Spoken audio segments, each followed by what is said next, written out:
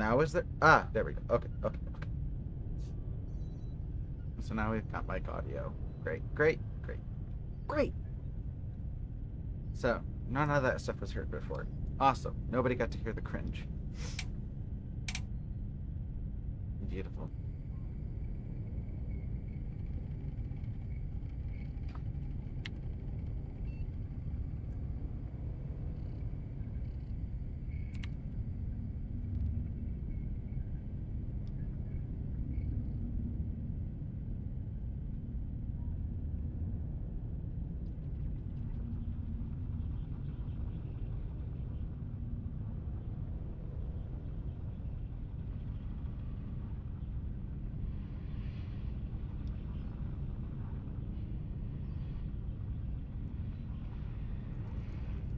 Okay.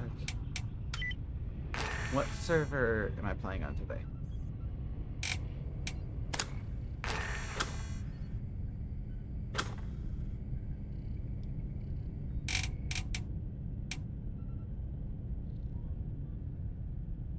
Well, that's out of the question. Guess it's this one.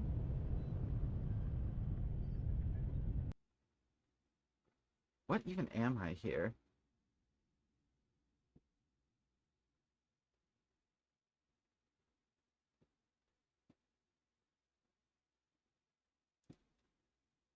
Nothing.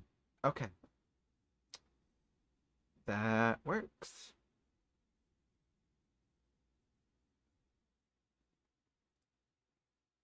Oh, right.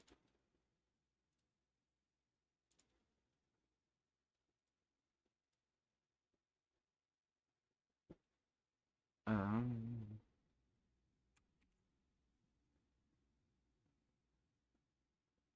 Oh god, I gotta sneeze.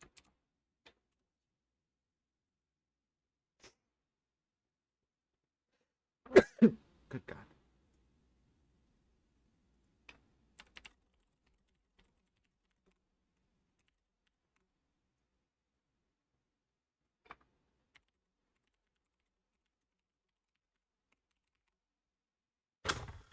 Okay, are we gonna do Jenna? I feel like Jenna.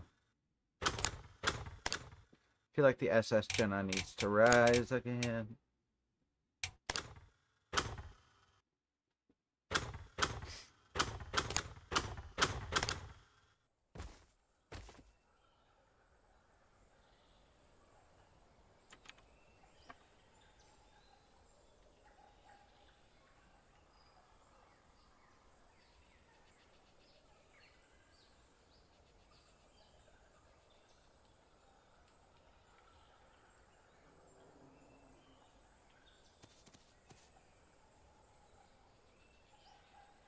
Go back here, click that, click this.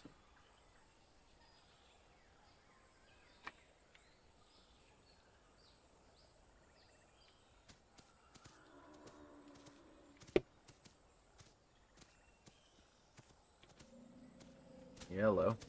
Oh. Wow. Uh. Okay. For once, our diet is over yonder, fuck. Interesting. Well, we get to go on a journey. Oh, there's another update. It's now 14.28.74. Was there any mention of what this update was for? Oh, I got pinged. Why am I pinged?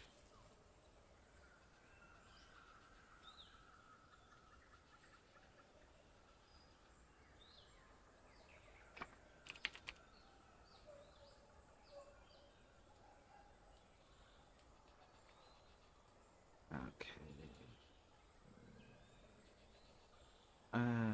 Aisle cord.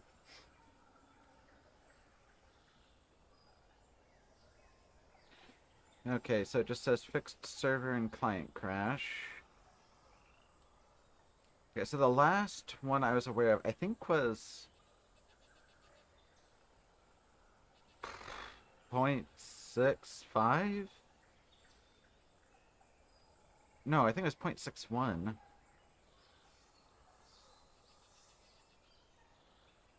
Yeah. And then they did a couple updates without any sort of patch or patch notes, and then they did 14.28.65 fixed server browsing showing officials in the unofficial filter, fixed save states not sterilizing correctly, fixed occasional disconnect when attempting to join a server, fixed Dryosaurus being disabled on some servers, added official network status, which shows the current status of our official servers. Added shadow smoothing option, which makes shadows transition less jarring with the time of day. Change server names to show region instead of a city. Then 0.28.66 fixed a fatal error. Questionable. Adjust AI spawns, fixed certain audio cues not culling. Fixed some audio cues not playing. Optimizations to server performance, fixed an issue which can cause connection failures when joining a server. Fixed Archon dropping bytes from message buffer.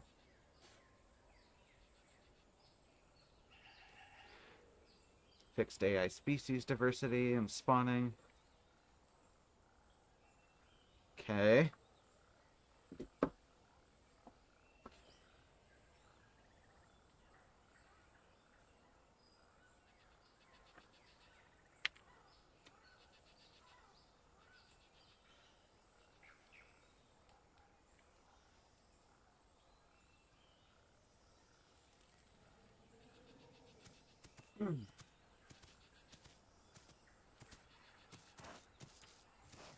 I wonder if I'll find my diet still spawned here. Because some diet's still here, so I wonder if I'll find my other diet here too. Because I've seen that in Highlands. Yes, I know. Please stop with the pop-ups.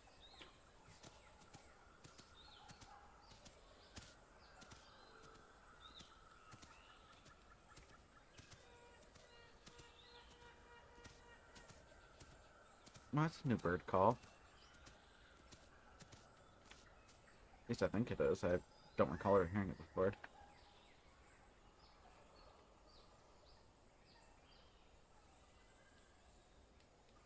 Nope. Looks like they fixed that, so it's all proper leaves.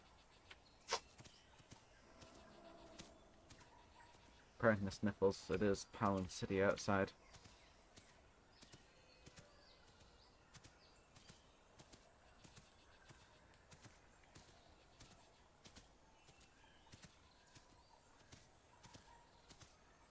So that's gonna be what? Northeast? So, East Plains? It's a new spawn zone. I would...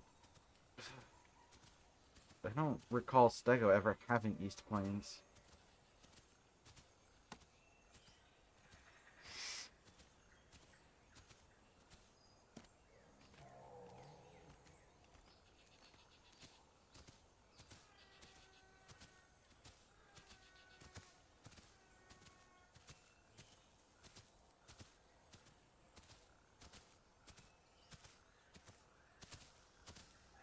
I'm tempted to just... No, I've got no quick and reliable way to... Well, I could just tail spam.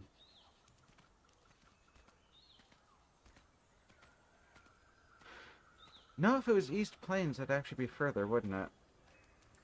So I wonder... What? What?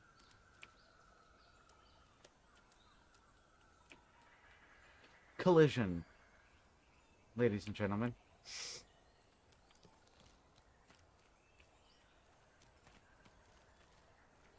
What?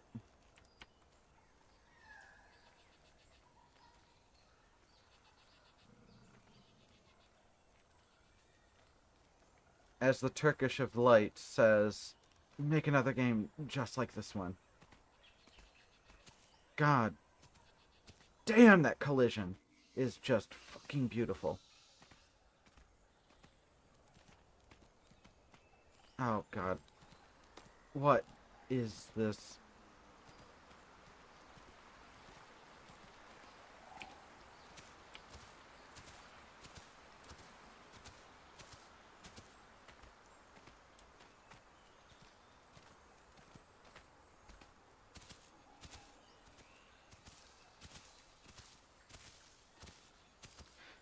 No. Oh. Okay. Hi, fruits. And no. Not this time. Thankfully. Thought I did there.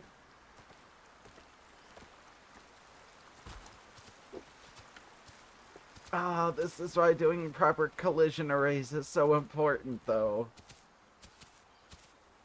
I have never, like, I knew aisle collision was bad. We all did. But that was, even for the aisle, man, that was particularly bad.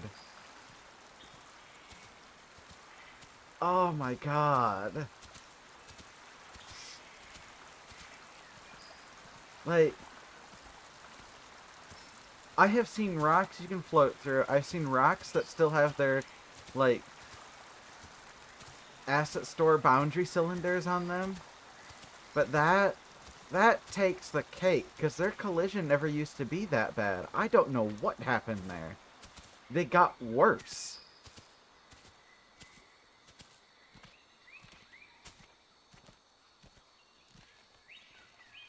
Wait, what? What the fuck? Why is my... Oh, they must have turned the growth rate... Growth what? Ooh. Growth rate up to a bajillion. I'm gonna say, holy crap, I'm growing so fast. I thought my pattern was coming in a little quickly.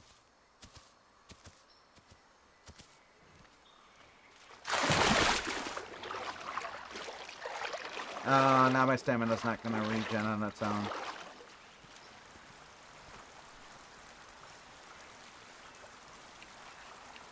Why am I not oh, right. Because I keep doing Path of Titans keybinds. And now we wait for the stamina to regen over the course of, like, a billion years, because who needs stamina regen, right? Everybody has time to just sit around and do nothing. Game design!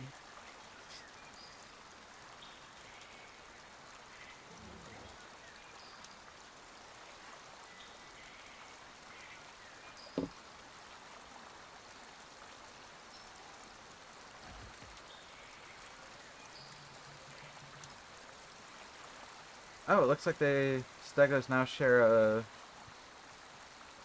a migration zone with Tenno. Interesting.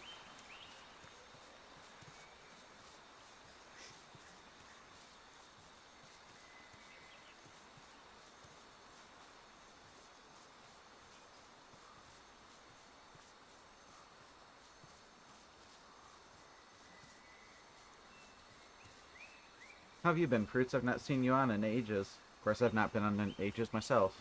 Tend to only get on for streams.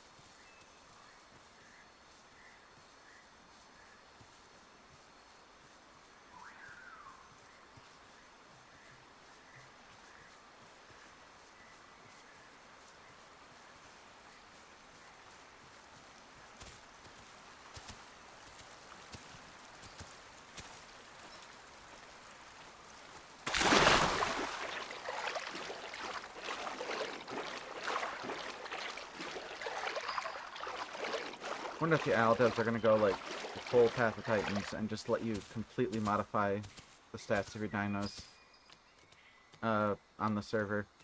So that, like, each server has its own unique balance.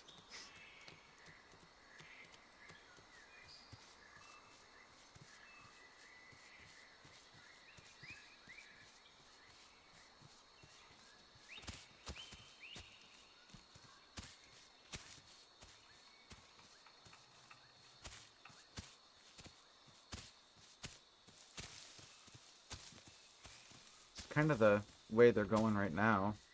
As they've been adding, like, you can do custom growth rates. You can enable or disable certain... I might have gone the bad way.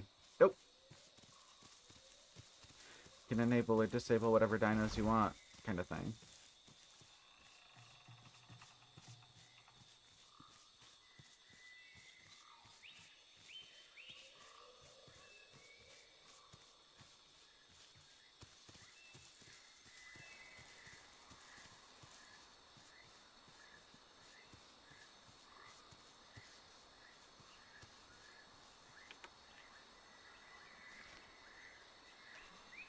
Yeah, I get the feeling. It would be nice if they had more major updates. Hey, Snowflower.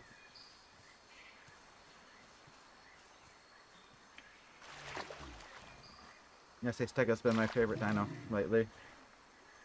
When I do play. Even though Tenno is still the supreme dino.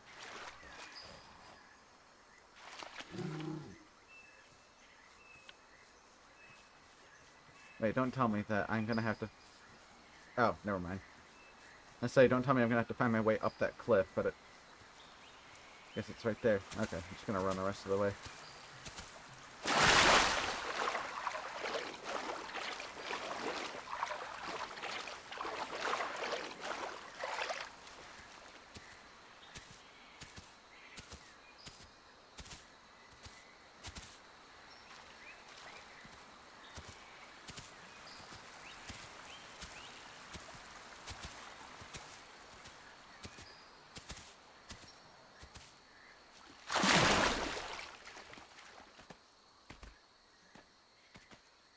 They're a lot of fun, especially since you can take a hit or two and not really, you know, it won't cost you the fight. And then it's mostly just playing mind games, acting stupid, making people think you're just a dumb AI. I mean, even though there aren't, like, Stego AIs, but, you know, acting the part. And then when people get comfortable and think you're too dumb to fight, you know, they run in, make a mistake, and then you just capitalize on it. Rinse, repeat until win. About the only thing that can beat that strategy is another Stego, because, you know, Stego's a 3-tap to another Stego and vice versa.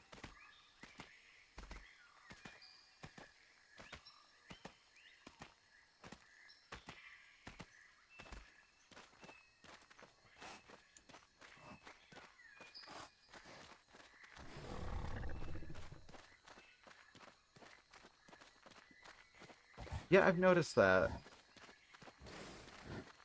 Well, Sarahs have always been strong against Stegos if they're smart about keeping track of how much bile they apply to you.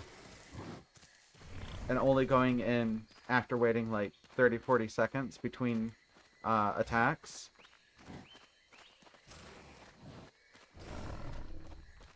And especially when Sarahs first came out, that vomit lock was insane. Ooh, finally. Something other than dots.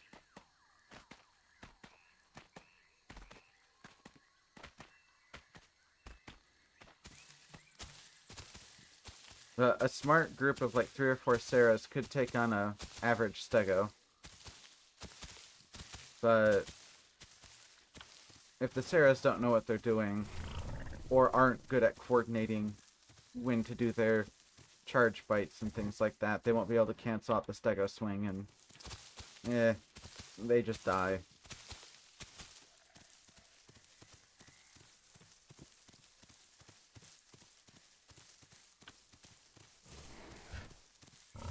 I mean,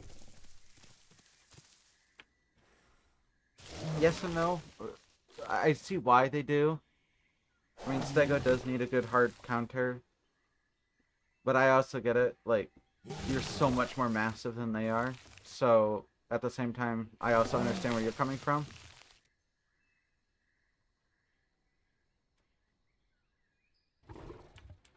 Okay. Now I just need, what is it, lipids? Is that the bars?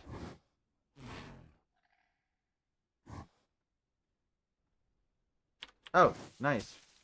Right in front of my fat face.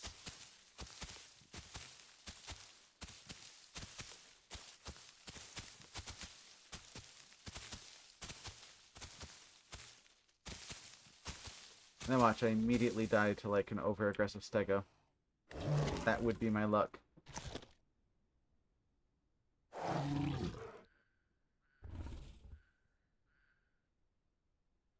Wait, did I honestly just eat that whole thing and like...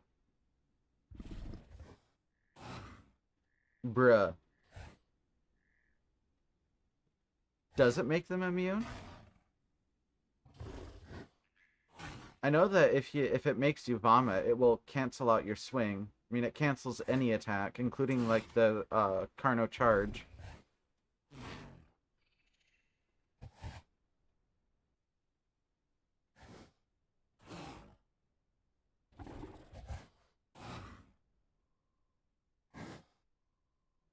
Really? I got what? 6%.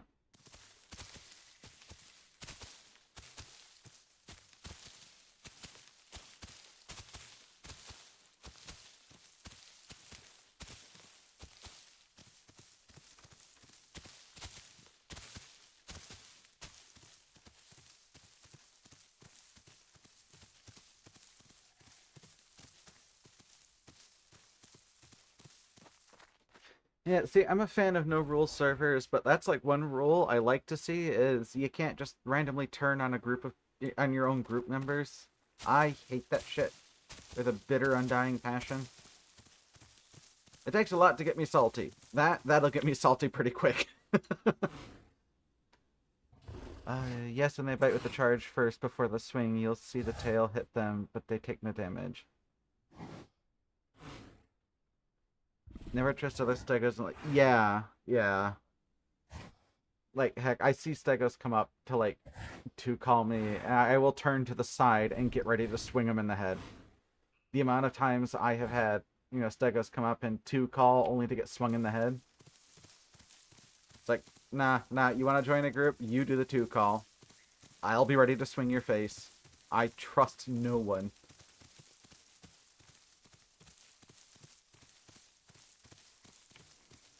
Because, like, you take one hit to the face from another stego, and that's it. Like, it is so hard to pull back from that, because that's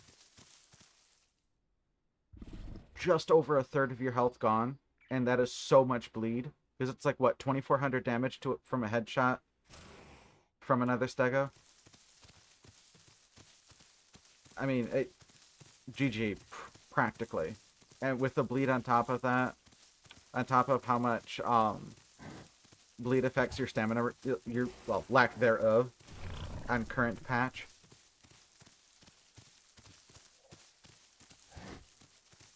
I'm still a little salty about the stamina changes from Spearow to Gateway. Oh, come on, that could not have been the only bars in this migration zone.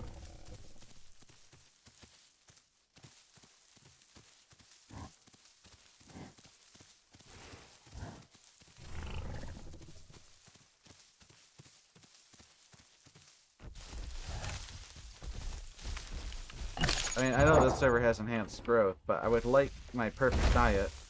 All herbivores are balanced around having perfect diet, so if you don't have perfect diet, you're nerfed. And you're underpowered without it, which is, a stellar game design.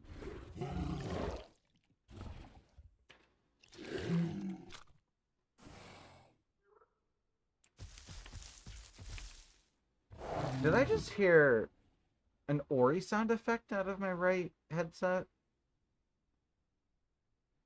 I swear I just heard a Bob Ori, like, smelling sound effect. Am I high? Oh god, all these dino games are starting to blur into one another.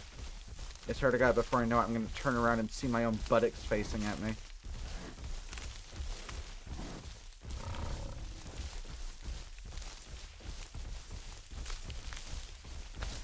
It's like, I've been playing a lot of Path of Titans recently, and I kind of like what they're doing with it, because it seems like they're making the herbivores more group-focused and less raw damage focused, more like, we're in a group, we buff each other, we're more about, buffing utility, buffing combat damage, and it's, like, with all the combat buffs, we're really powerful, but without a group, we're kind of weak. Whereas with the carnivores, they have the raw numbers to be really strong on their own, and slightly more powerful in a group, like with Ranfarinkus buff and things like that, but they don't have as many buffs as the herbivore players. Or that kind of seems like where they're going when I saw the Struthiomimus, like, update coming out, kind of thing. Because they have a similar, let me look around. Nope, still nothing. They have a similar call system to what Lambulance has, where you've got the survival call, combat call, healing call thing. And you got 3 of each. Not saying that the IL needs to do that, but they've already done something similar with the, okay. But they have already done something similar with the Gallimimus herd call. They could do similar things with other mechanics.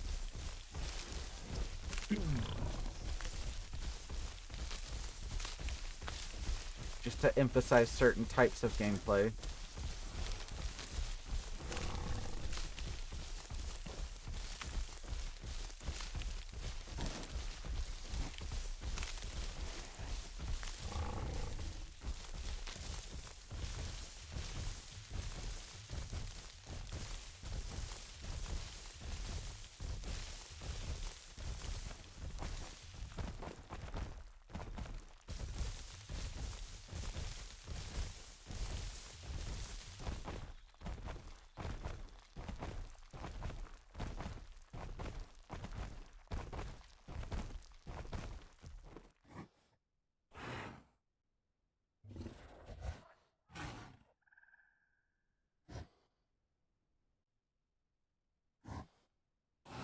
You got S over there and a dead body. S dots dots dots S.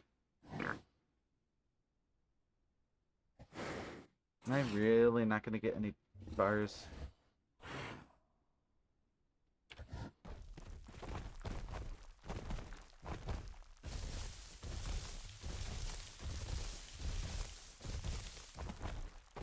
This game hates me.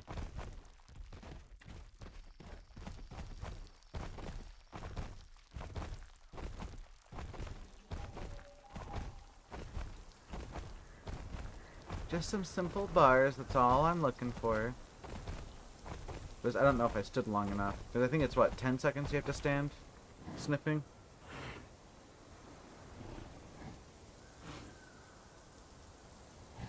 Or at least long enough for your animation to repeat twice. So here's the second second repeat.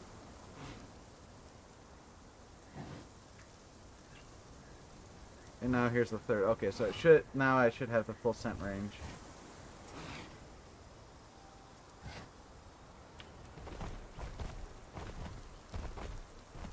Unless they change the scent range on Stego, it should still be 500 meters.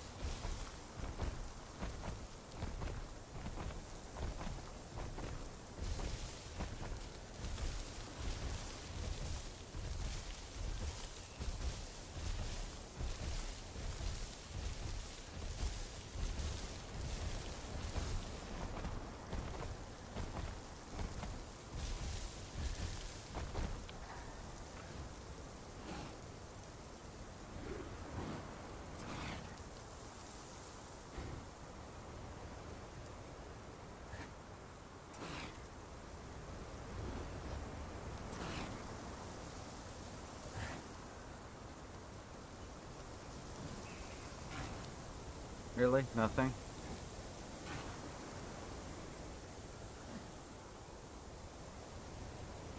And it sucks because you can't even justify going for like one of the 2 diets because last I checked, they don't give anything better. Like there's only drawbacks to taking them, no benefits.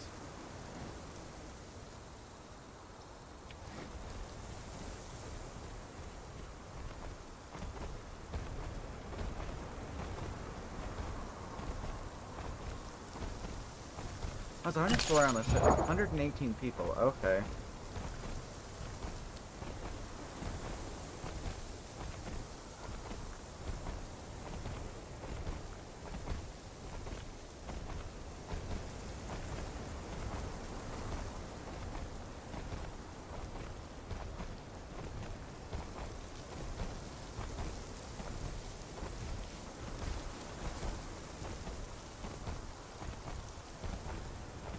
I wonder if a group of stegos already came through here and cleaned everything out.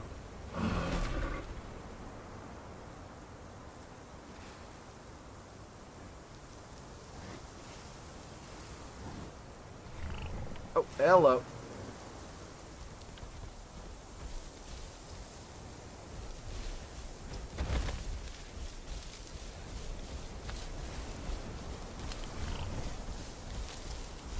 Time to mosey on over and be fat in this direction.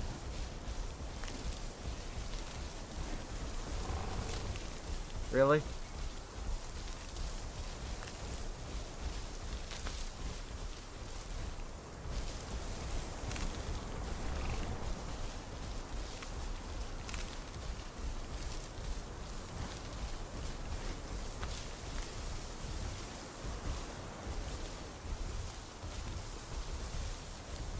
What if I fall off a cliff? Going after this.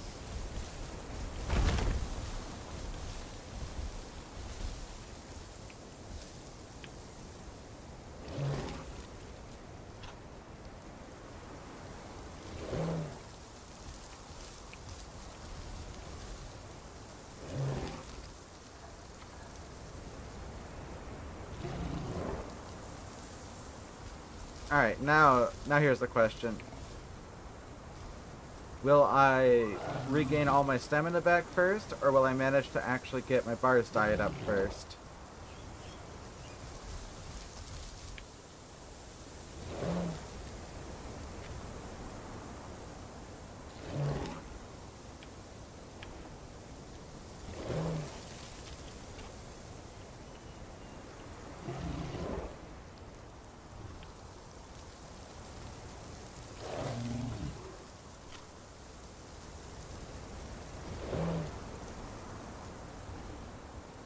You know, you think they could do another check collision after eating thing? So you wouldn't have to constantly keep twitching like this?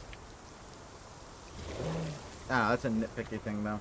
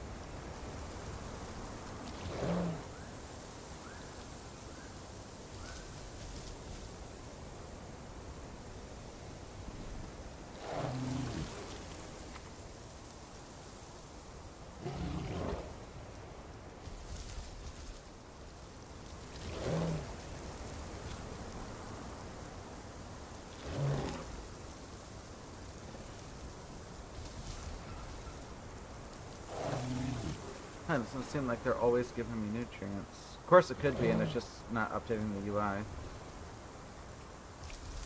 Or I'm just missing the update.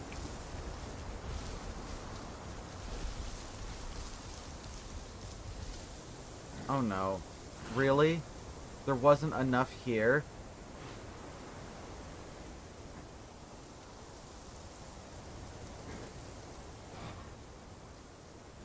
Oh, okay, well there's one over there. About to have a conniption.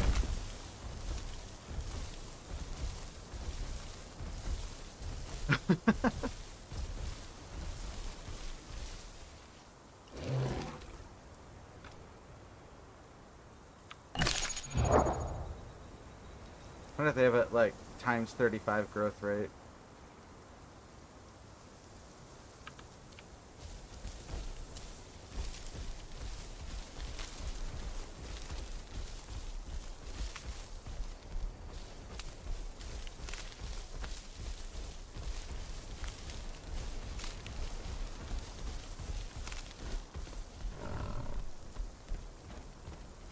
Okay.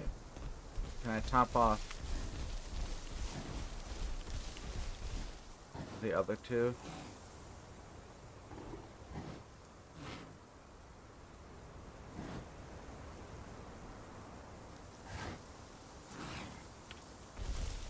Yeah, I can. Okay.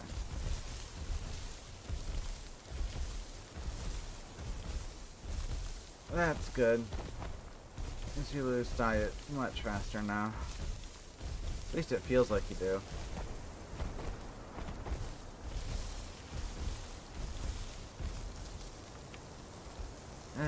Collision.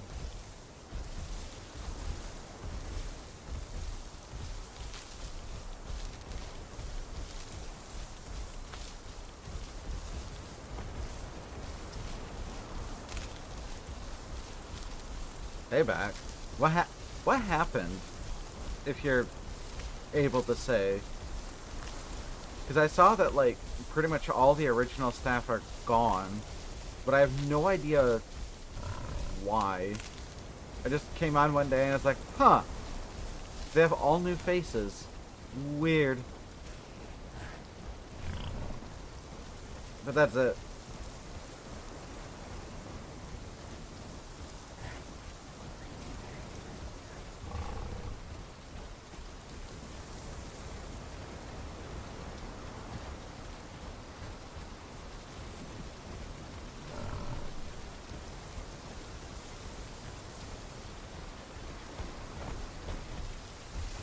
And I'm just here because there's like no growth time.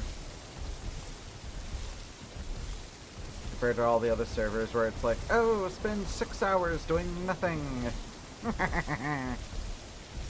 Only to die in 3 hits to a Kenny.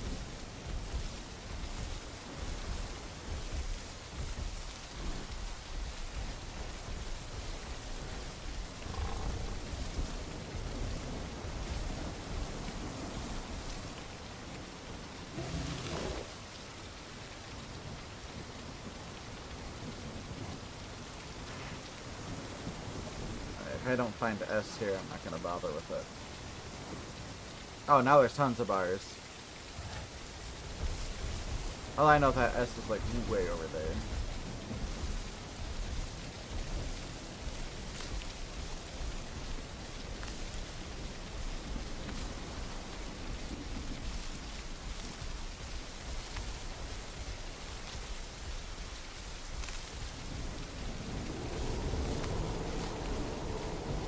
Woo!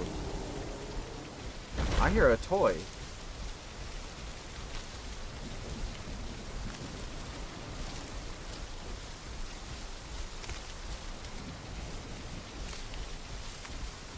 What the fuck? To both of those things.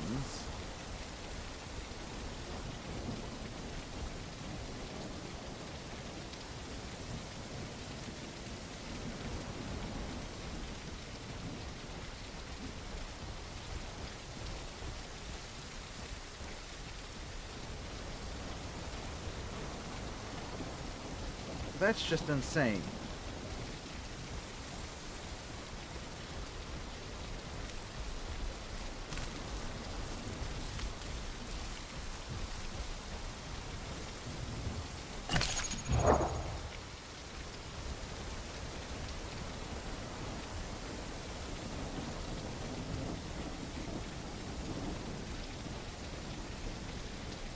Why does it seem like the aisles in like Dino games seems to attract the worst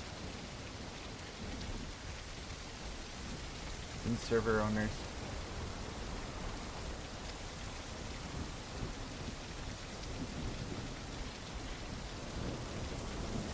That met great server owners, just their servers are never popping.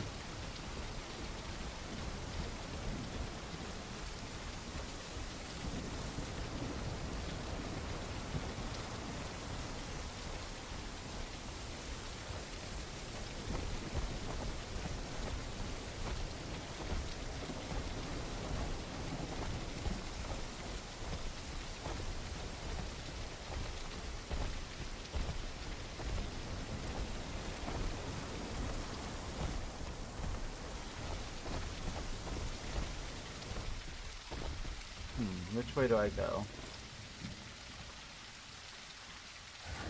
There's a Carno off in this direction, so...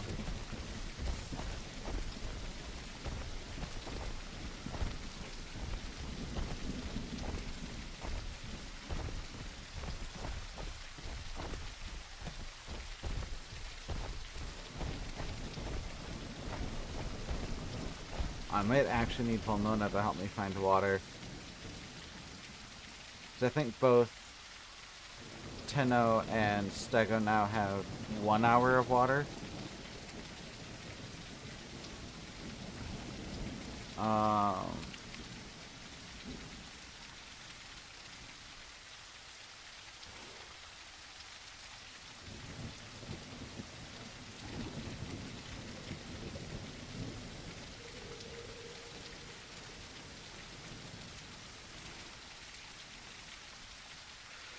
Yeah, I sadly know that feeling. There's a reason why I'm no longer, like, when patch 5 came out, I started working on Islanders, and that didn't last long.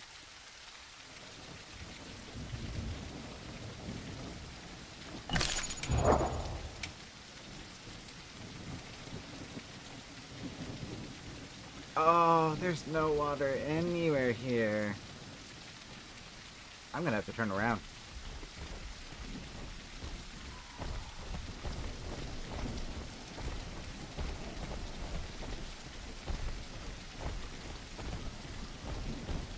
By the power of Skip to my loo, I may just make it to water.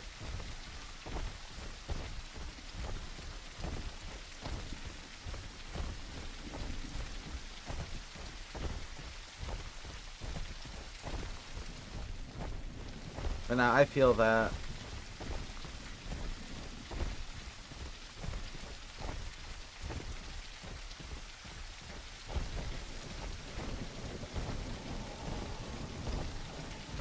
the moment you disagree with either head admin or head of server, whoop, shit hits fan. In my case, I left before I got the unceremonial boot.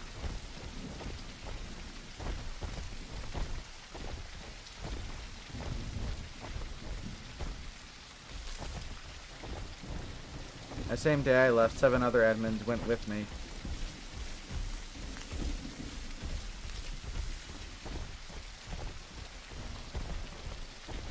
Then from what I was told, there was just the 2 head admins for quite a while after that.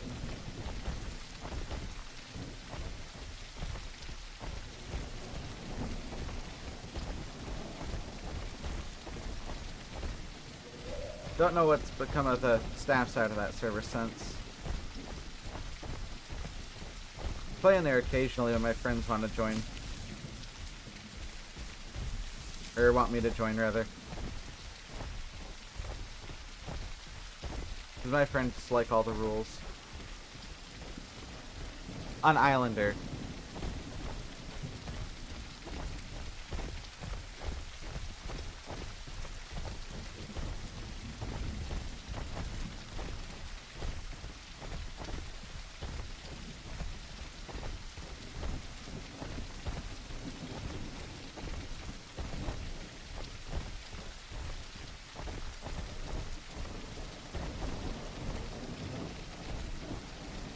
But now all the people that the T was with are long gone. And they have all new staff. I think there's only like 2 people that started after me, and now one of them's head of staff. And I'm not sure what the other's role is. I know they're an admin of some kind. I think they might be a head admin. And they've been there long enough.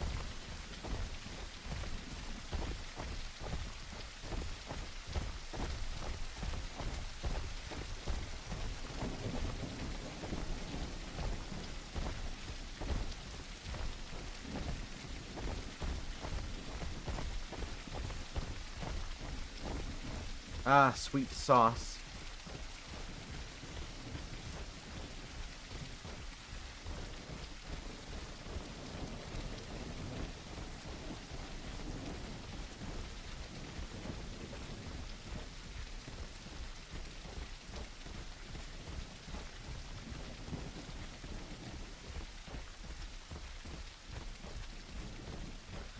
Well, in my experience, the main part of the player base, like just normal players, are pretty chill. There's a few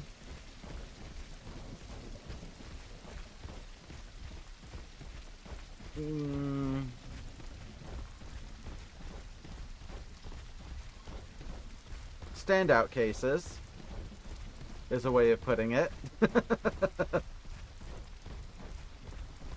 See, how fat am I? Oh, I'm full fat. Awesome. Oh.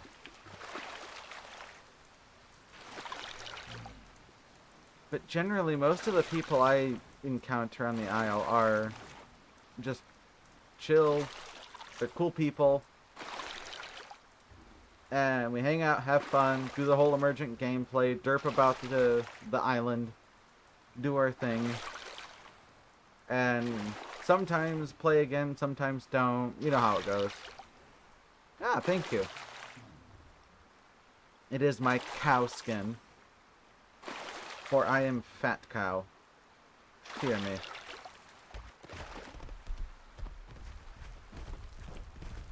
Okay, where am I?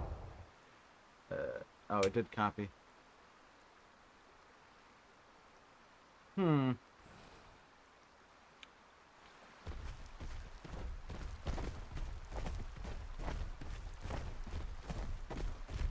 Oh yeah, on Discord, it's always the vocal um outlier cases that are on Discord most often, it seems. I'm gonna risk it for the biscuit. Ooh, I can't get up here. I can't get up. I can get up here. Dichotomy of stego. I can't, I did!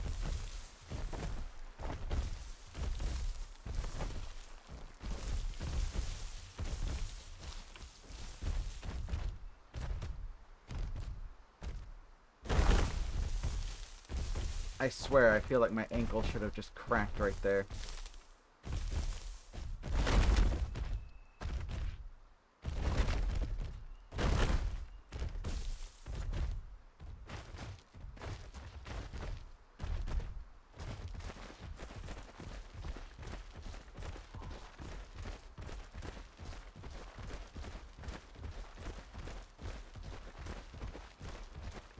But it's when like rules start getting implemented, and especially rules that are very hard to enforce, because the server's logging system is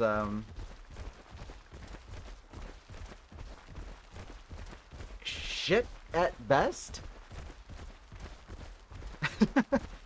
Like now I know like the last I checked, I don't think the server logs anything except a player death anymore, but back in like 2 years ago during patch 5, even then when it logged like all player attacks and things like that, trying to piece together like whose attack went where at what point at what time was a bit of a headache.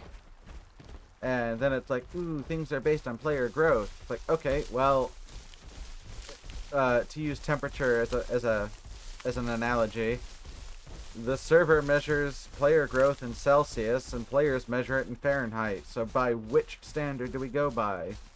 I've made a conversion table. Are we going to convert? No, you go by the servers.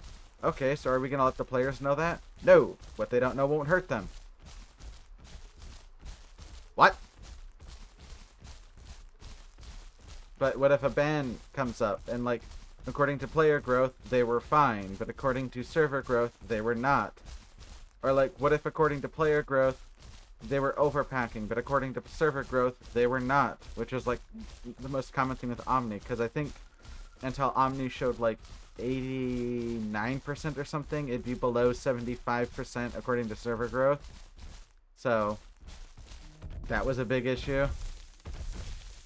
It still does that now, because I think the servers still show everything as like 0.75% or 0.75 out of 1 instead of 1.0. Except for, unless they changed it, except for Packy when it rests.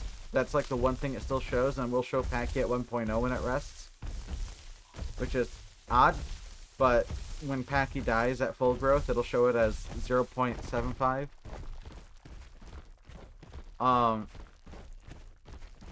Oh yeah, and then like setting people's growth, that's measuring it in Kelvin.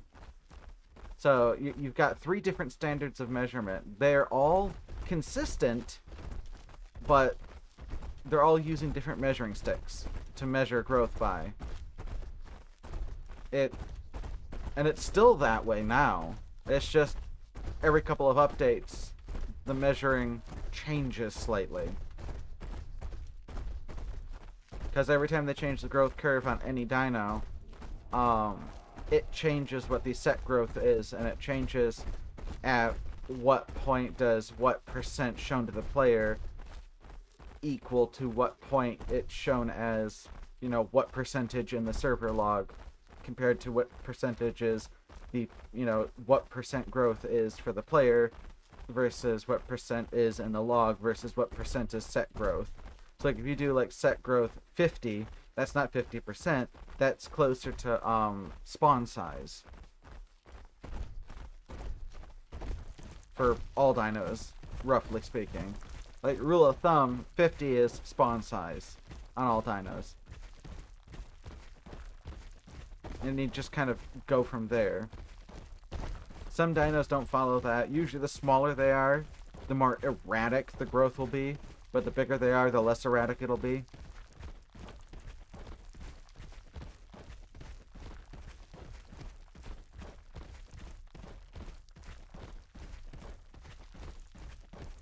Yeah. Even back in 4.5 it was like that. And I don't know why. Or no, wait, no, 4.5 it wasn't like that. If you set growth 50, it would set your growth 50%. And then in 5.0 it broke that. And I don't know why. And, like, knowing what I do about Unreal Engine, I don't see how that should be a problem. Because it should just be a simple, like, modifying of the float value. And, like, doing your growth percentage in the logs, it should just fetch what is current growth. And it should be taking from the same number as what the, like, what this shows here. This player percentage.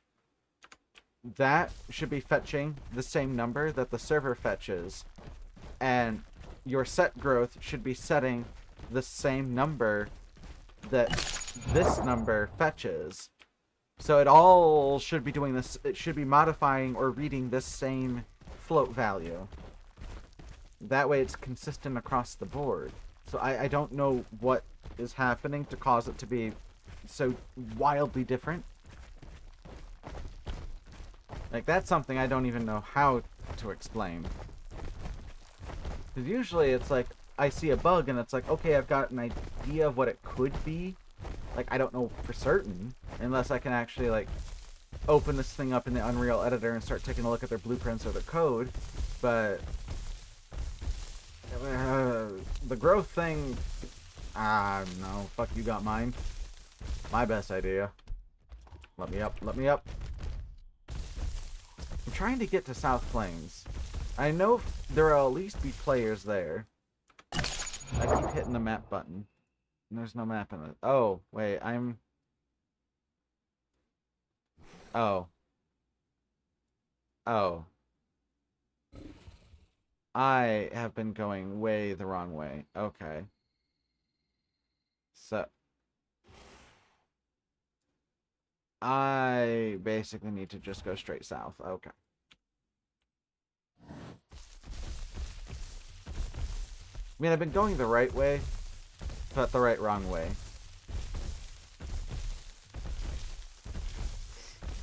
This is why you need a map in the game. Because players can't get around the map. Doo-dah, doo-dah.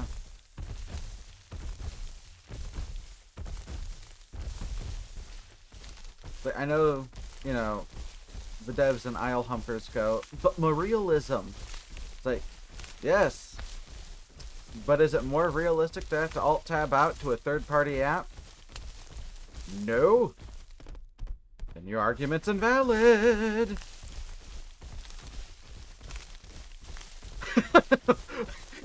I like that we're on the same page. Fucking Cliff, god, son of a... I'm good. I'm good. I'm keeping my cool. I didn't walk off the cliff. And look, there's a convenient path right... Every time I hear that thud sound, I feel like I should snap an ankle.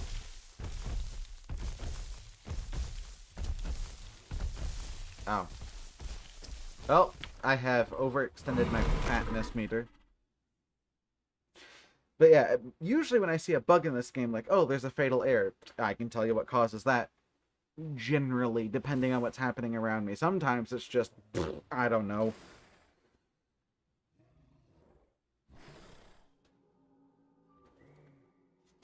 Yeah, see, that's not good design.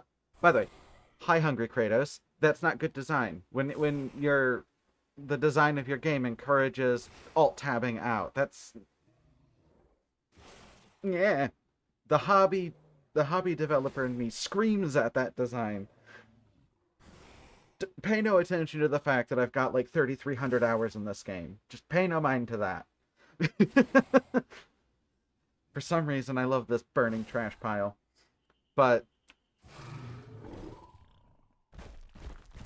the...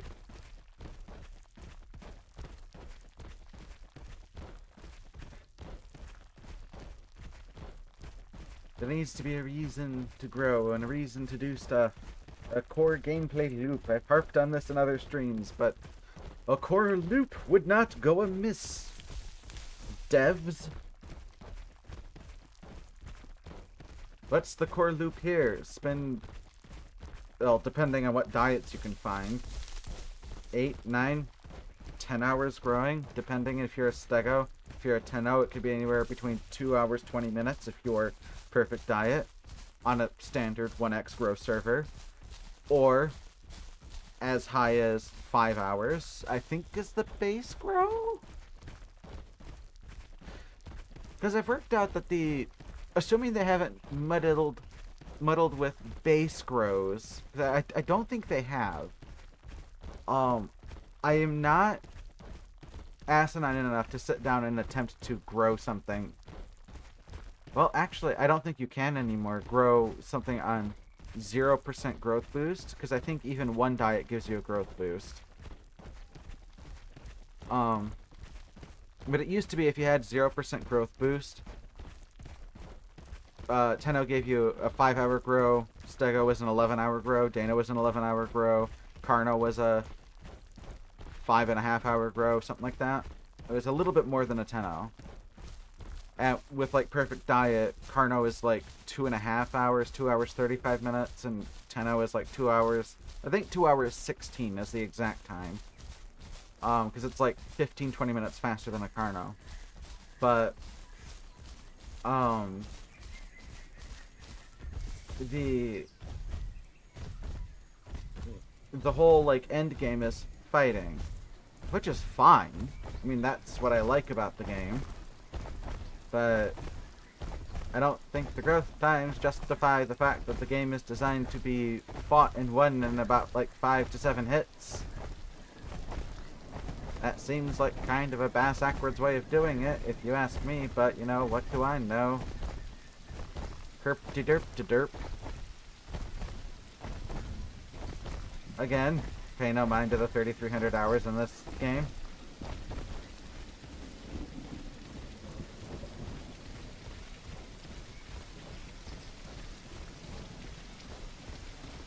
I will say, I do like that they added Good Skies 2 plugin.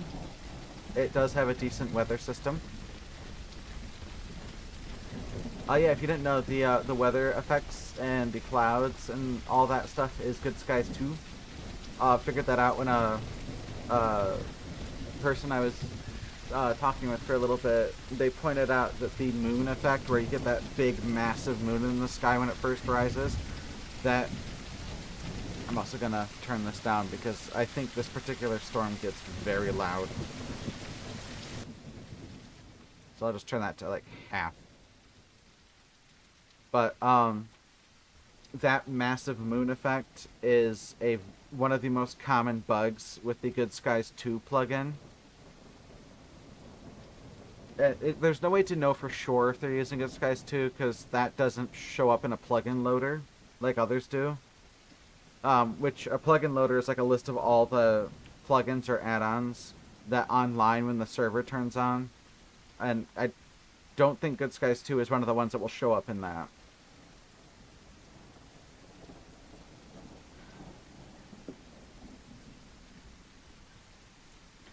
But it's funny that the big moon in the sky was such a prominent feature for so long when the developers of Good Skies, I don't know if it was them or someone else had a YouTube tutorial on how to fix that bug.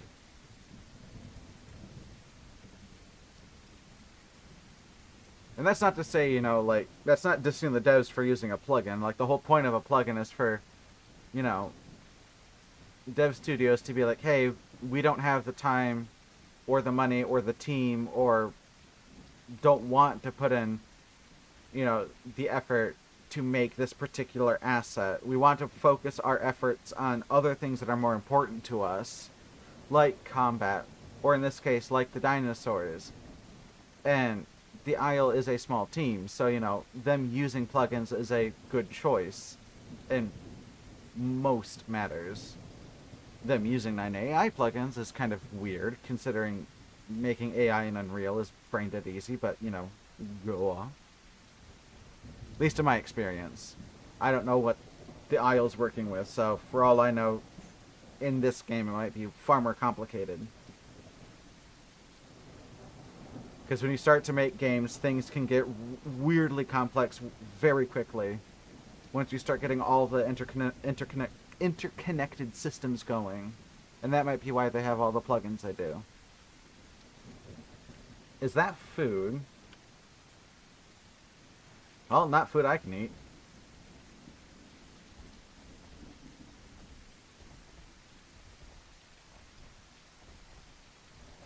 I just want to beat something up. Pulls. Wait. Since they have hyper growth on this server now, does that mean their teleport is, like, good for anyone of any size?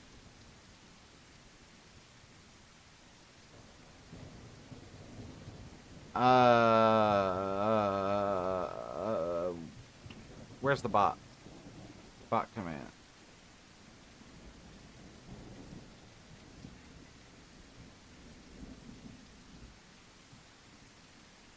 Never mind, there's no bot. Boo.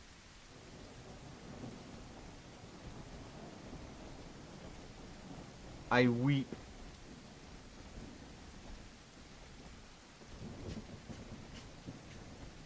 Maybe I should have gone to east.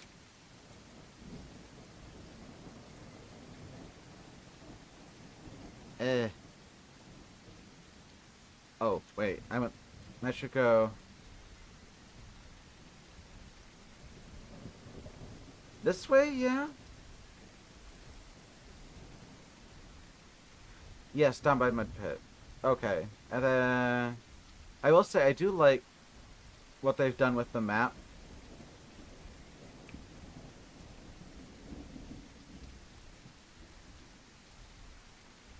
And the fact that they do change it up and they do add improvements.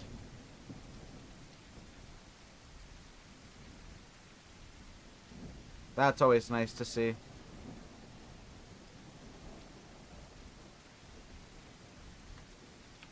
Nah, fuck it.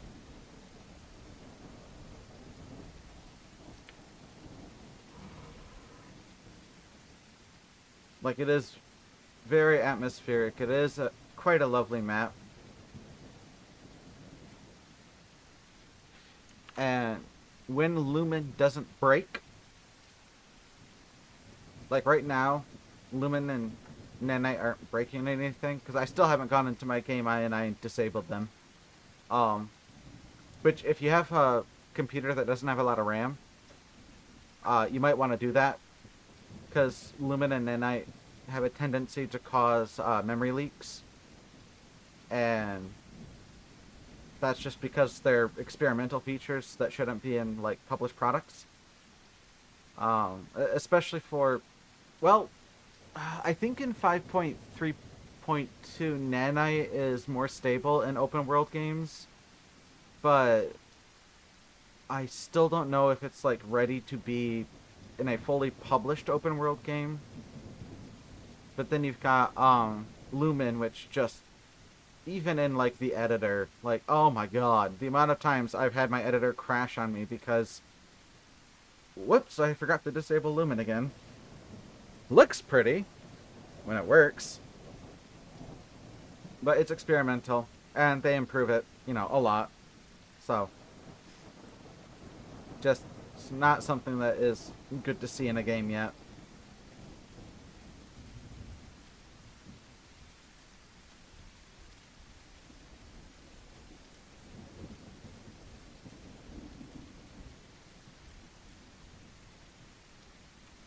Okay. Now make sure I'm following the right path. Okay, we are following the right path. Yep.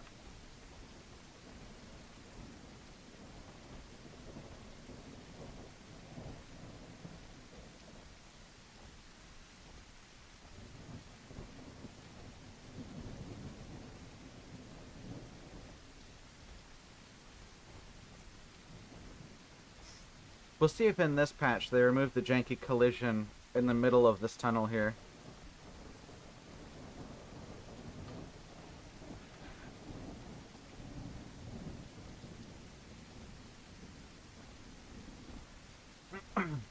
Ooh, that's bad.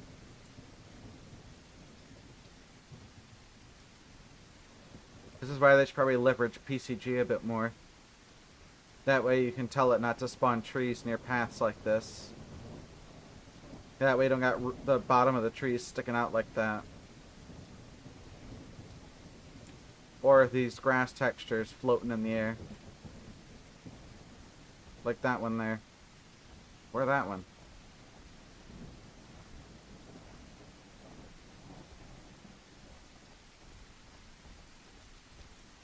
You know what a PCG is? It's the procedural content generation system, where you essentially give the game a series of parameters to follow, and it just generates the map for you.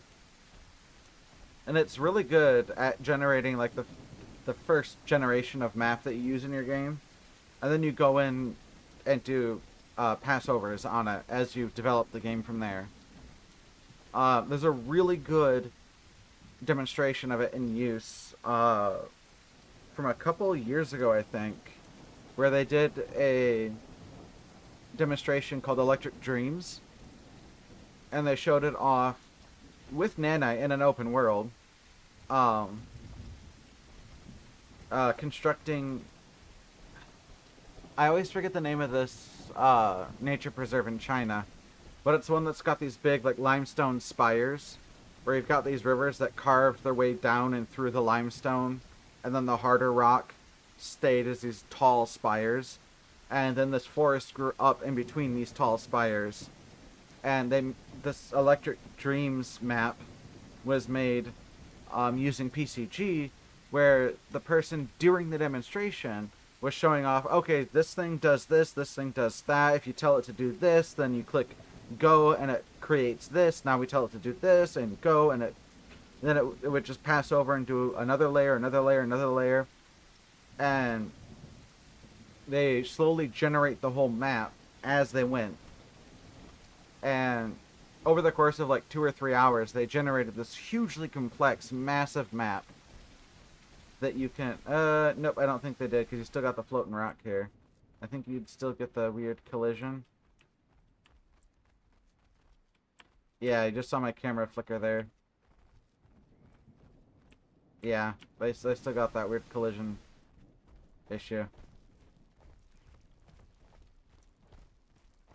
I wonder what causes that, because that should be an easy fix. Go in, figure out what object is causing it. Either delete the object or,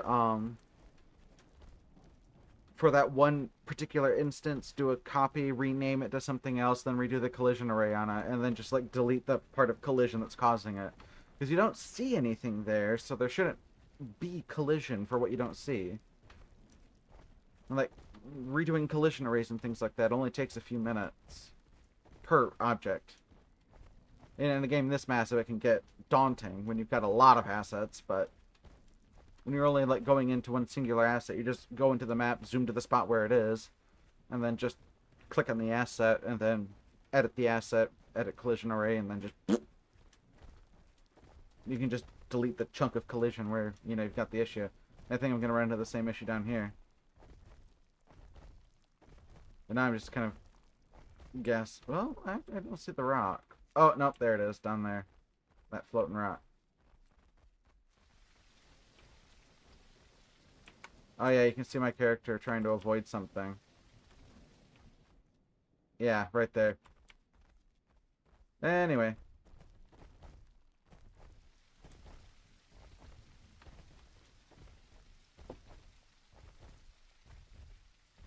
Okay, I think the storm's over, so I'm going to turn the volume back up.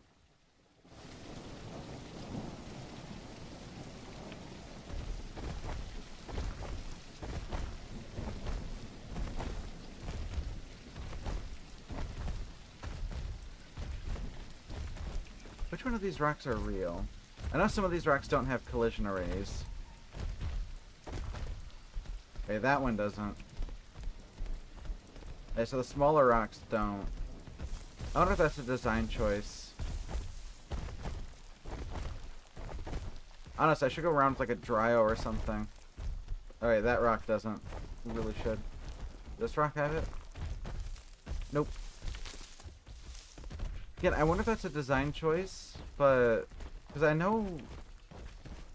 during the beta for Gateway, I reported a lot of these things as having missing collision arrays. I don't remember which ones exactly, but I reported a lot of them. Or having... mismatched collision arrays.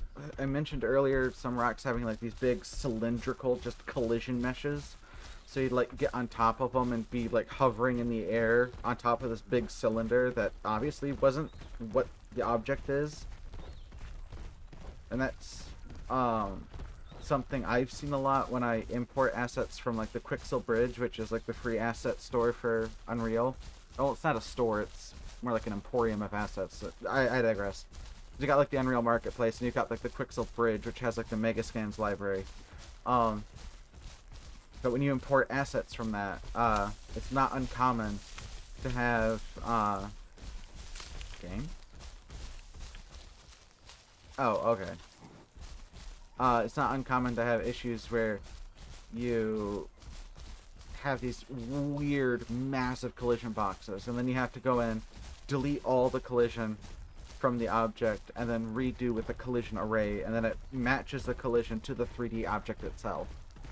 And that takes a couple of minutes, because you do collision array, then it has like one like collision point, and you just keep adding points of collision until you have essentially a balance between performance and like a true to shape collision.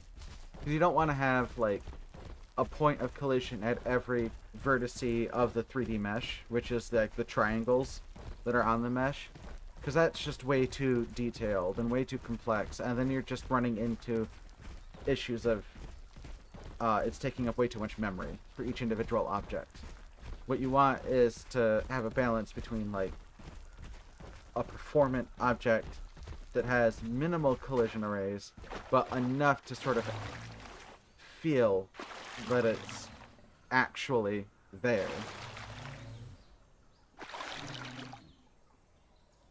So like, some rocks might have 24, others might only have 10, some might have 30.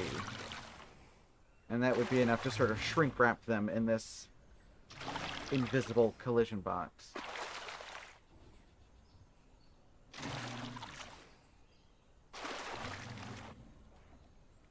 And they've got collision is used for a lot of other things. Like, I don't know if they're using it for this, but using collision bounds to detect, like, you know, a collision event for can you drink, and then on collision, you know, allow to press E to hold to drink, kind of thing. Or on collision event, you know, allow press and hold to eat. Or when you swing like the stego tail, on collision event, is it X, Y, or Z? So you do like a Boolean, which is a if this, do Y, if this, do X. So if player character, deal damage.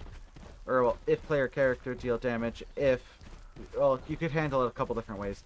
If character with health bar, deal damage. Or rather, do a check. So, on branch A, can collidable object receive damage? If yes, so another Boolean, if yes, they receive damage. And then, if no, then do nothing. So, I swing through a tree, and it does the check. That character cannot receive damage. Therefore, nothing happens. Or, I swing, and then it goes through like an AI pig, or, you know, a Tenno, or another Stego. And then it has to go through another check of, is this a player character? If yes, you know, what part of the body did I hit? To figure out, is this a headshot, tail shot, tip of tail shot? Is this a leg, arm, back of leg, whatever? Because they do get weirdly specific on where you hit. Like, it does matter, are you hitting back leg, front leg, body, tail, tip of tail, head, neck? It does all matter, which makes damage testing and calculating a bit of a bitch. Not gonna lie. But it is kind of cool that they add all that. It does mean it's, when you're on a server where it's just like a 1v1 scenario, it does put a lot of strategy into how you fight, where you want to bite, things like that, as long as both you and your opponent have a stable connection. But on a server like this, where you've got, what, 118 players on, it's not going to matter. Well, I don't know what the SFPS is. Back when I knew people who were members of staff on this server, they said the SFPS with this amount of players on would be in the single digits. So wherever you swing, doesn't matter. You're not gonna hit where you think you're gonna hit. You just swing and pray. Oh my god, it's taking so long to get to South Plains. I should do a check on where I am.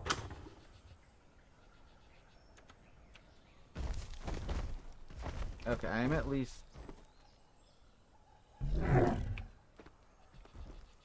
almost making progress.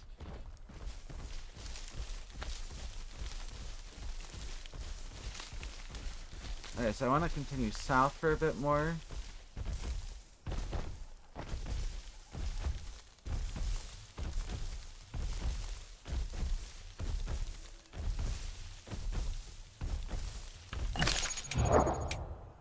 Make sure I'm heading the right direction. Okay, I am heading the right direction.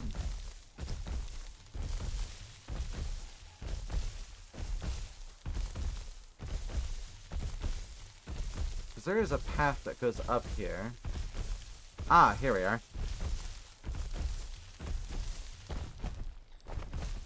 There's a lot of ways you can get up this hill. This is just the most straightforward way. But it looks like when they made this little crater swamp area that that they did erosion mapping on the sides of the cliffs, which is really cool. I always love it when a good erosion is erosion simulation is done. It's always a good bit of realism. Not all devs do that, so it's nice to see when they do. Ooh, I should check the weather. We're supposed to be in a high risk of tornadoes tonight. Whoops. Well, where I'm at, we've got nothing so far, but the storm's headed this way. Got 1, 2, 3, 4 tornado warnings. So, active storms headed our way. Nice. I'll just leave the radar app on.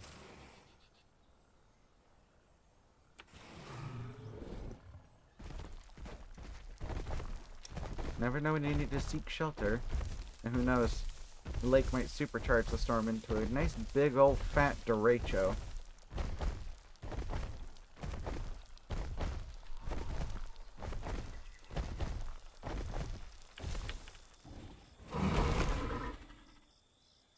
I did it again. I went below 60%. I'm a twat.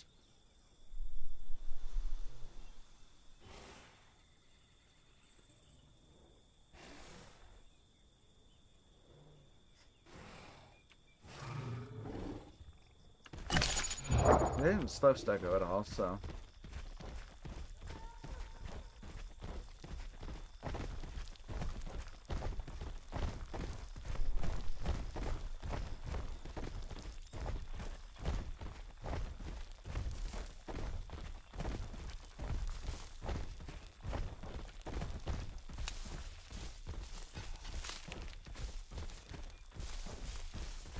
But yeah, that's my whole spiel on Unreal Engine. Sorry to bore.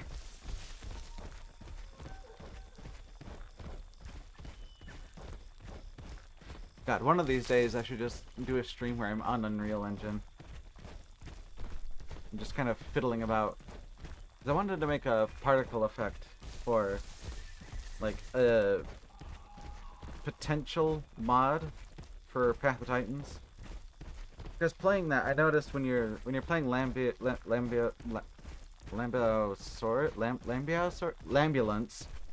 Can I remember its name? I just call it Lambulance. It's hard to tell who you applied your buff to. So having a particle effect that only you see, so that when you spam out your call, you can see the call go out as like a bubble that goes away from you that's got a Fresnel effect on it. Which, if you've ever seen like a shield in any modern game, like Apex Legend uses this effect a lot, if I'm thinking correctly, or if I remember correctly. But where you can see the edge of the shield, but the like center of the shield is like clear, and from any angle you look at, you see the edges, but you never see like the center of it. So the center is always clear, but the edges are always visible. That's called a Fresnel effect. And putting a Fresnel effect on a bubble that expands outward to the radius that your call is, and then putting just a visible but non-intrusive marker around in like a third circle, or a 1/3 of a circle on the ground. 1/3 green for any healing buff you apply, 1/3 white for any survival buff, and then 1/3 red for any combat buff. There you go. And you can see all the buffs that you apply to everybody. And then, conversely, for everybody else in your herd, when you do your buff, they can see the same effect, but from you. So they can see what Lambiosaurus is applying buffs to them. And they know which lamb they need to protect most. So it's less of a flustercuck, and it's more of a strategic thing. Going back to my days in EVE Online, we have these things called booster ships. And when they apply their boosts, they have this big bubble effect that goes out from them. And then when they apply to you, you and only you see this big whoosh effect that affects your ship to show, oh, a buff was just applied to me. Then you get a little icon that tells you what buff, and everybody can see what ships are emitting a buff because they have this aura that comes out of them. And so applying that same idea here would kind of make it so that it'd be easier to figure out, okay, who's applying what buffs at what times. And they already have like the icons for people to see, so I wouldn't have to do anything there. They already have a timer on it, so I wouldn't have to do anything there. The only other thing I would do is tooltips, so that when you hover over the icon, like, you know, you hit tab, you can then use your mouse in the game. Hover over the icon, tooltip pops up that tells you what the hell it does. I cannot, for the life of me, fathom why that's not in the game already. It is ridiculous that they don't have that as just box standard.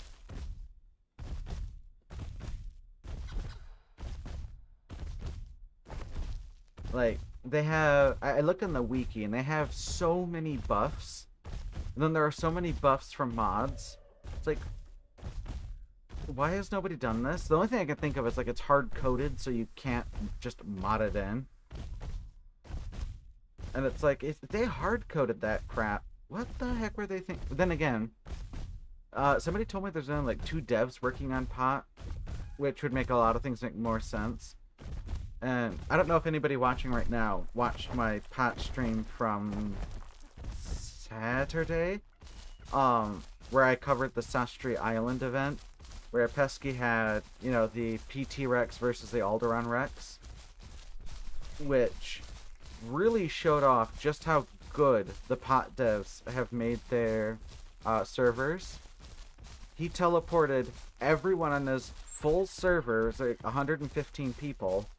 Because he had like the standard 100 players, and he had the whitelisted players, then you had the admins and all that stuff. I got in, I loaded just fine. My frames were a little choppy, but I could still play just fine. I could still dodge attacks and be able to fly around on my ramp without dying. And I could still use my abilities, because the moment I'd spawn in, the first thing I would do was rat out and make everybody scream and my headphones almost, like, pop. Or, I can't think of the word. Bust? Break? Bust a nut. Oh, God, ADHD brain, calm down. You're live. You're a grown man. With a 12-year-old brain. Shut up. But...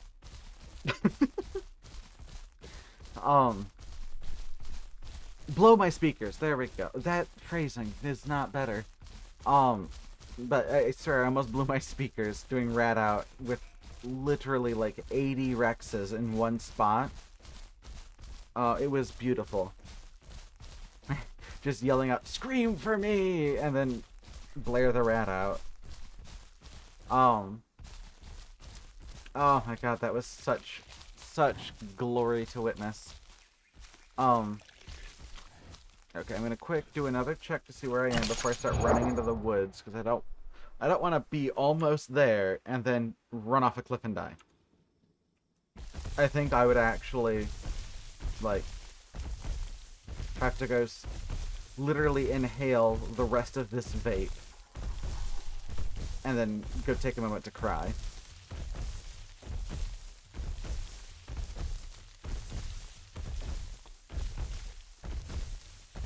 Because, like, all of our diets are below half now. It has taken so much to get here. We're gonna get here just in time to have to leave to get diet again, or just die. I don't care at this point. Go up. The SS Jenna will sink in glory. Or, you know, we'll die to like 8 stegos, just running in out of nowhere going, "Oh my god, I don't know you." But, you know, it's the Isle. Fair enough, that happens. Okay, so that is Turd Rock. And I stick to the right of oh god, my stamina. Okay, well, I gotta rest now. But I believe in you. Oh, thank you, thank you. You know, I did see that when you said it, and I don't know if I commented on that or not, but thank you for believing in me. Lord knows I don't. If I did comment on it, well, here's a second comment on it. And if I didn't, I apologize.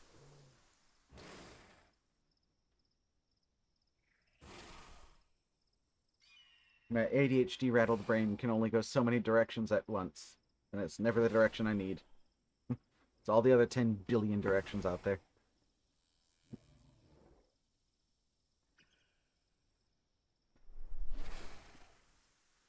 But yeah, the pot servers are working so much better now after the quality of life update. It is shocking how much better they were. Because I remember it used to just be everybody would teleport around, and it's like, I can't play this. This is just, like, yeah, the game's pretty, and I'm sure the combat's fun, but it's just unbearable. All the teleport, all the lag, all of the everything. And it's like, yeah, the Isle servers have their issues, but at least they're stable enough to play on.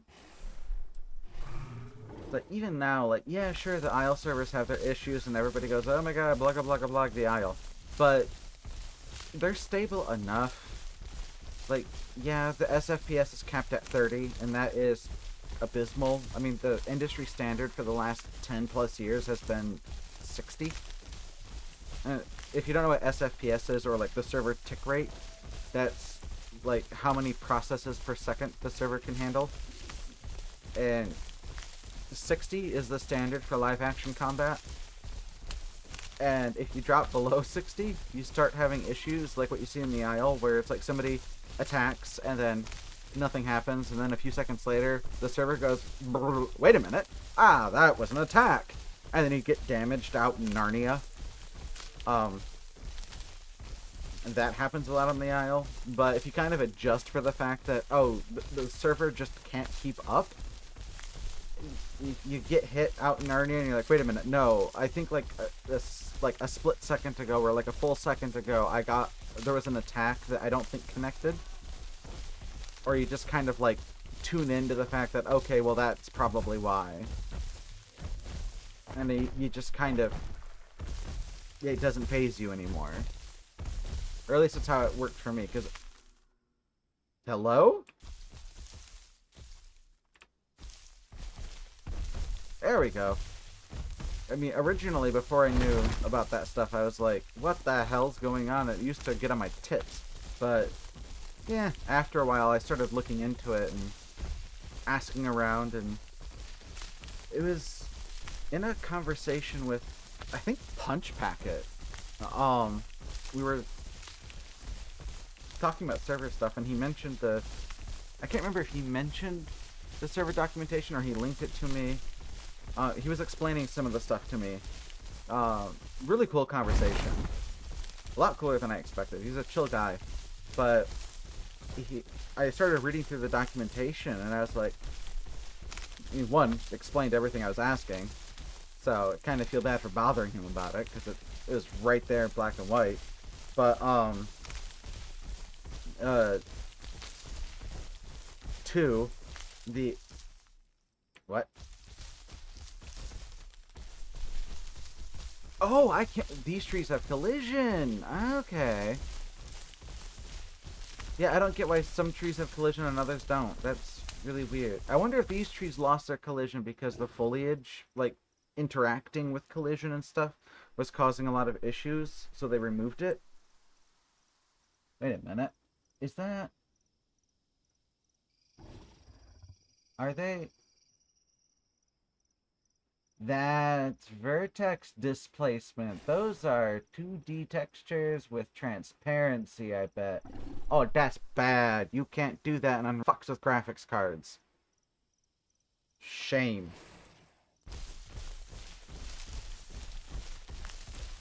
Modern day graphics cards can't handle that old style bullshit.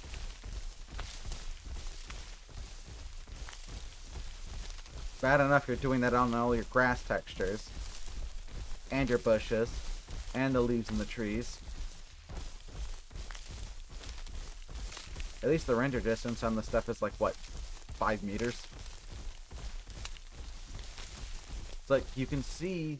I'll cut it out here, but like you can see like right here, and then all around and right there, there's like this clear-cut line. And I think... Oh no, it's even shorter than that. But you can see if you like full screen the video, that there are plants that move around me, and then there are some plants that, and most of the plants are frozen. And that's because most of the plants are static and don't move. And that's part of their optimization. And I believe, I could be wrong, but I believe that is because they're using 2D flat textures with transparent parts on them.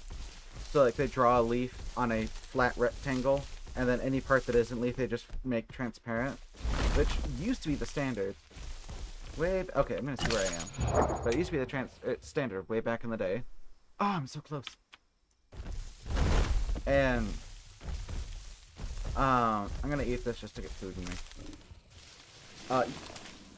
Used to be the standard way back in the day. But as graphics cards improved, now the standard is to make everything a 3D model.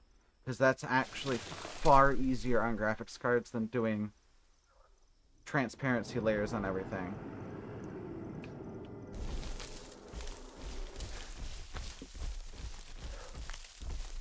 Because doing transparency layers and everything just makes your graphics card have a panic attack as it tries to do occlusion culling.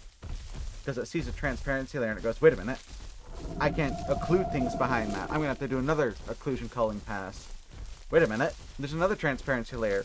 Crap, another culling pass. Oh, wait, no, another transparency layer. Ah! And it panics. And then your graphics card has, like, actual panic attack as it goes through a nightmare-inducing, just constant transparency layer upon transparency layer upon transparency layer. And like, all this grass you see, all of it, transparency layers. Just thousands of transparency layers. And then like these leaves, transparency layers. And then the leaves here in front of the camera, transparency layers. And you can see all that like wiggling they do. That's called vertex displacement, where they just shift the X and the Y back and forth to distort it and give the effect of wind. When in reality, it's just a still image. It worked back in the day, back when graphics cards were not built the way they are now.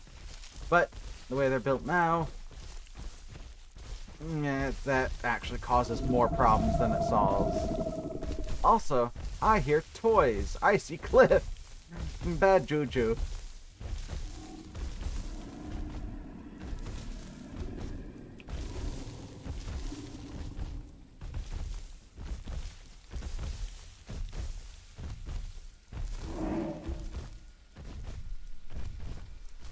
Crap, I know having low hunger is going to increase my bleed timers, as is having low water, but whatever. I don't know how they totally affected all of that in recent updates. Turk and I have not sat down to actually work out all the timers. We did in 6.5, but 6.5 was, in my opinion, a much better balancing of the game than it is now. Like, after they got rid of the vomit lock on Serato, 6.5 was at like the peak balance the game has ever had. Personally. Especially considering where it is now. And of course, here comes a storm, so I'm gonna turn down the volume again.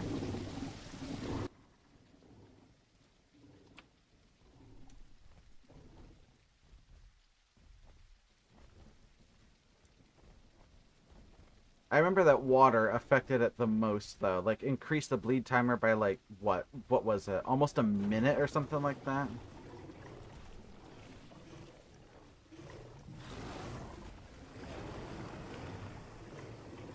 Ooh, we have action.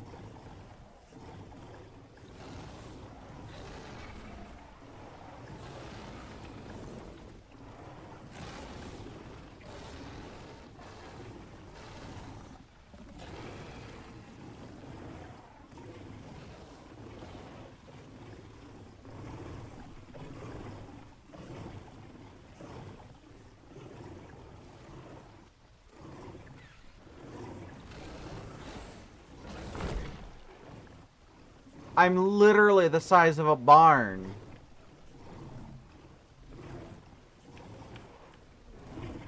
Alright.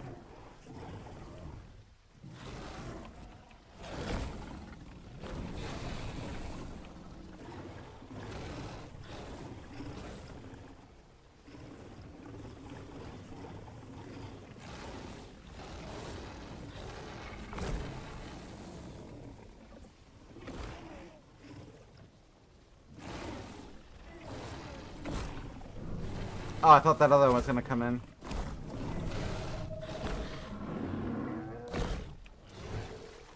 Oh, they got me to vomit. Rip my diets.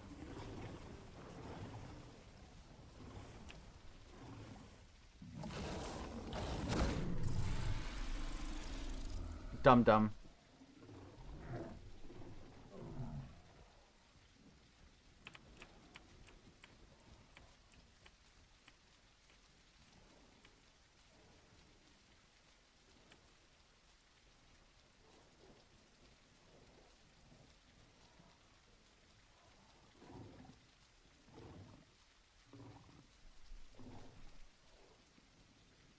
Mad I'm saucing your friend?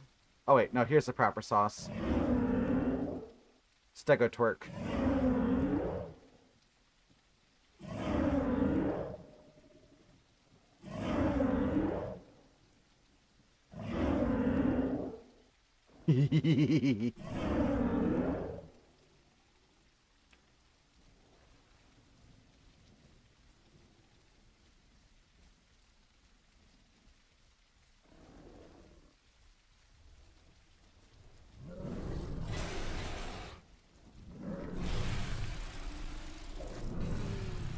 Oh, they were AFK. I don't really think that counts, but meh, whatever. Not my problem. They started it. I'll finish it.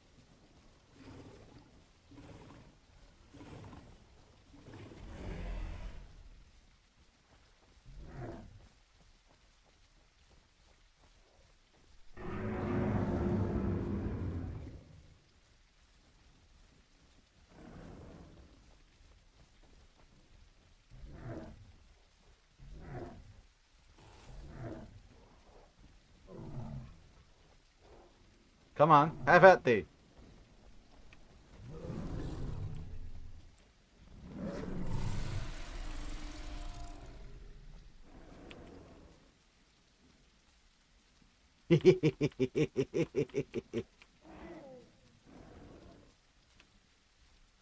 God, I hope they saw that on the death screen.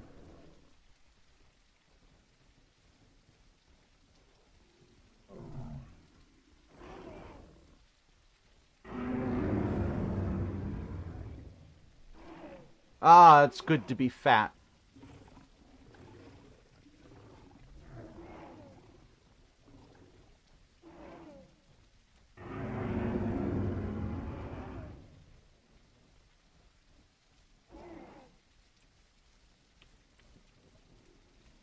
Am I hearing myself walk? I am. Oh wait, isn't there? Oh, there is.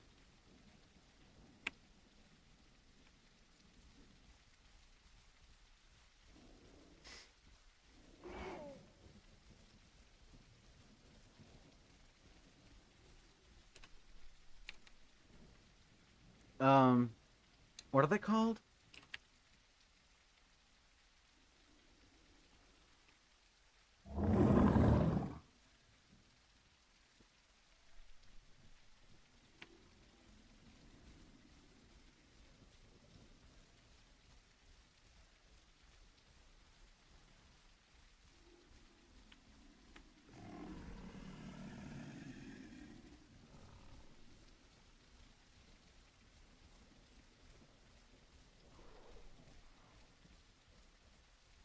Well, I guess now we live on no diet. Hard mode.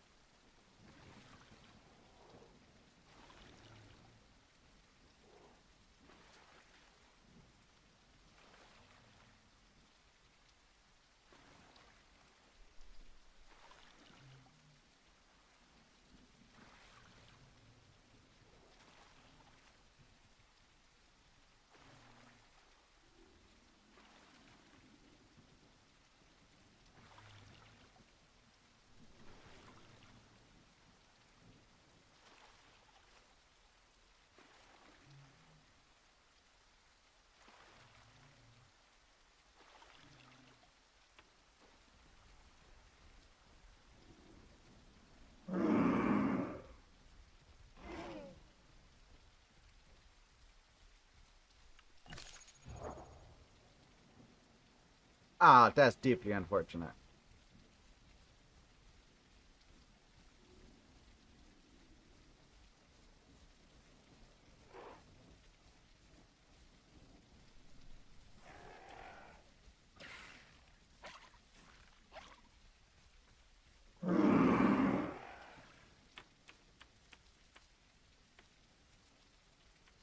I'll play nice with the Omnis.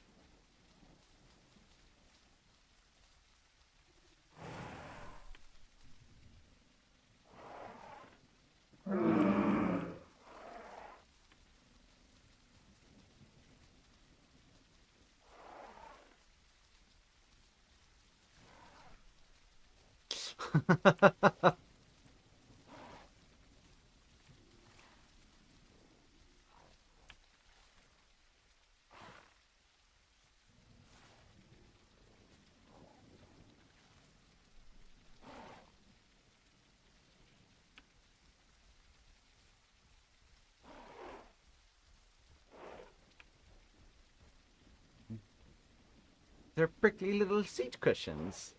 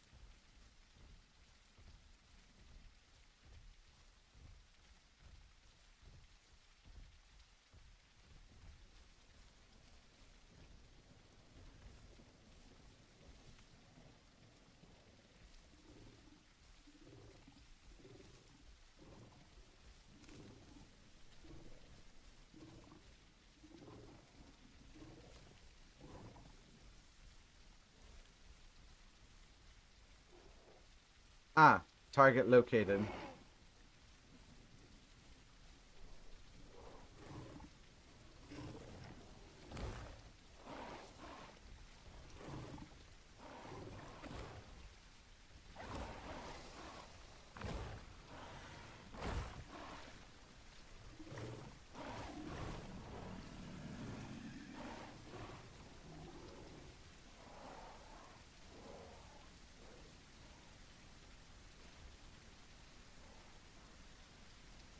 I'll find you.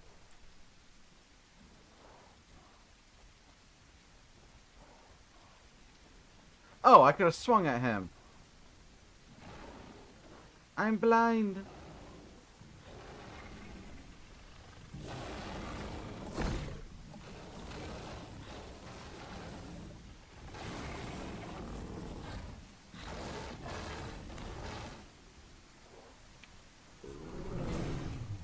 That hit?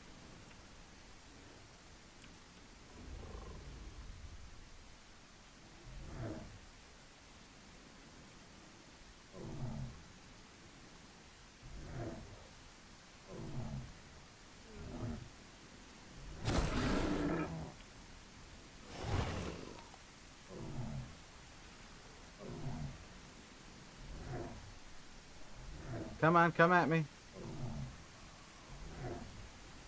You got me to vomit. You can do it again.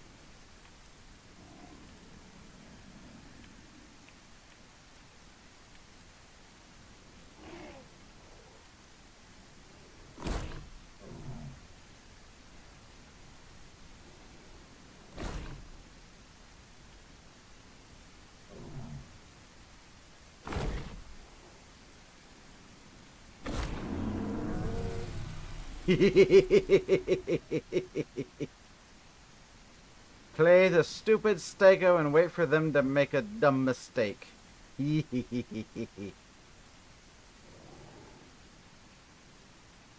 Wonder if what would have been a double kill. I did technically get a double kill, but they were, I think, AFK. Or just gave up on life.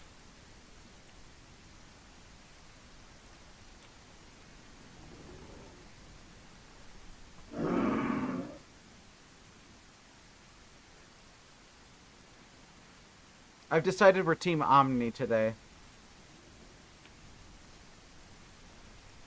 The Omnis didn't attack me. The fats, they're not fat. They're what's Sarah's shtick? The anti-dentist union did. They attacked me on sight. So now I'm pro dental hygiene.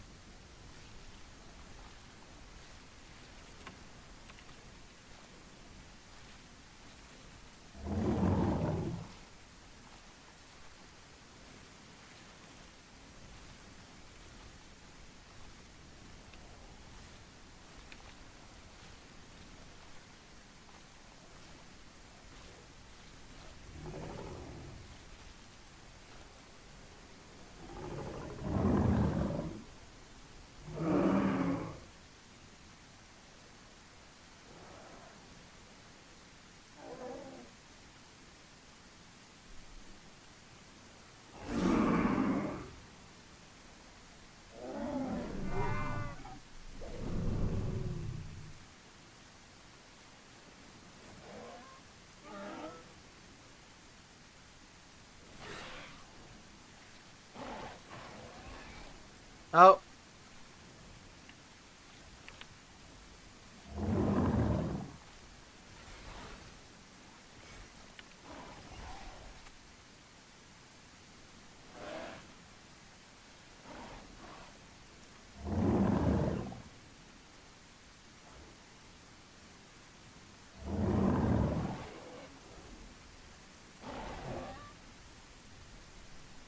Well.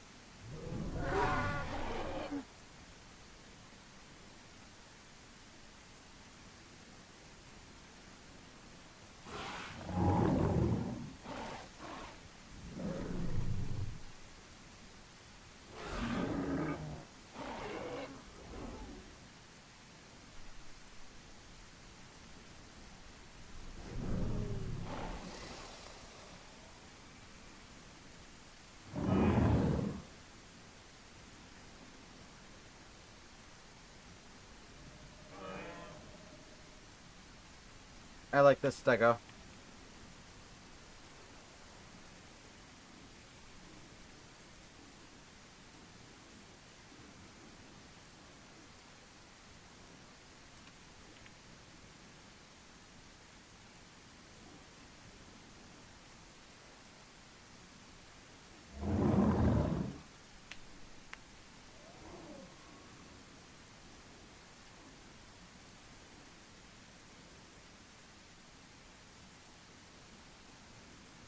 Woo, that storm raging towards me's got 1, 2, 3, 4, 5, 6, 7 tornado warnings now. It's gonna be a fun night.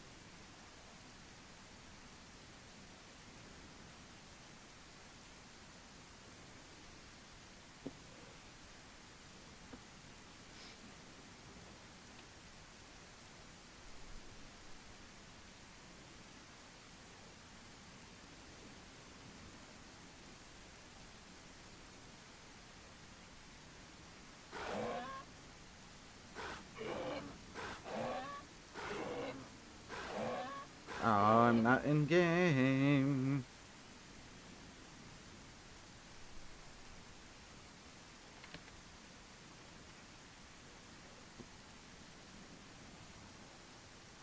What a twit.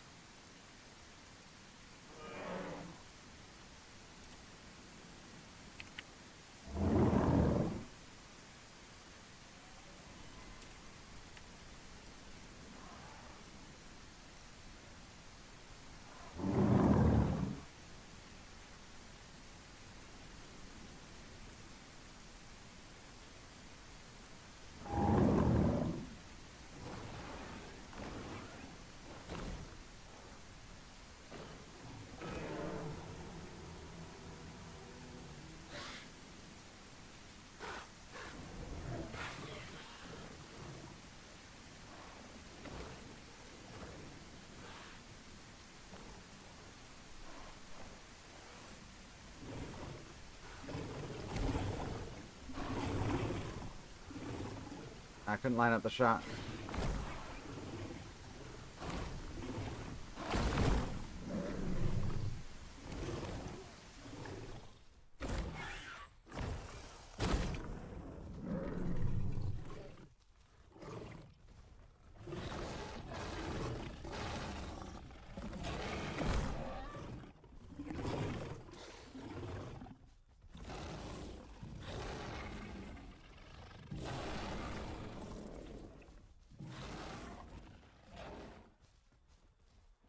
Where are these adult Sarahs coming from?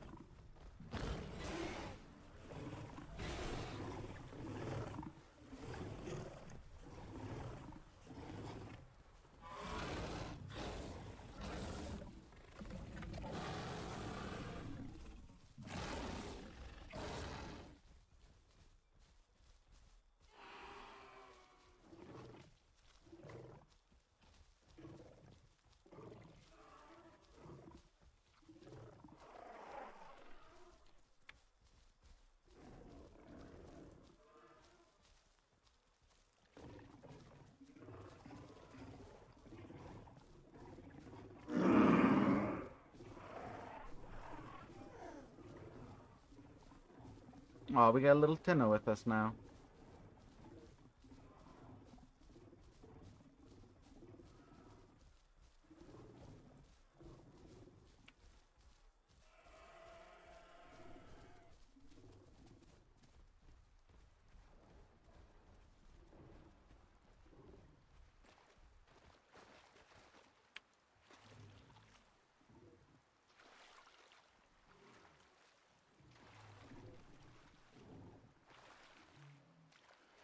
That Tino's gonna get gonked. Oh, that was beautiful.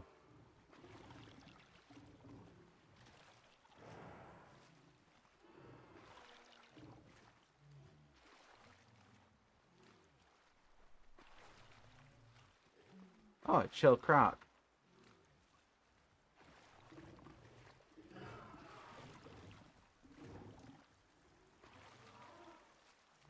You can see my FPS is starting to tank here.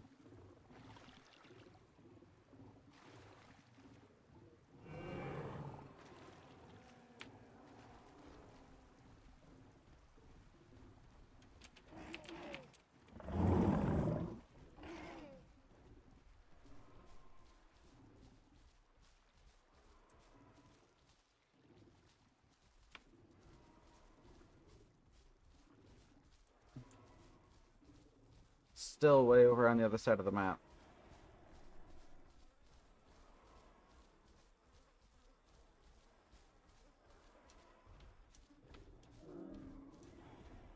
That stego's gonna come kill me.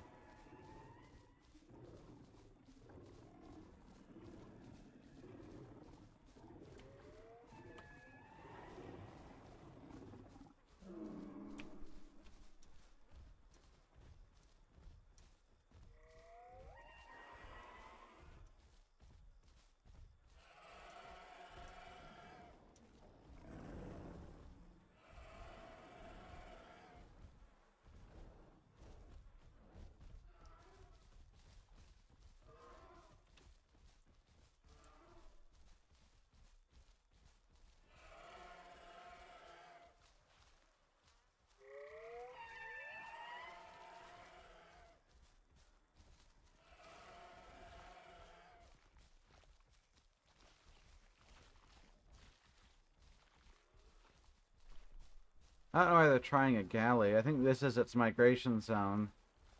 There's no way they can catch it. Is that a Troodon? People play Troodon? They're so adorable.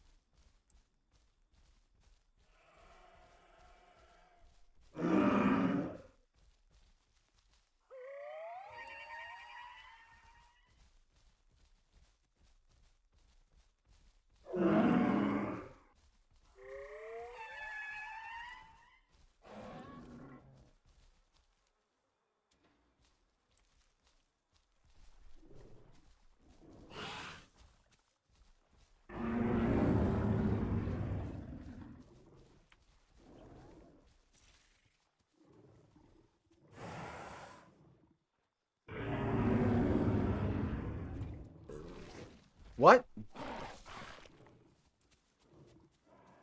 What? Where's the fucking Jedi?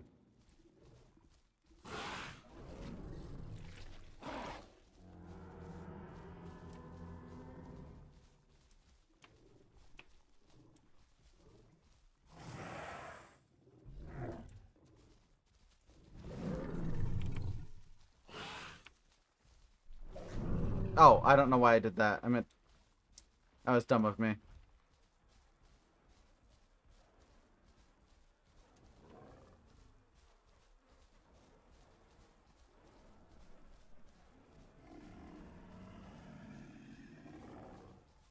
Smart move on his part, going into the mud pit like that.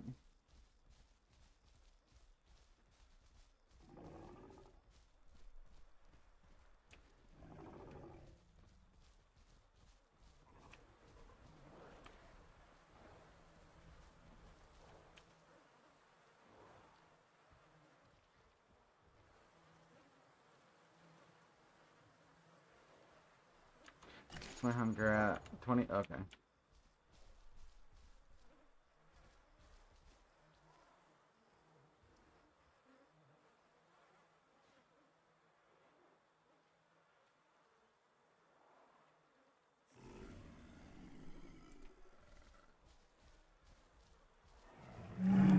Oh, the bones are white now.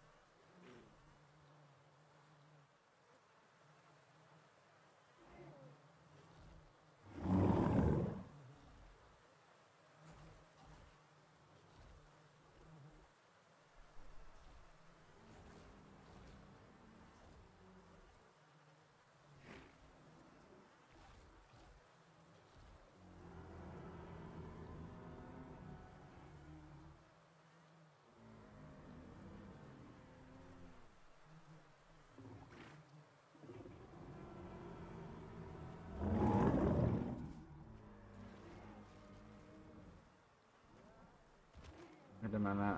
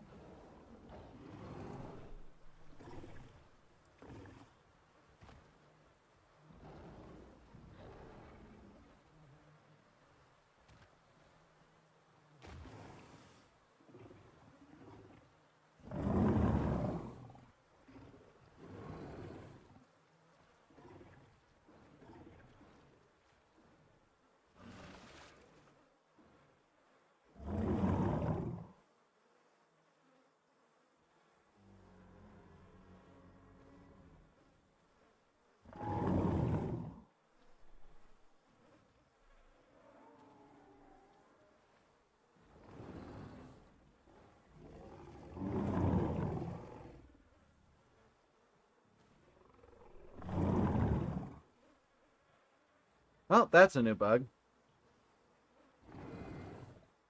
Mud just not applying. Like, for me, it just made me look dusty. But it doesn't actually apply like the mud, like, looks...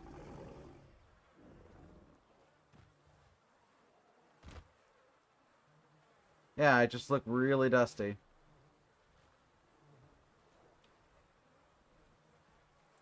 Oh, and now I don't have voice.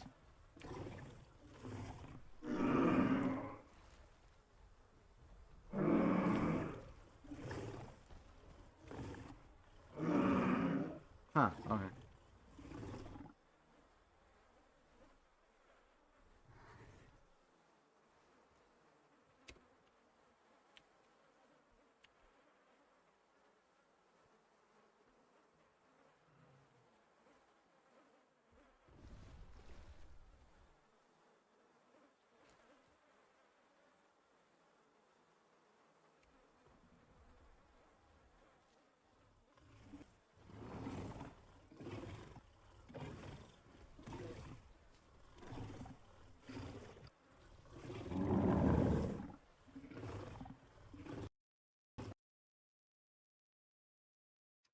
Lovely.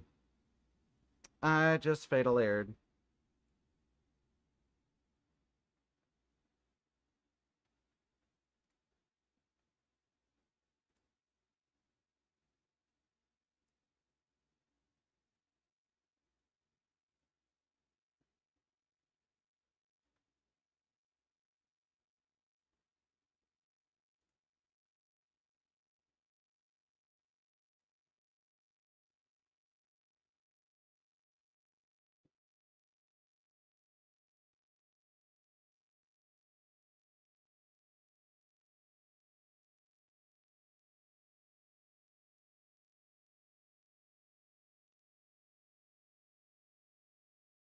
Alright, well.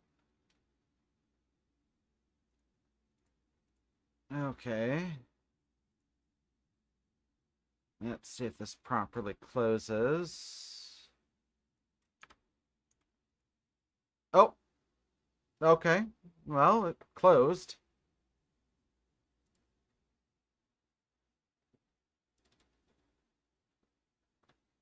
Well, now we get to see. Do I have my dino? Do I not? Coming up next on Dragon Ball Z.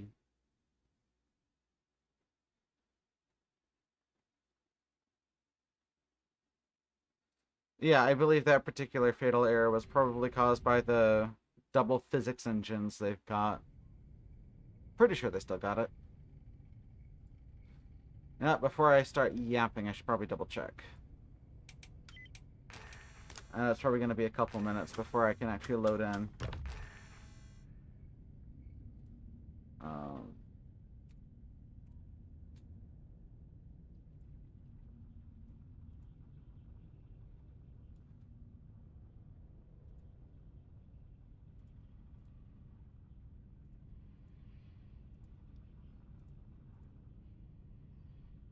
oh,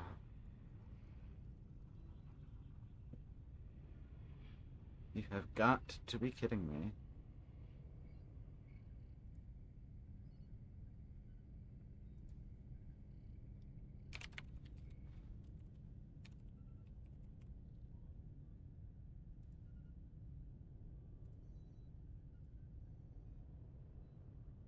Um,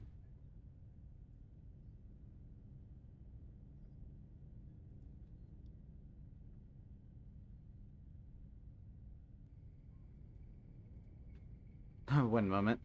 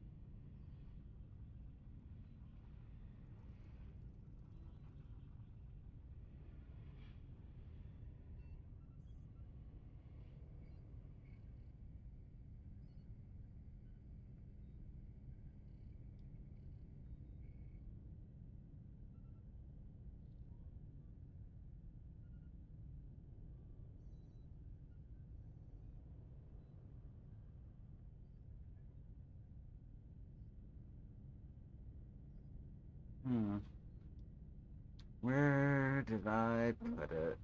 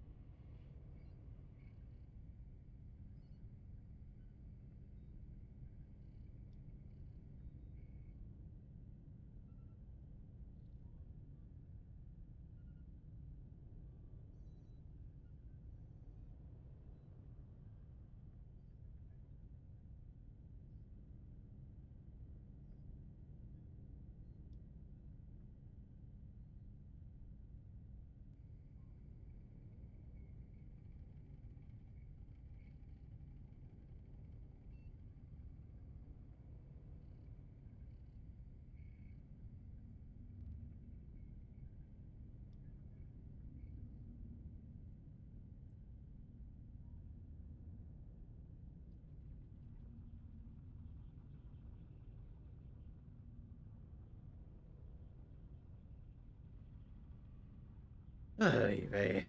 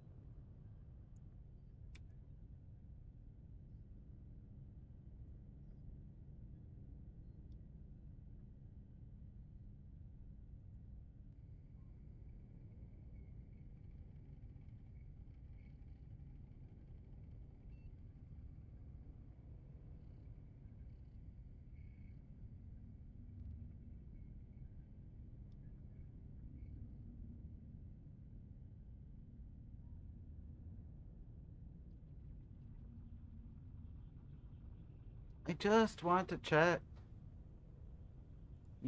Google, please.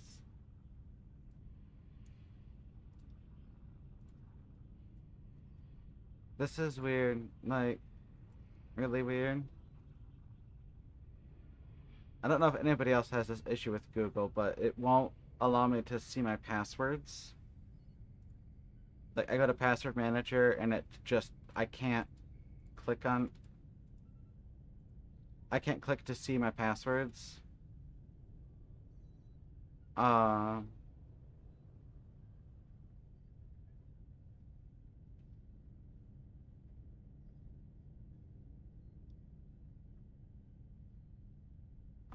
let's see here.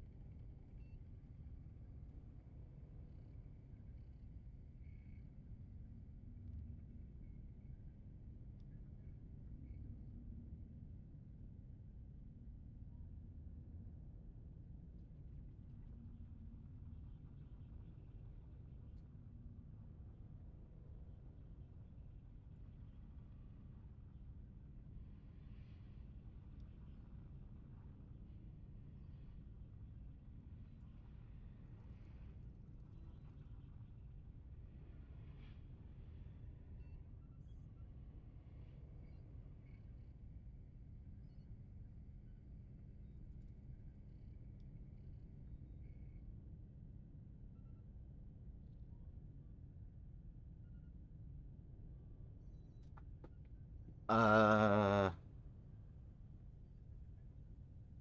which is preventing me from being able to pull up logs.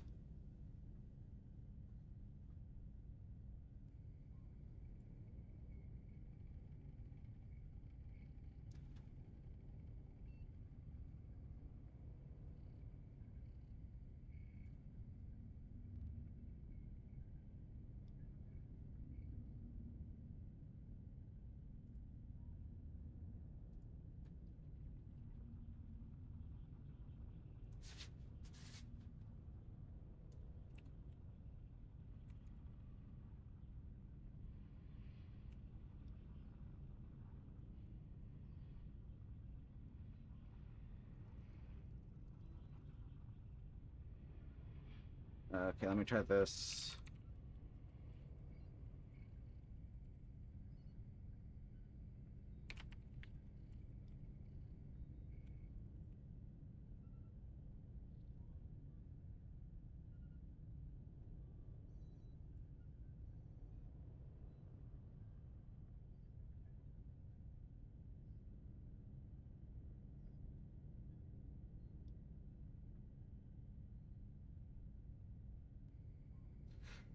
Okay, let me try this. Try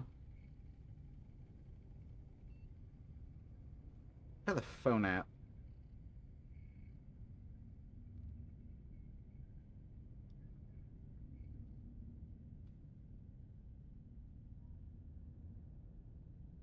Oh, okay, I can see it through here. So I'll log in this. That's so weird, though. It's I can't even like click to attempt to autofill. It doesn't allow me to autofill or anything.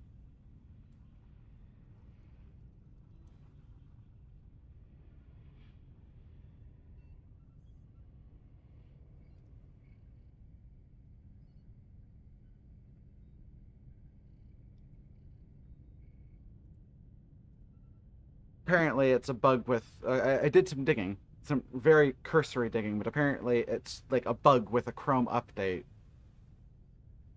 and it like borks password manager, borks autofill, and a couple of other things. So I just have to wait for an update to fix it. But at least I can still access my passwords through my phone.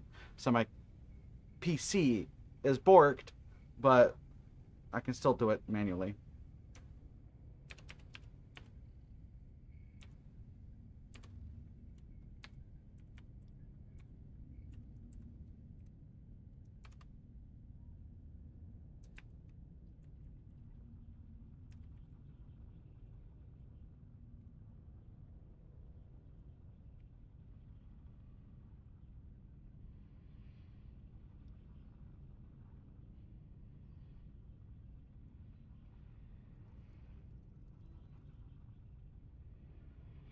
Okay, and then I will change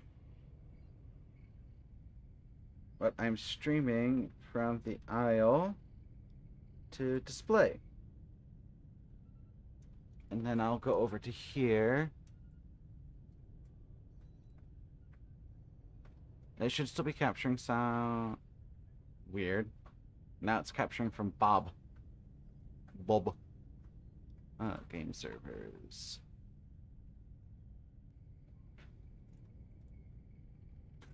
No. I clicked the wrong one. Oh, I'm on the wrong. Oh, I can use that one. Doesn't matter.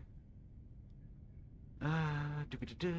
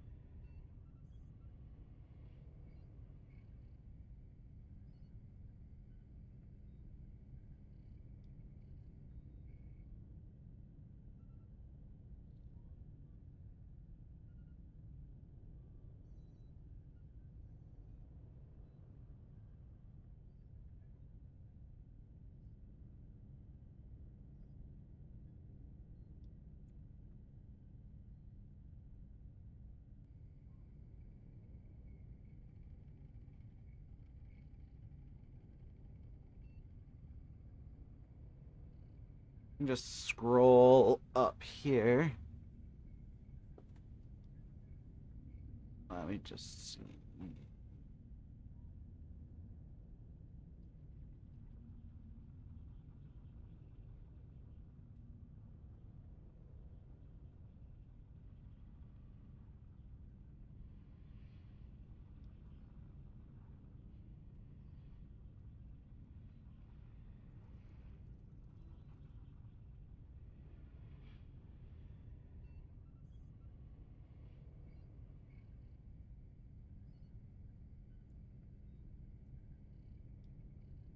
Okay.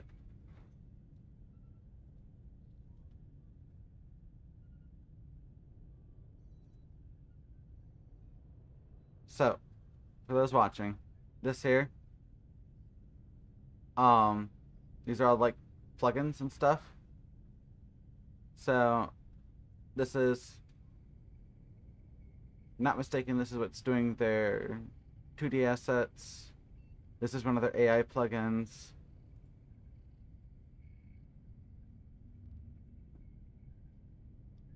I don't recognize this plugin offhand. Based on its name, it's gonna be an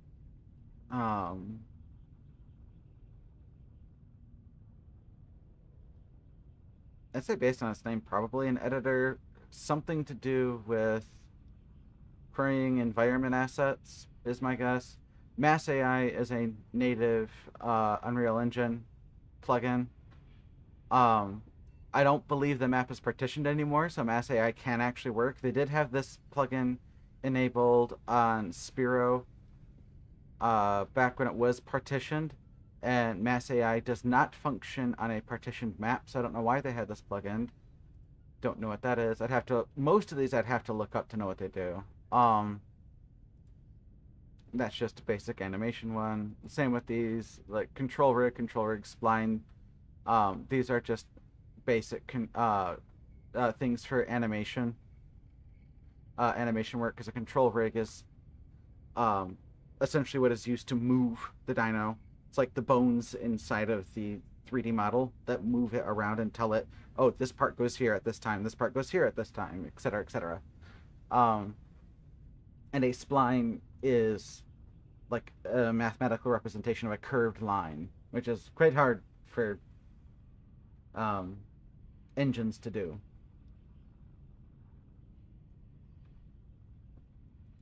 Gameplay insights, my guess, statistic gathering. Don't know why this is here. They don't use it. IK rig is the inverse kinematics rig. It is what allows 3D models to be on an uneven ground. And in this case, it'd be like a stego or a tenno or something being on a hill. And you'd have like a leg or two being higher up and the other legs being lower, and the body being at an average height between all legs. Um, I don't know why they don't use it. You would just grab the parent and child nodes of the leg rigs for the main anim rig, and you would set those as IK rigs instead of, what is it, FP rig, and that's it as far as I understand. And you do that in Blender when you're making the animations, or to edit it, you would just go back into Blender and then just set those from FP to IK, and then inverse kinematics would work. Don't think there's any camera shake. These are all just for cameras. Excuse me. These aren't important.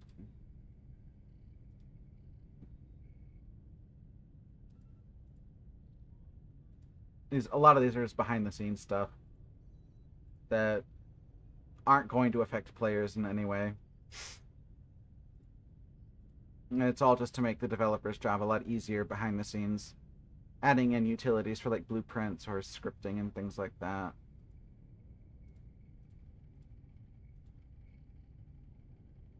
Modeling tools editor mode. Why would they?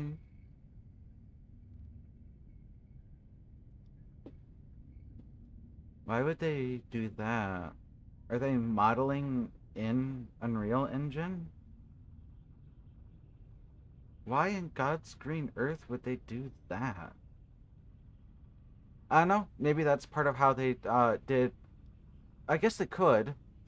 If they're gonna be fiddling with the map, that could be what this is um, referencing to, like the editor mode for the map and adding more modeling tools to better create the map.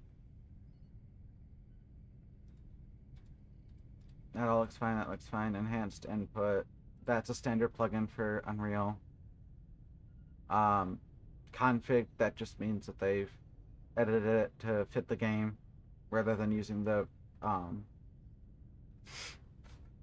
I think even the basic, like prefab made enhanced input has a config.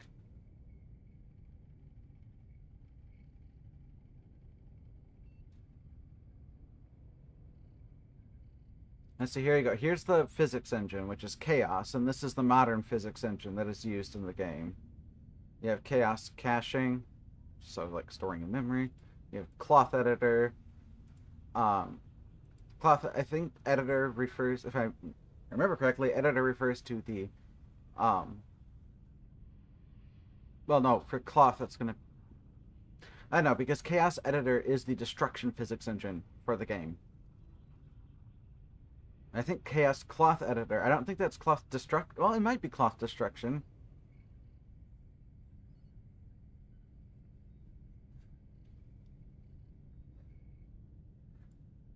Okay, here's Chaos Editor. No, let me double check. Um.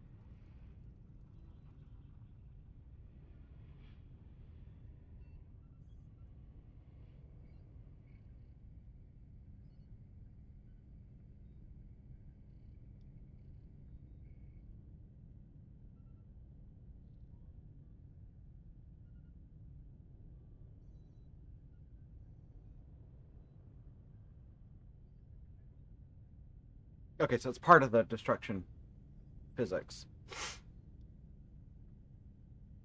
Because you have Chaos Physics and Chaos Destruction System, and Chaos Editor is part of the destruction physics plugin. Okay.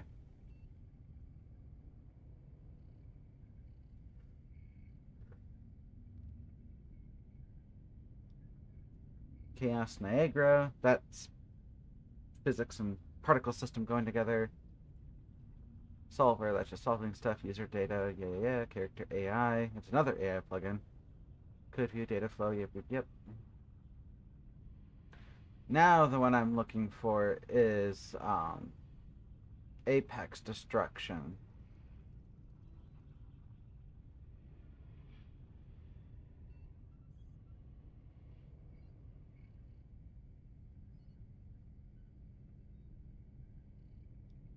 Mesh painting, ain't that the one that Sarin made?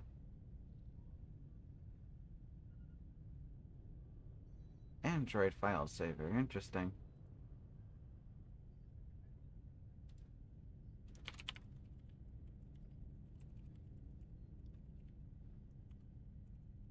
Oops.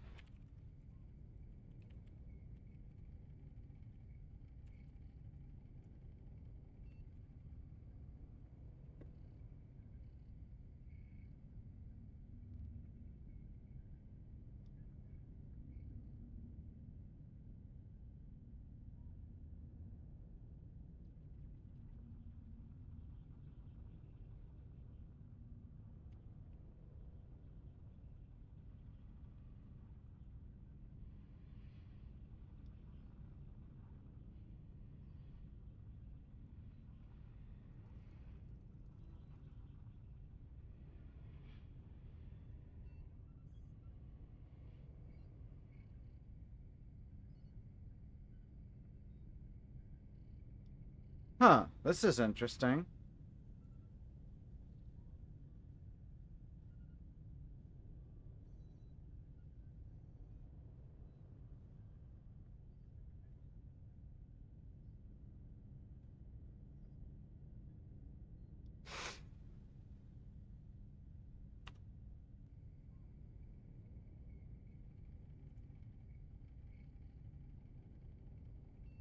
I'm gonna send this to someone.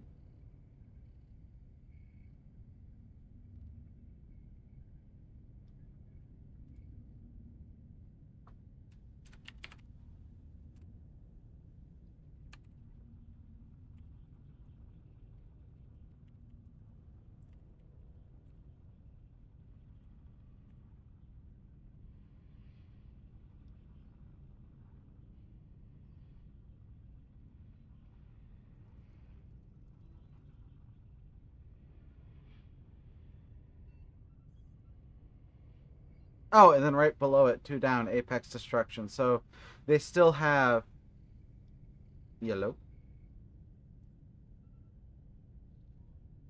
Ah, they still have the dual physics engines going on.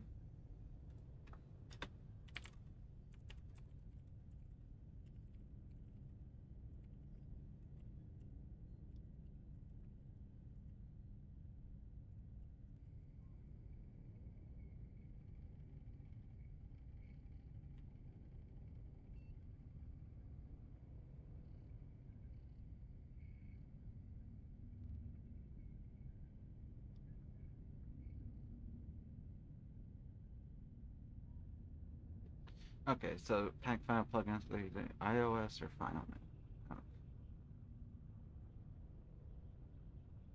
Okay, bear with me. I'm looking for something else now.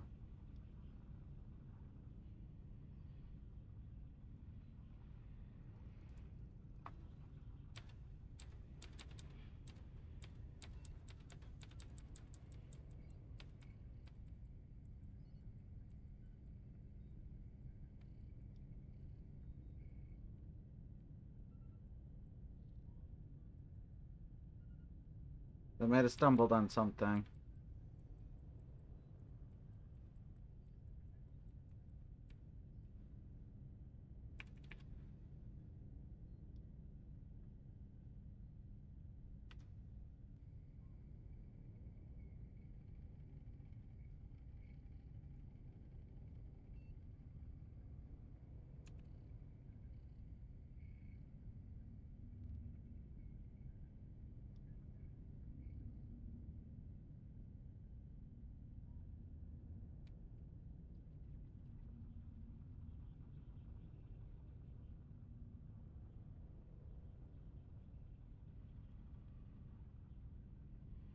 Okay, no, I don't see anything. Well, now I'm gonna want to keep a close eye on this because if we end up seeing something like crap, what was it called? iOS file handling or file manager plugin for iOS, then we might be seeing a shift to cross-platform play. How the hell that would work, I have no idea, but just they have Android compatibility in there. Some reason.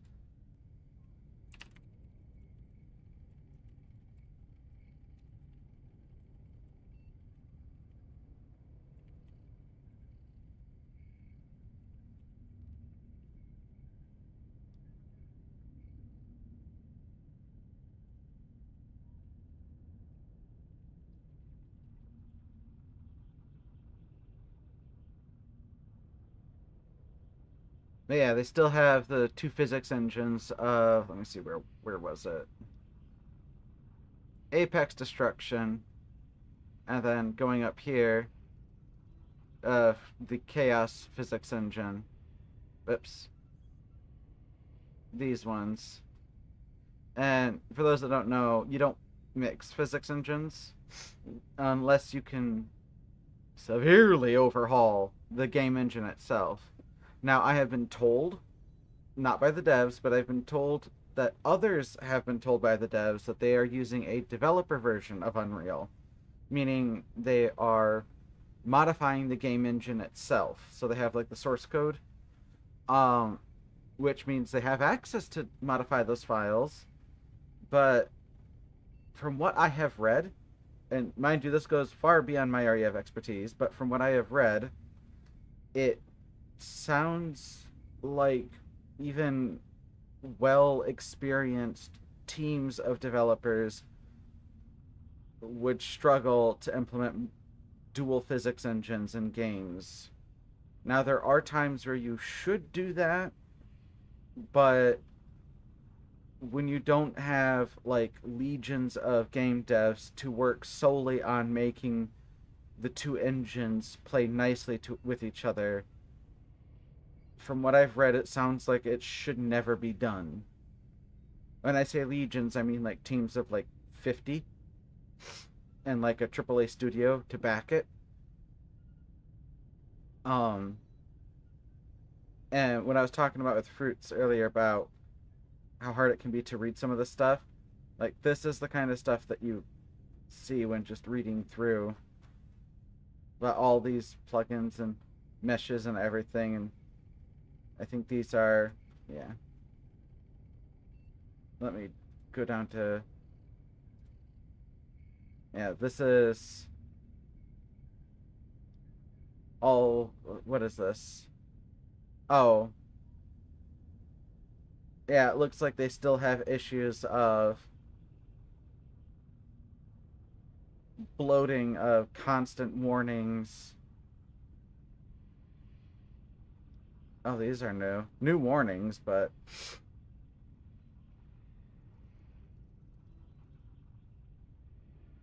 I see this a lot. And I reference the garbage collector a lot. Uh, they use what's called a tripartite garbage collector, which is a very standard one. Um, Although it's not the standard that Unreal uses, it seems to be modified. I ran this through. I had from an active server. The owner gave me a couple days worth of their garbage collects. And it was, I think, 25,000 garbage collects because it happens a couple times a minute. And I parsed it through GPT's data analyzer, and then once the data was properly analyzed, ran it through um, an Unreal AI just to see what kind of garbage collector was being used. And it's similar to the standard Unreal garbage collect, but it appears to be modified, um, which isn't unheard of. But the usually a garbage collector is left unchanged, unless there's a reason to change it. That said, they probably had a reason to change it. Um, just usually in smaller games like this, the garbage collector is usually left unchanged. The only reason why I point it out. But um, you'll hear me mention a lot that about the tripartite does its uh, child murder, then it does the um, child murder, adolescent reaping, or no, so child murder, adolescent culling, then the old age reaping. I think are the proper terms for it, because you have like the young bits of data on a server that are always there. You know, bits of food that people pull up or interact with, or fresh bodies that drop, and the server goes, "Wait, does this have to be here? Are players around? Do they see it? Are they interacting with it? Can they interact with it? Is it still loaded into view?" And then the server will decide, okay, if it's loaded into view, then I should probably keep it. If it's not loaded into view, then why don't we just get rid of it? And then from there, it's going to go, okay, so if we keep it, it's going to move on to the next generation. Hence the whole tripartite or triple generation. And then it goes into the adolescent generation, or I think it's young adolescent. Then it stays in the adolescent. Then on the next garbage collect, then it gets checked again, and it's like, okay, are players still interacting with it? Is it all good? Is the data still safe? Can it remain? Things like that. If there's nobody around for it to be rendered in view, and there's nobody within however many units it's set to, it if nobody's interacted with it in a certain amount of time or whatever parameters are set for it, it's going to go, okay, nobody's here. There's no reason for it to exist anymore. Delete. Free up this memory for the server, kind of thing. And then if it's still like a body there, like say at South Plains where I was at, and you saw the frames dropping, that's because all the bodies there got shunted to the elderly generation. And that's where the Reaper Collector comes in. So instead of the child murderer, the adolescent color, then you have the Reaper Collector. And yes, those are actual terms that are used. And the Reaper Collector comes in when it's like, okay, this crap is too old. It has been around for so long. We're talking like 10, 15 minutes. This chunk of memory needs to get freed up for the server. I don't care that players are around. It's going. And that's when the player happens to notice, wait, that body just vanished in front of me. What fuck? That's because the Reaper Collector went, don't care, bye, and killed it. And it frees up that data for, or it frees up that chunk of memory for other stuff on the server. And those are all important things for, the server's stability. Okay. Enough of any and all of that. Oh, right.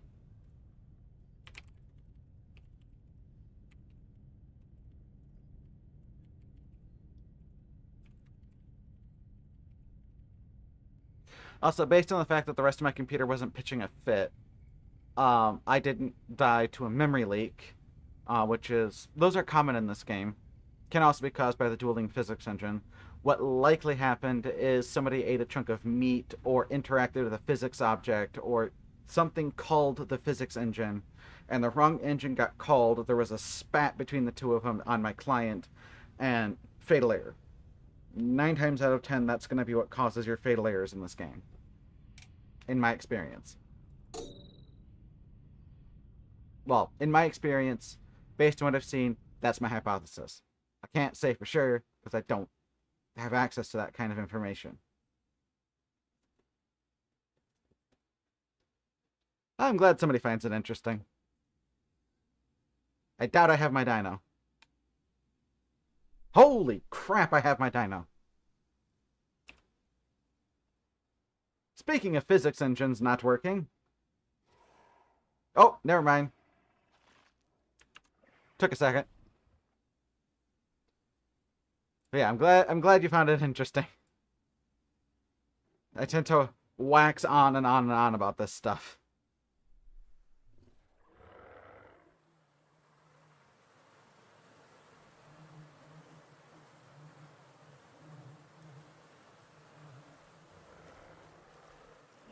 But like, all this stuff I find absolutely fascinating.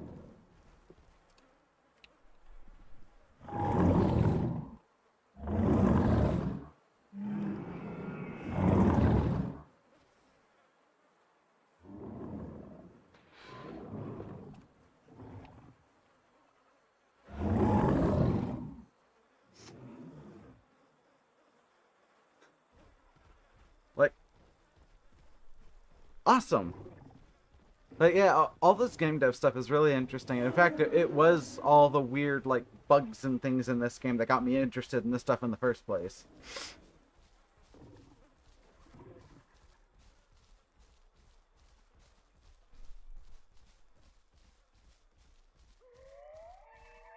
Hello? Hello?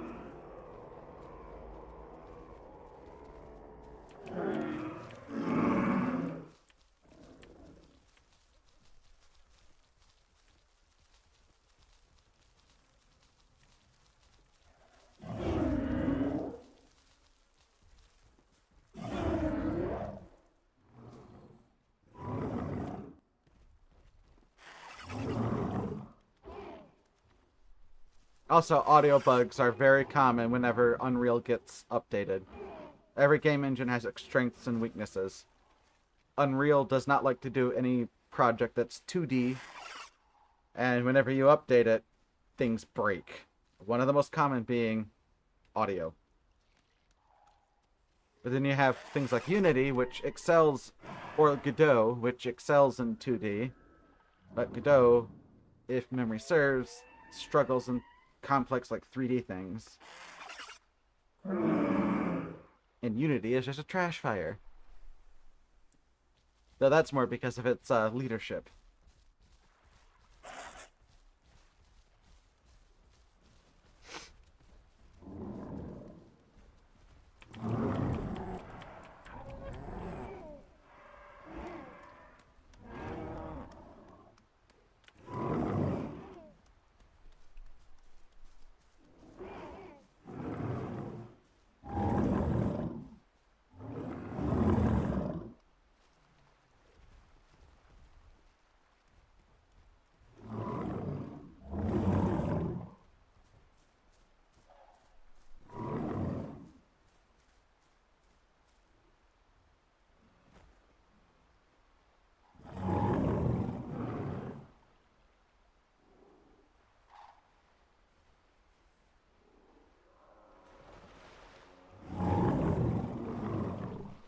like, I'm just a hobbyist at this stuff.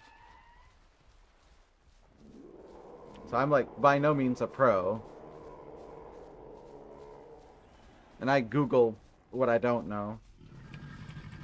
Or I'll go to GPT, and GPT isn't always right, but it at least points me in a general direction, and I can Google what it says, which usually gets me in the right place. Or will at least get me in the right rabbit hole to fall down. My favorite thing is when you are trying to do something in Unreal, and it's not, like, doesn't have a specific name. I shouldn't say Unreal, because this is common to all game engines. But when you're trying to build something, and it's not, there's no, like, specific name for it, or, like, specific function. So you're just, like, I want make pretty sparkle lights dance in pattern over there. Yeah. Try Googling that. But it's like, okay, you know, you break it down into its functions, like, do you want them to dance into, like, a random pattern, or do you want them to dance into a specific pattern? If it's a specific pattern, then it's a lerp2 function. And, you know, how do you, you know, get it to lerp? And then it's like, okay, well, now I know. It's a lerp2 mesh. Okay, how do I get particles to lerp to mesh? Then you find it. It's like, oh, great, I found a form on how to lerp to mesh in 4.26. That's not the version I have in Unreal. Okay, how to lerp to mesh in Unreal 5.3.2. How to lerp to mesh in Unreal 4.5. That's not even an engine version. Oh, wait, that's a really old engine version. No, wait, that's 4.2.5. This is gonna be a long night.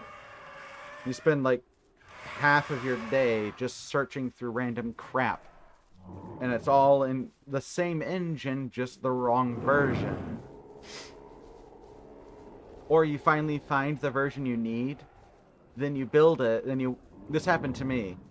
I build the whole thing out, go to sleep, wake up, there's an engine update, and then it breaks everything you did because it changed a bunch of the blueprint bubbles to new bubbles of the same name, and it took me like 6 hours to fix them all.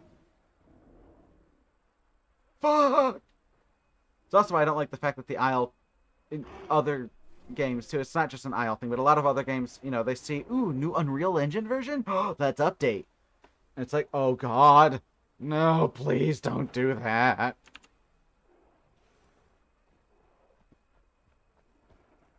It's like, if you guys keep updating everything, you're gonna only break more shit.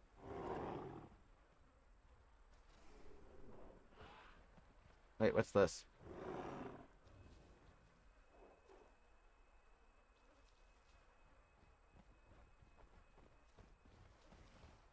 Ooh.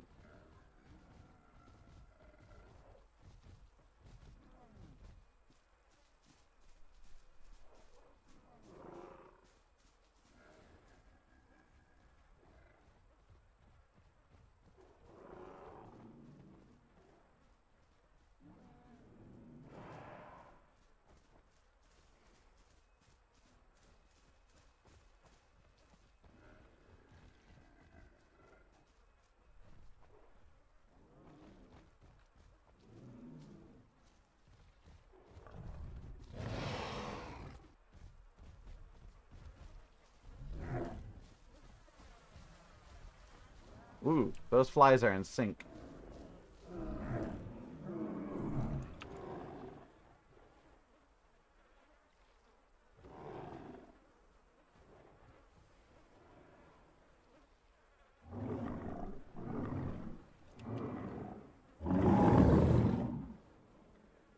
I'm waiting for my next fatal error here.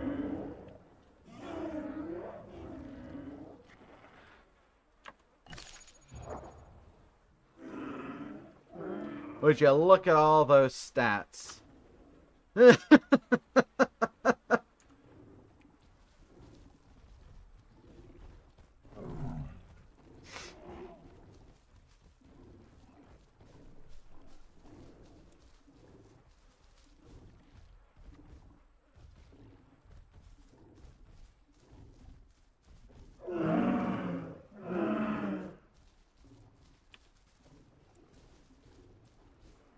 Wait, did it not work?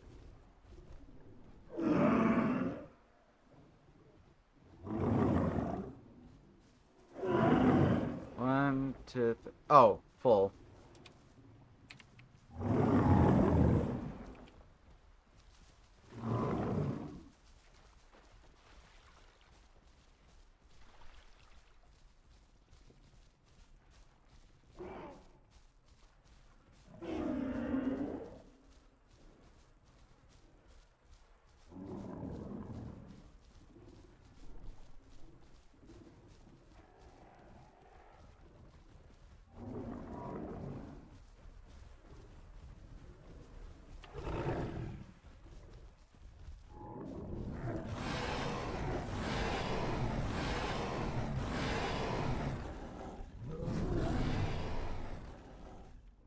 Is he bleeding?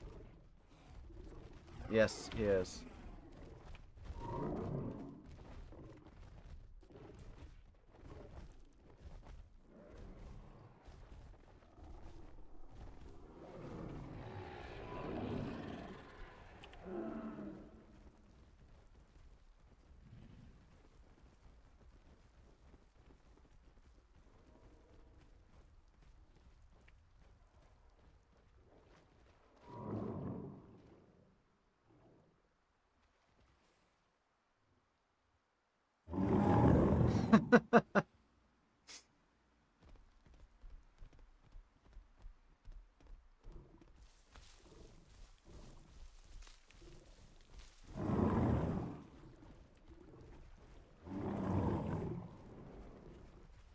At some point soon here in the near future, I do want to start.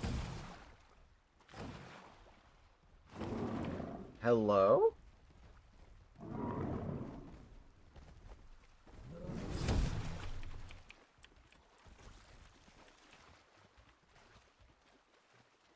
Hello? Avon calling. God, I feel like I just dated myself there. Wait, what? Oh my god.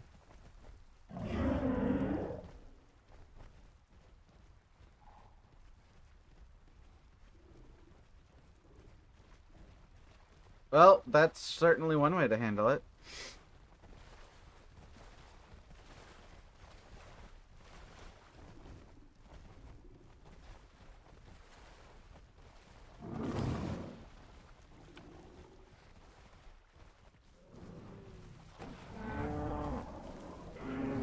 But at some point I do want to start working again on Unreal, because I haven't touched Unreal in like 7 or 8 months.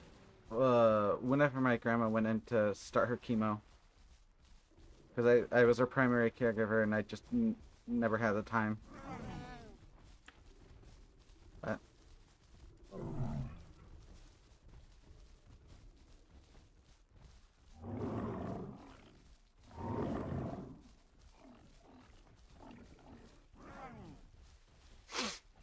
so starting that back up again would be fun, and then I could do that as a stream once a week, on top of the other game stuff that I do.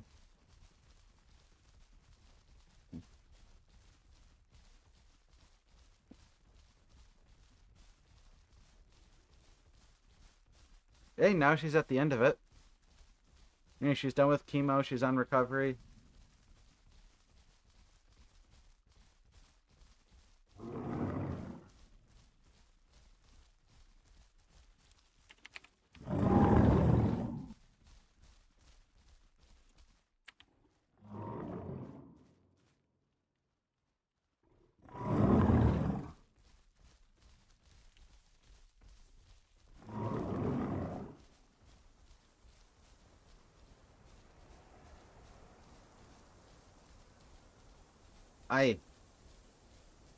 Because she only had a 50-50 chance.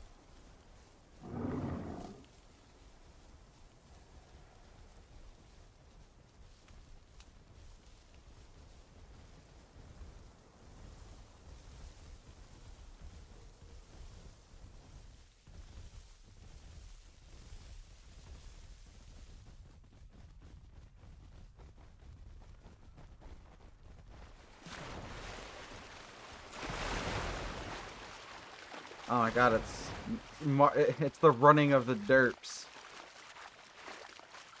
One of us is going down. Ain't no way we all make it across.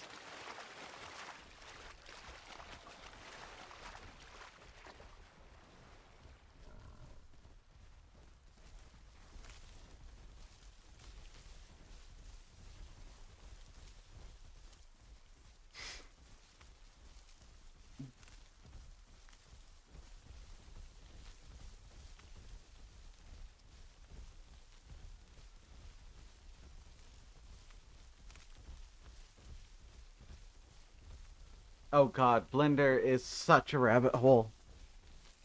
I was just starting Blender when all the hospital stuff went down.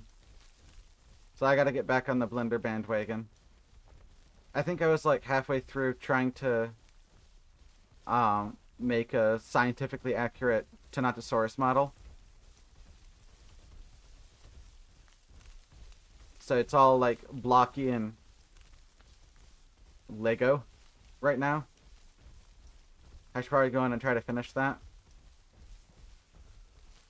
The thing I fear most about that is doing the UV unwrapping. Yeah.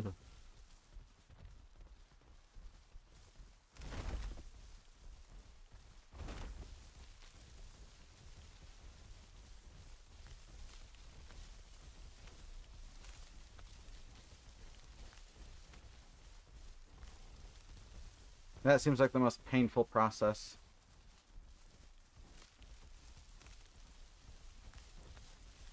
But it seems like texturing is a lot easier than it was back in the day. You don't have to color the 2D palette. You can just color the actual model. And it just all gets colored in for you. Or 2D palette, the 2D texture. Because I remember when I was in middle school, high school, I used to do modding with some groups. And they'd be like, you know, hey, we're working on a texture, we're working on this, or we're working on that. And it was, it's like, um, the person doing the texture work would have to, like, painstakingly color the actual, like, 2D picture that would then wrap around the 3D object. And it seemed like an absolute ass and a half. Whereas now, you just color the actual 3D model, which seems a lot less god awful.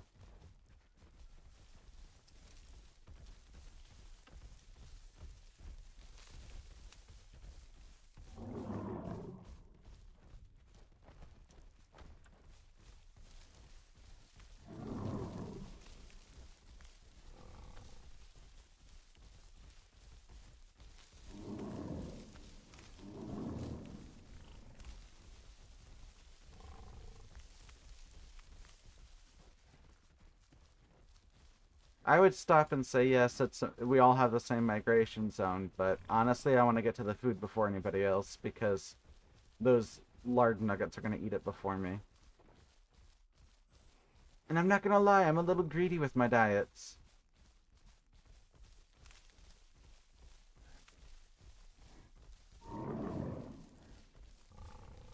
Aw, I feel like an ass now.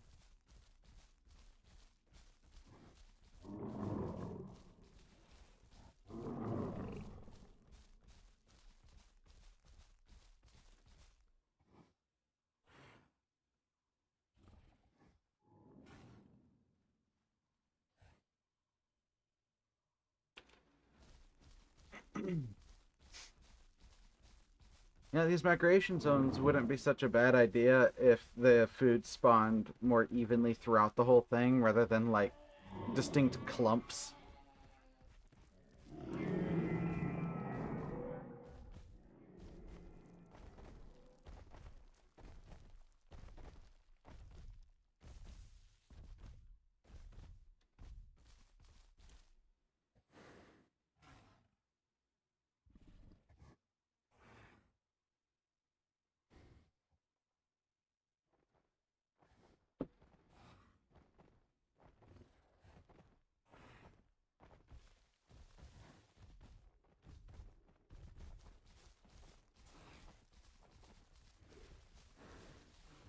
They all caught up with me.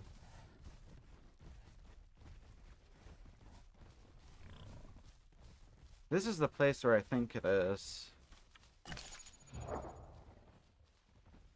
And I bet you... Yeah.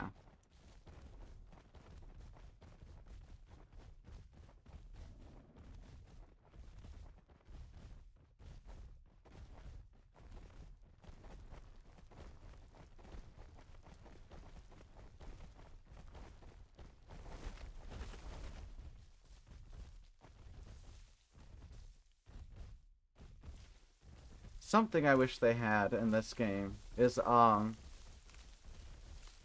acceleration when you're going downhill and deceleration when you're going uphill.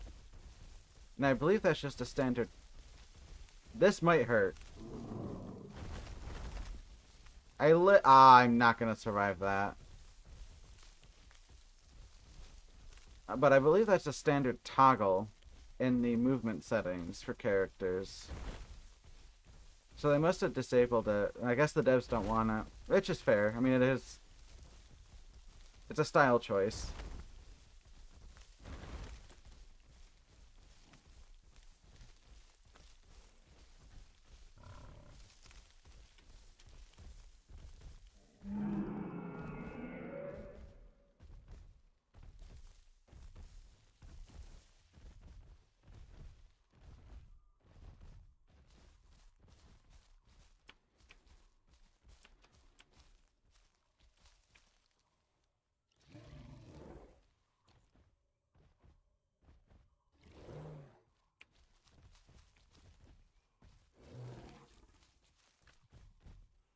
They're gonna take it. Oh, good, they're not. I bet you I'm barely getting anything out of this.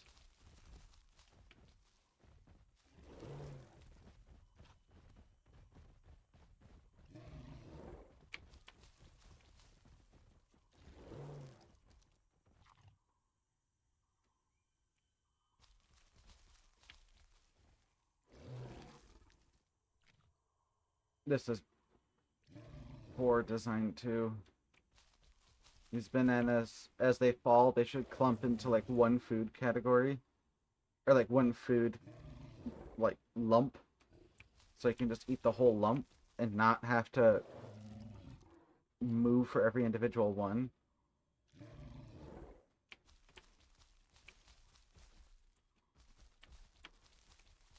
Or at the very least, make it so that when you're done eating, you can just keep holding and it will check for another food object right under you. So you don't have to wiggle in between each one.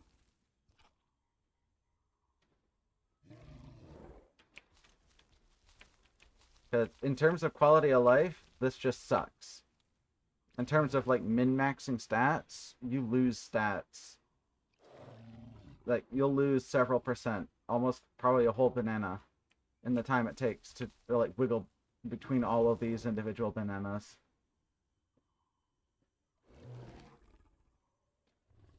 So let's see. 40.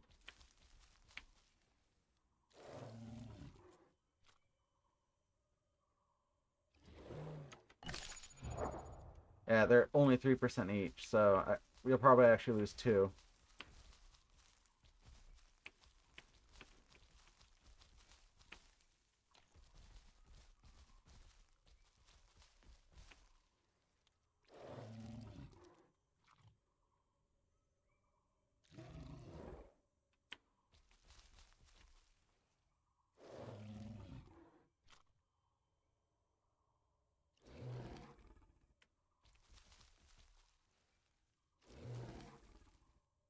Like, I don't know if it's still the case, but... Well, I don't think it's the case anymore. I know originally the devs were not too keen on playable herbivores. I know finally they did finally fix it with I don't know if it was with Gateway's release or if it was with Dilo's release. With the Christmas update. But I think it was at the Christmas update that they fixed it so that herbivores could actually have 3 diets. Because with the longest time, herbivores couldn't get 3 diets. What would happen is you'd fill up your, even if you set, like with admin commands, you set, oh, okay, you don't get as much as you used to. You'd set your stomach to 0, and then go try to fill up 3 diets, and you wouldn't be able to. Oh, that's a pisser. You'd get your 3rd diet to like 90%, right as your stomach would start flashing from almost vomiting. And it took them months to fix that. Because I think Philippe was messaged about that back in July. And it wasn't until the Christmas update, I believe, when they finally fixed that.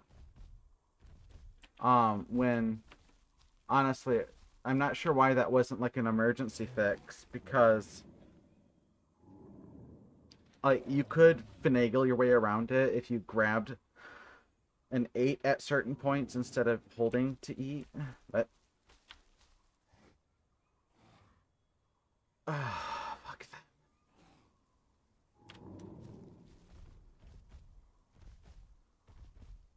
But if you grab to eat at certain points, you could finagle your way around it. But that did not always work. Oh, screw this game. Wait, how much diet do I have here? 10%. Okay, yeah, I've got time. And it affected a large portion of the player base, and if you got vomited by a Serato, the time it took to fix your diet, it'd be quicker to walk off a cliff and regrow. So if you got vomited by a Serato in a fight, it was more time efficient just to let them kill you and regrow than it would be to actually fight through and survive.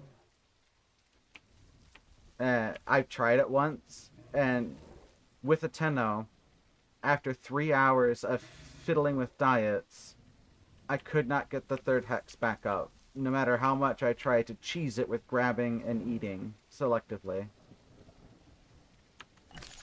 And mind you, Tenno only takes like 2 hours, 16 minutes to grow. So after that, I walked off a cliff and regrew the normal way. And then that whole time, I could have had a whole stego grown.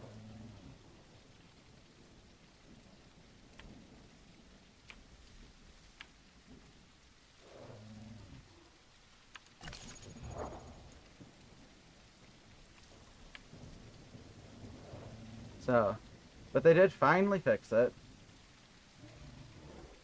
Just don't know why it took like 4 or 6 months to do.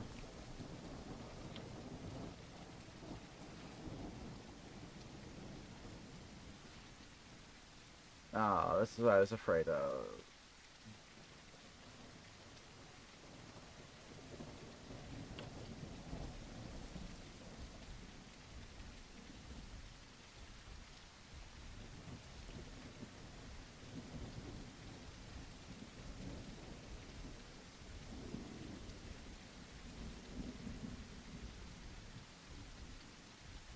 Because, like, in Unreal, all these things, like, the majority of changes that they do to the game are value changes that only take a few days to do. So, I don't... Like, I get there's a lot of testing involved, but the amount of changes that I see in the updates, I don't know why these couldn't be monthly updates, or like monthly balance passes. And I don't see what kind of work they're doing behind the scenes, but... Of course, that's the nature of the beast when they decide to go radio silent. Of course, when they do decide to show something off, like they did with the camera changes, the backlash doesn't help them want, or really make them want to really share. Of course, that is a pretty bad change, I'm not gonna lie.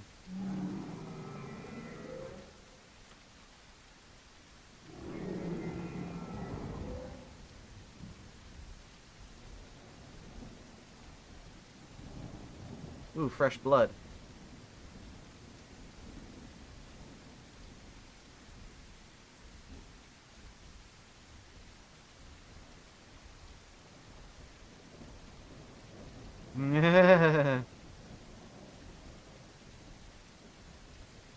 If you ever want to know, like, the full tea on the history as to why there's, like, dev drama, um, there's a YouTuber. Where am I? Oh, I went too far south. There's a YouTuber named Sid Alpha that has a great video series on it called Dirty Devs. Just search like Dirty Devs the Isle, and it should be like the first several videos that pops up. They're old, and they explain very old drama, but that old drama is why there's current drama. Like, it all kind of boils back to that.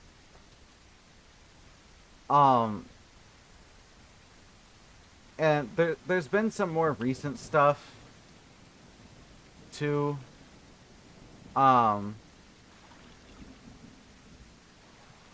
Involving people I won't name on live, but it is what it is.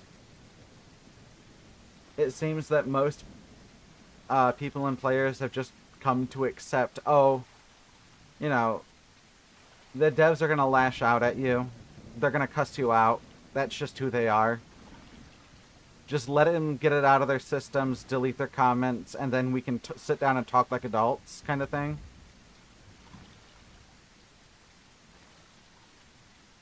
And that just seems to be the prevailing attitude right now.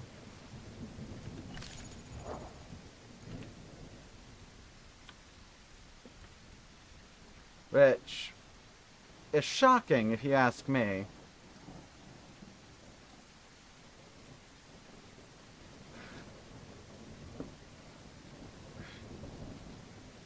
Now, full transparency, the only developer I have had any communication with, personally, is Punch Packet. He has always been straightforward, kind, and professional with me.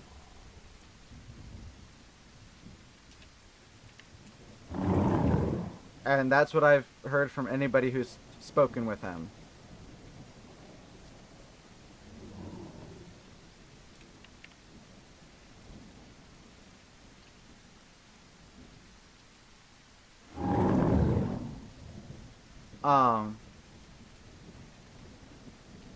And whenever I hear about drama, I've never heard his name come up.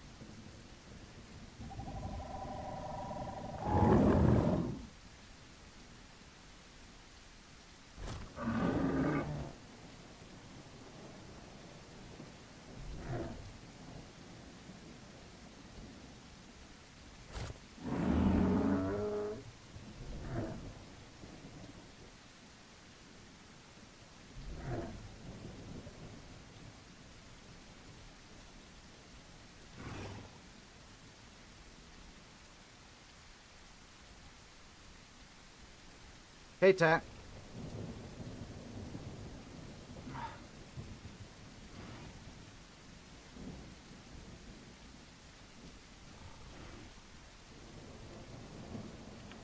How much do I have left on? Oh my god, I'm gonna have to go to the far one first.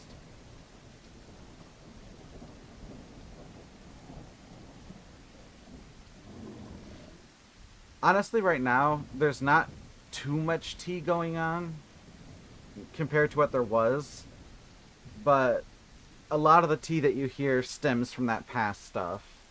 And so that's why there's always this talk of drama and tea. But right now, there's mostly just game buggy. That's what it boils down to right now, really. At least from what I've seen. I've kind of tuned out because the game is mainly more of the same.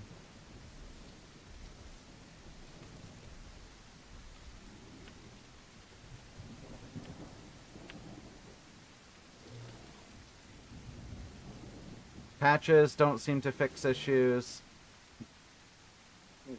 The balance changes. Huh?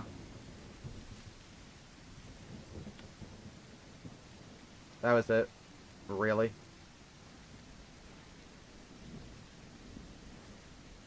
Hontoni.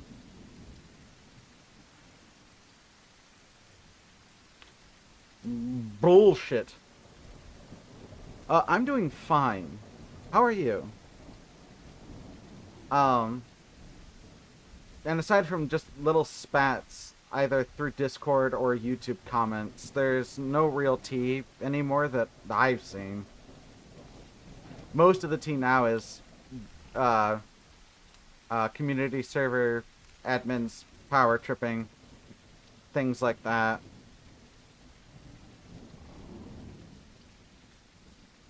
I mean, the game is still fun because I enjoy emergent gameplay, and that is basically what this whole game is predicated on.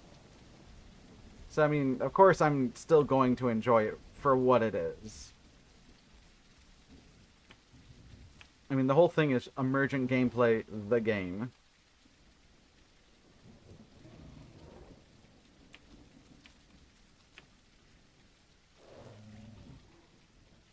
However, I will admit I have been having far more fun with Path of Titans lately. Their quality of life fixes, Lambulance changes, the new Struthio changes are looking really great. The Rampharinkus update, fucking love that flying rat. I can't deal damage, but my god, can I make life a living hell for you? It is just a sky gremlin, and that's all I'm here for.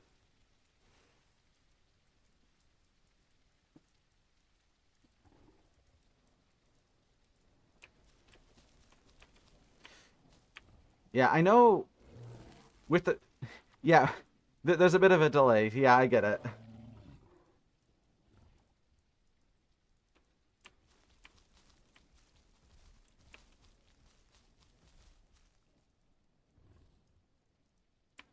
Path of Titans, I'm not sure. That or Beast of Bermuda... Did I really eat all of it? I feel like this game is gaslighting me into thinking I eat more than I ate. I swear there was more there. I saw more over here, though. But, um... of the three Dino games, Path of Titans, Beast of Bermuda, The Isle, the animation reworks coming to Path of Titans, the fact that they laid the groundwork for, omnidirectional attacks, which is what The Isle has. So, like, you know, I look forward, I swing forward, I look backwards, Apparently I don't swing backwards. Uh, there we go, I swing backwards. You know, I look to the side, I swing to the side, things like that. Um, those are coming to Path of Titans as well. Okay, yeah, that was Path of Titans. The one thing that Path of Titans has that's really, really bad is the questing system. But most servers have really good passive grow, um, and you only quest for marks that you need. And then after that, it's just, you can ignore it completely.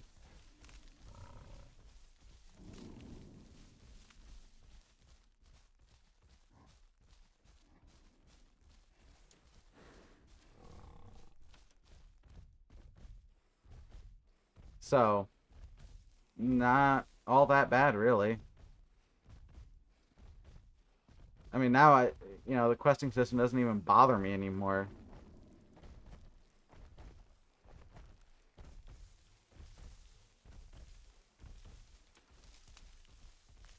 That fucking fat ass.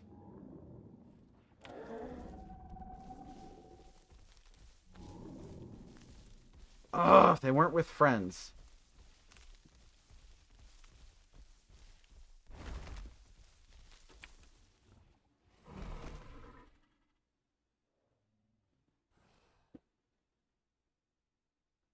But like bringing the omnidirectional attack to Path of Titans is going to be a game changer. Because like right now, the biggest issue with Path of Titans is things, ass riding, and that's because in 2019 when all the drama from like Sid Alpha's channel, I don't have the stats for it. Plus, their group would just dogpile me. Um, when uh when all the drama happened in 2019, part of the Isle development team split and started working on what would eventually become Path of Titans. Then that development team split, and hold on, I gotta back up a bit. So when the original split happened from the Isle development team, they stole or were given, it depends on whose side you fall on. If you fall on Dondi's side, he bequeathed them the Isle legacy as a gift to do better.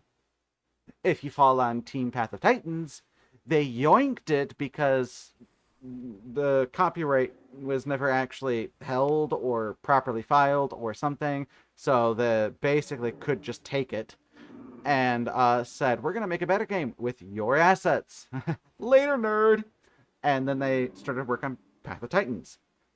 And then Path of Titans had infighting, and then they split and took what they were working on and then made Beast of Bermuda and came out with it later in 2020. Then in 2021, Path of Titans came out. Or 2022, I forget which year Path of Titans came out. And now Beast of Bermuda, because of their brilliant brainlet of a lead developer, community manager, whatever Predatoria is. The one that called the entire community whining baby, piss, poop, doo-doo caca, wee wee piss babies or whatever it was when the Titania update happened. Uh-oh. I summoned them.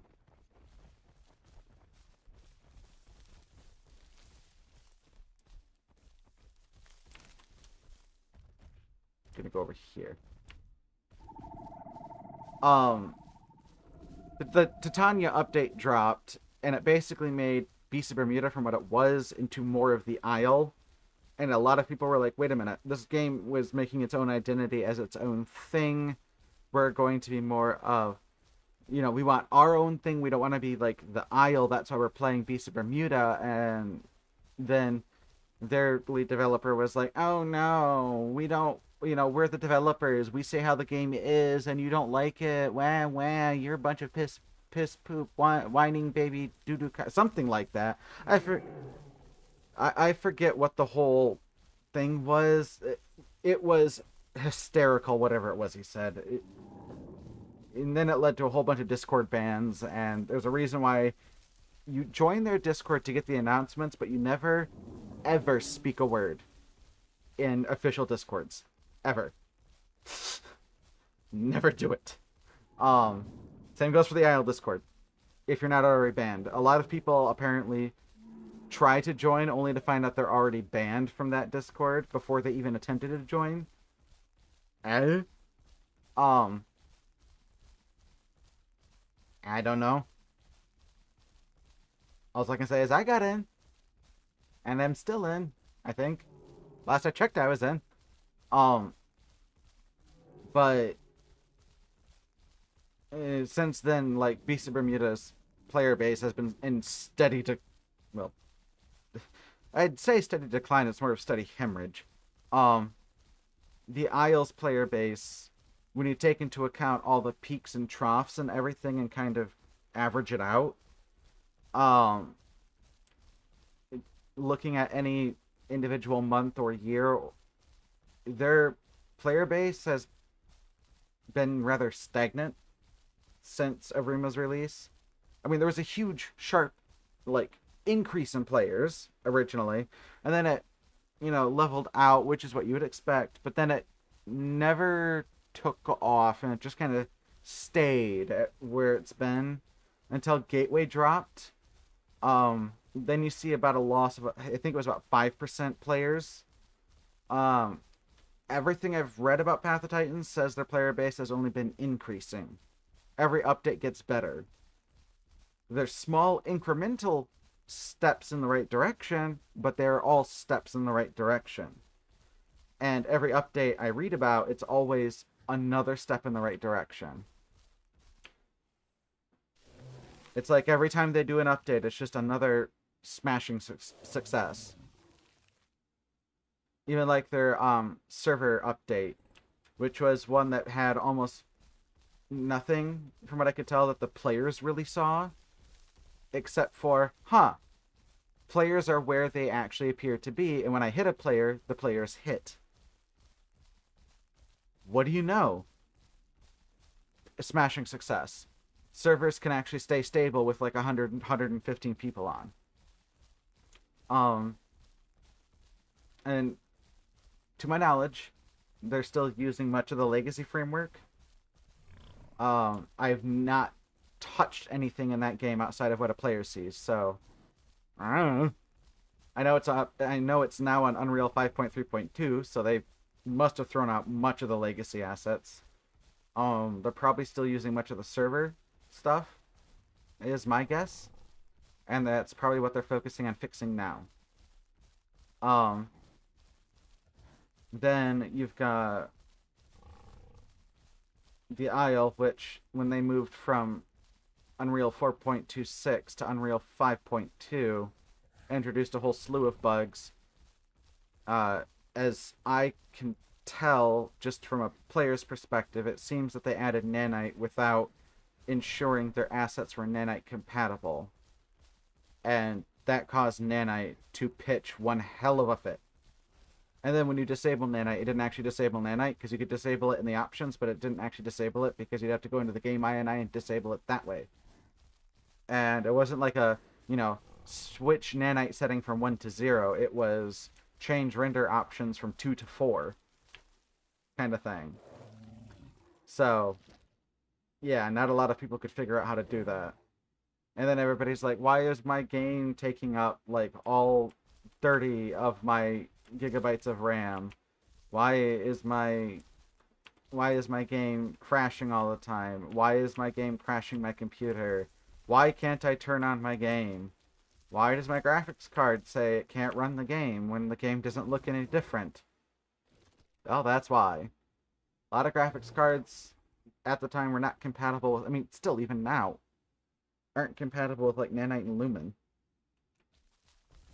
So it's like if you change those settings in your game INI, you could.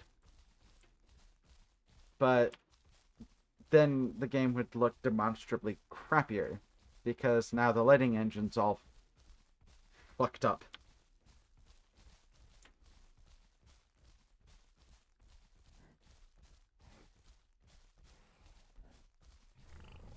It was just all sorts of combobulated.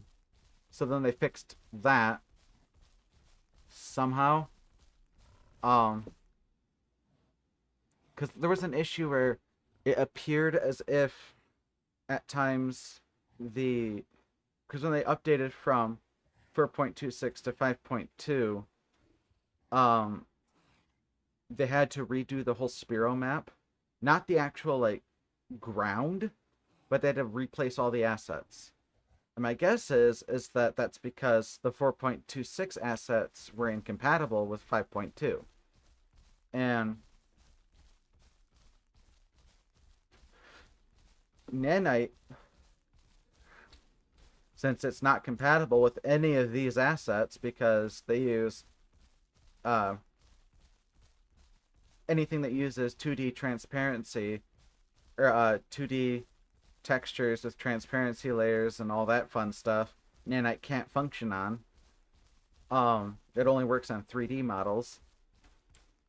and only static 3D models in 5.2. And even in 5.3.2, it says it can function on moving meshes. Not very well.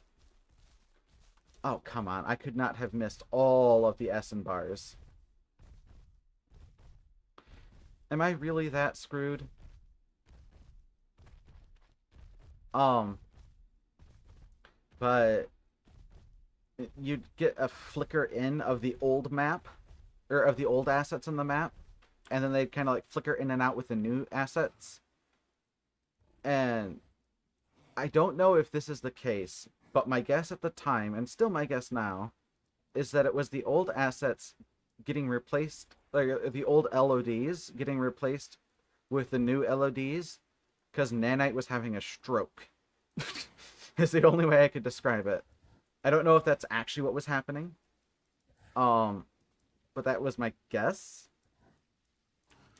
And I don't know if there are any like surviving VODs or anything. Oh, storm in the game, which reminds me, I gotta pull back up the radar.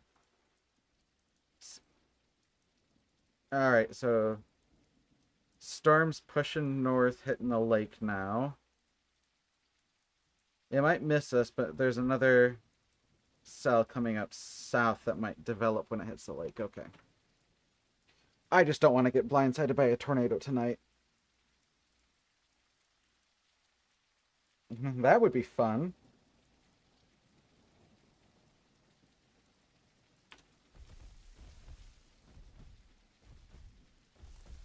Or blindsided by a derecho. Those are also fun. I mean, genuinely, those are fun. I mean, not the wrath and devastation and destruction they cause, but I mean, they're fun to experience from a safe perspective.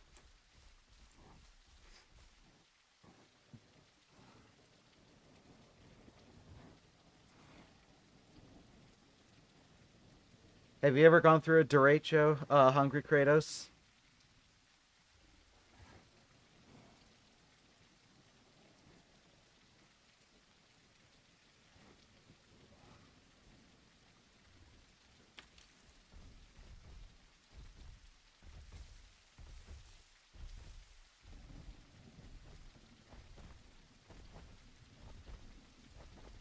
Also, what I'm doing here, having to scour about like this is why I hate the migration system.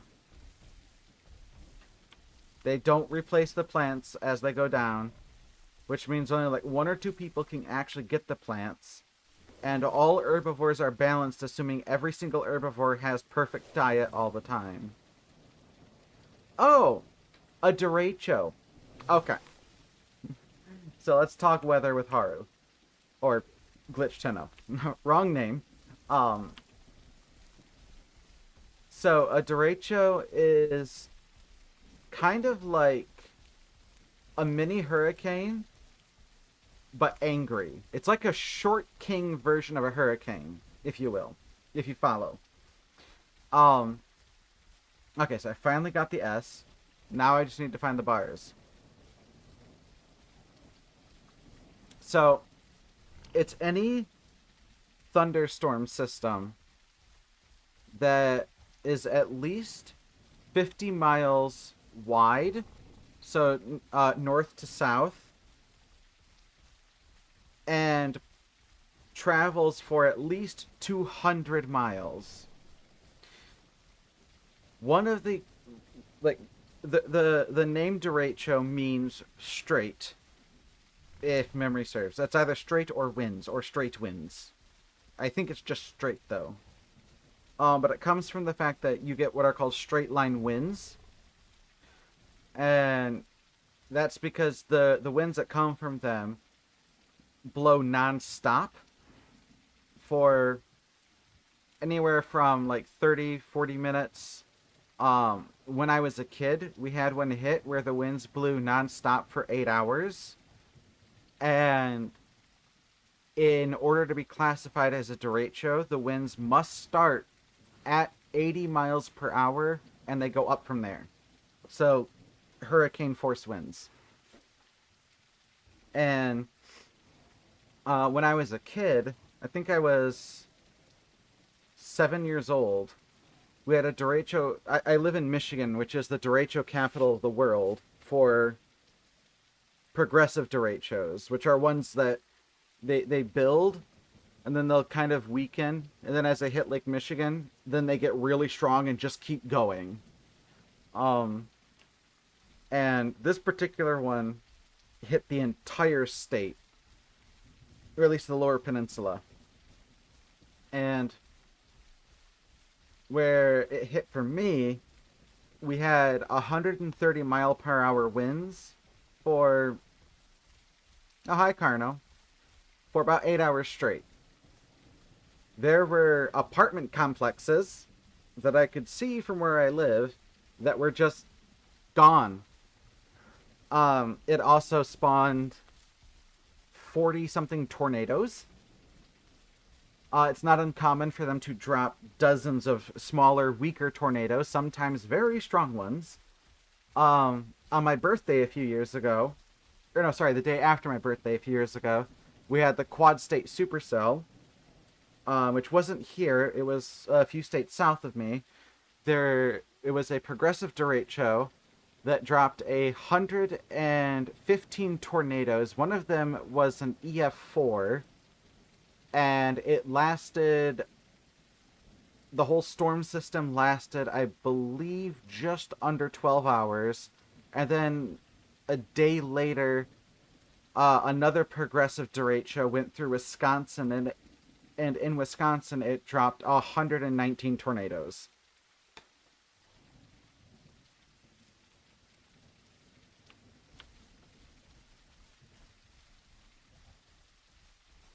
Derechos are fun. And when I was a kid, derechos weren't that well understood, which nowadays they are. You get a lot of warning before they come. But when I was a kid, the only thing you knew that a derecho was coming was you always get this like 10-minute warning. All the birds stop chirping. All the bugs shut up. If it's at night, the tree frogs will all shut up, and the wind stops about 10 minutes before it hits. And if it's during the day, you see this big like wall of clouds approaching you, and it's just dark green and like sickly blue color. And then you know, oh, time to go home and get in the basement. And it stretches from like the south horizon all the way to the north horizon. Hello?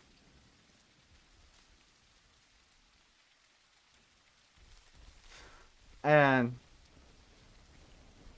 I made the mistake of getting caught out in one of those just for a few minutes, because I was a little bit more than a 10-minute bike ride away. I don't know if it was exactly 10 minutes, but it roughly thereabouts. And I got home. I was like riding up my driveway as the derecho started raining. The wind hit so hard it almost blew me off my bike, and I was drenched and dripping, sopping wet by the time I got from the driveway to my garage, which is like 30 feet.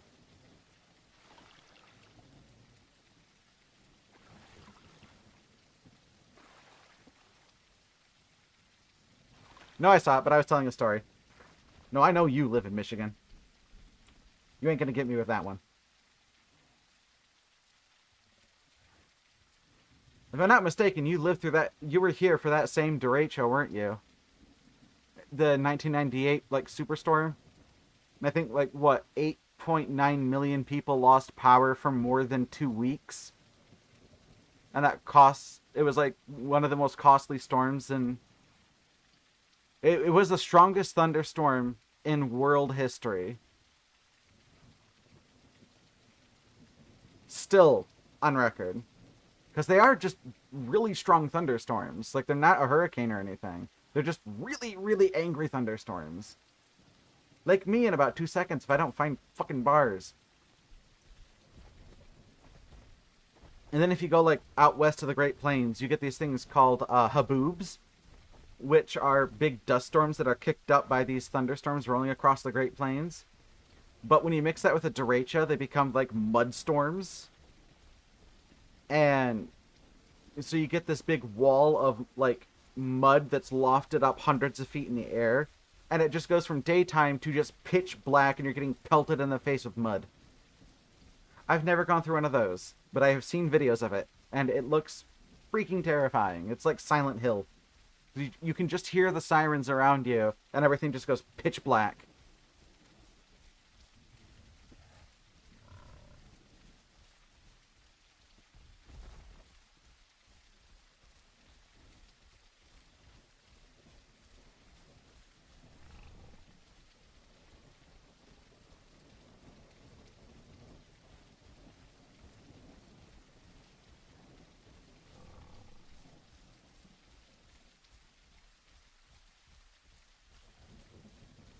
Like here, at least during the day, if a derecho hits, you can at least still see somewhat. It's usually not dark enough to like cut all vision.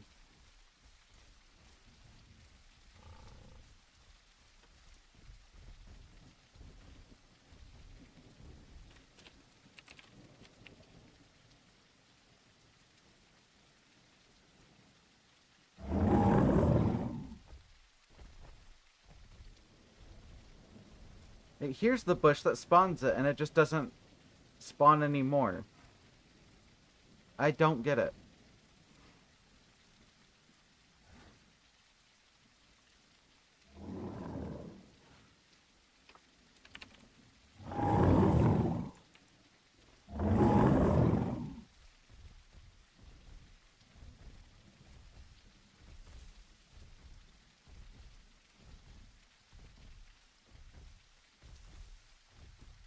Like migration.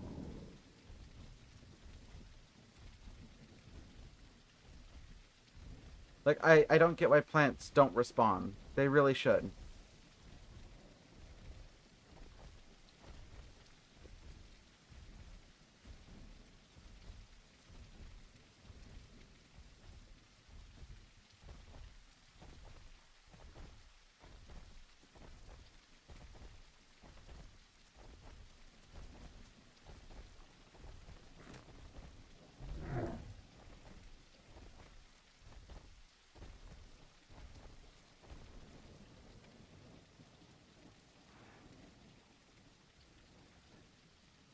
Also, Tack, I've told you that story before. I'm like 99% sure. Because that's the same storm that my best friend at the time and next door neighbor, like they had that branch fly through their window. And it like went right between his parents and their bed, because their bed was like right under that window. And it missed both of them. There's also that same storm that killed that one driver, and the papers got away with like putting a picture of the dead driver in his front seat with a freaking log like jammed right through his left clavicle and throat. And I don't know how they got away with putting that in the front page.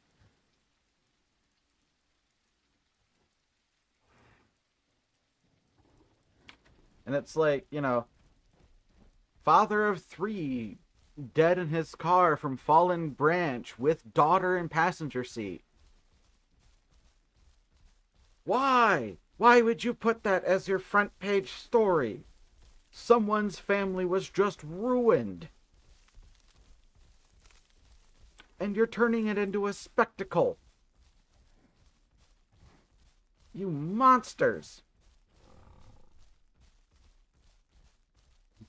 I became a cynic real quick in life.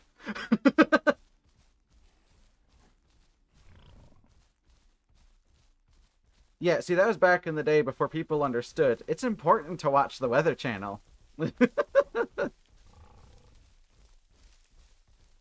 After that storm, the word derecho became very, very common around here. Because everybody started tuning in, and they're like, what the heck happened? How did we have no warning? And it's like, oh no, you had warning. Nobody listened is the problem.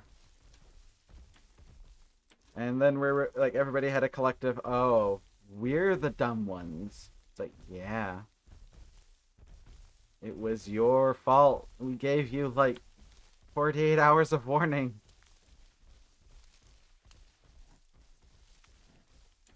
And then people started really paying attention to like weather broadcasts, especially in like the spring, late spring, and throughout the summer. So that's when derechos are most common.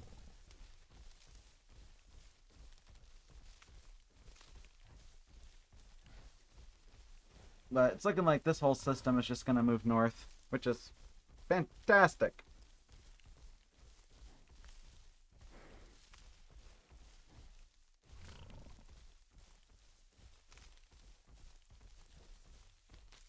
Oh, you are just the worst map, or I don't know, either map designer or whoever placed that spawn up there. Swear to God, I'm about to rename this stream to the Saga of Karen the Stego. In search of the Elden manager. Fuck everyone! I thought I was gonna die there. I'm okay, I'm cool, I'm calm, I'm collected. This is great, we're doing great. There is absolutely nothing wrong with this stream.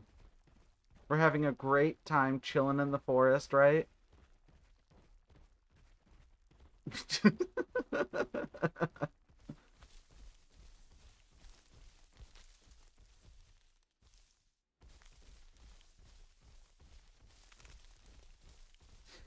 Just Billy Goat the Stego.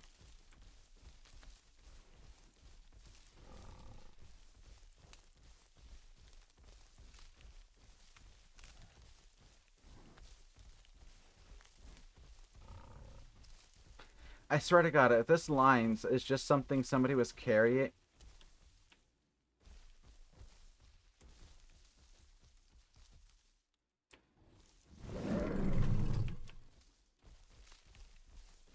May all their bacon fucking burn.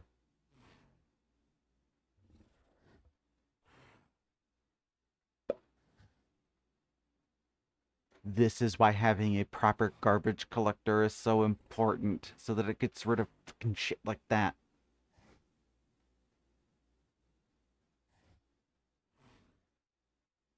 If you give me a push, I will shove this Thagamizer so far up your ass.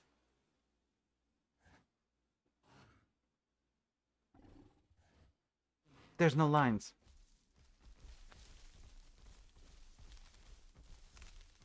It's glitched.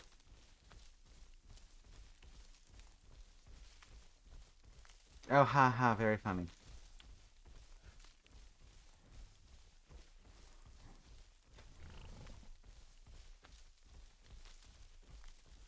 I can't even get a second diet.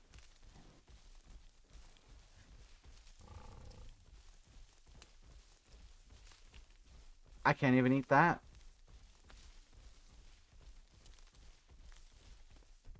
Because it can't detect the collision because it's technically not there. You know what?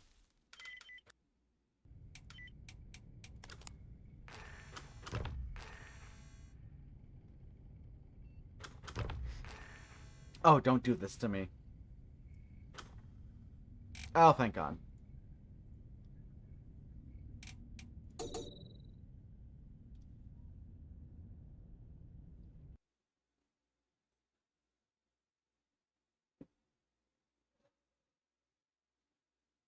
There's a way to fix this.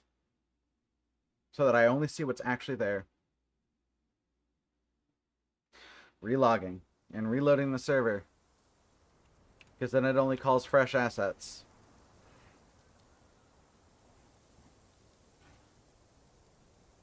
See? Now nothing's there.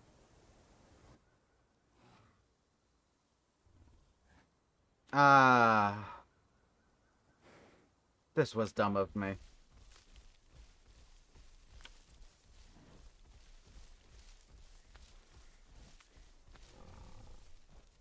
No, the garbage collector wasn't doing its job.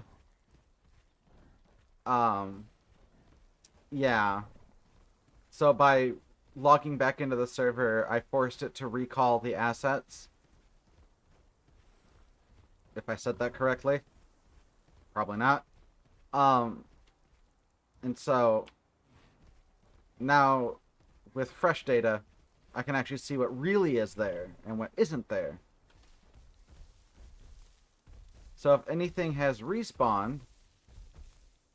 Oh, this is just tempting fate. I step on one pebble, I'm falling to my death. Or one little hiccup in geometry, I'm dead.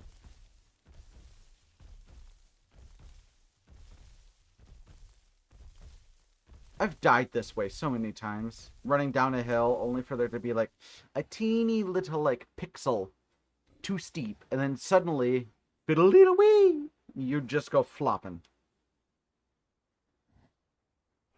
Oh, there's still that mass south of Chicago. Well, looks like just rain for now.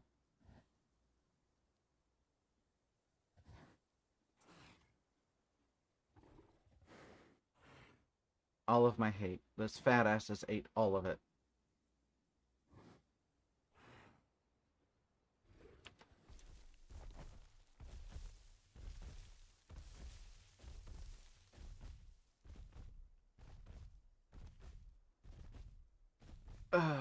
My world for a proper garbage collector.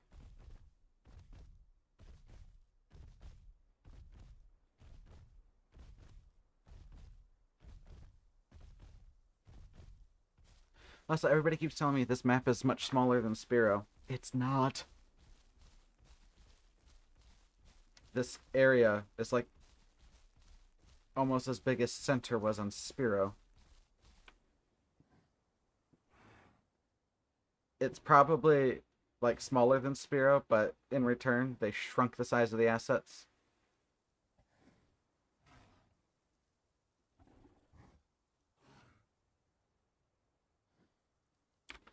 I can at least fill back up on this.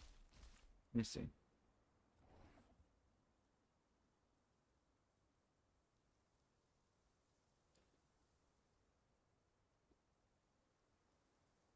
Oh yeah, no. Looking at the distance calculations on Volnona, yeah, there's no way.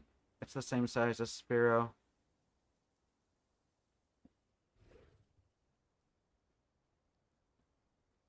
Because going from south where we were fighting to where we are now, it's about, so 3,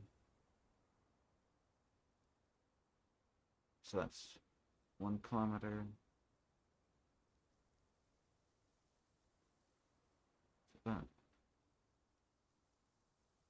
It's about 2.7 kilometers. It's about 1.1 miles from where we were fighting to where we are now.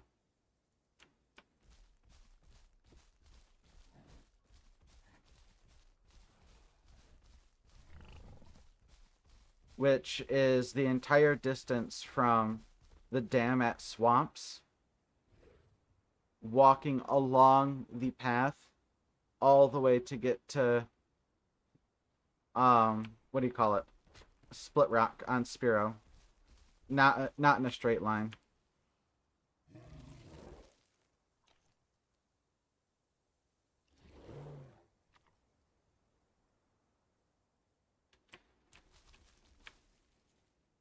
Look at that. They put the spawn locations for them literally just inside the tree branch instead of like on the branches themselves or in the tree trunk.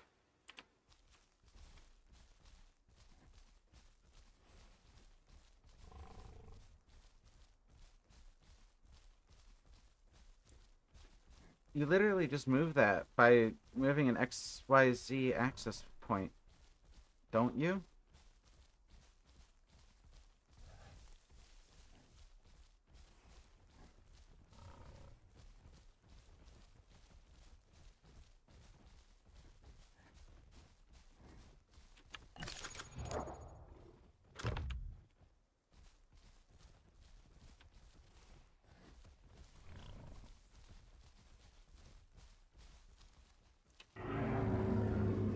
That answers my question.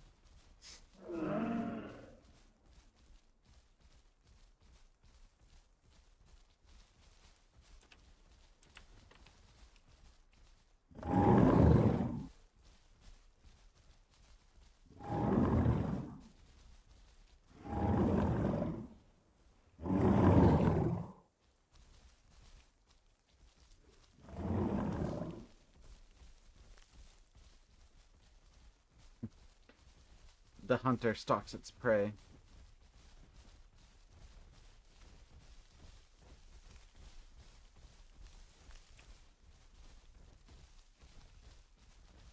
Come here, little seat cushion.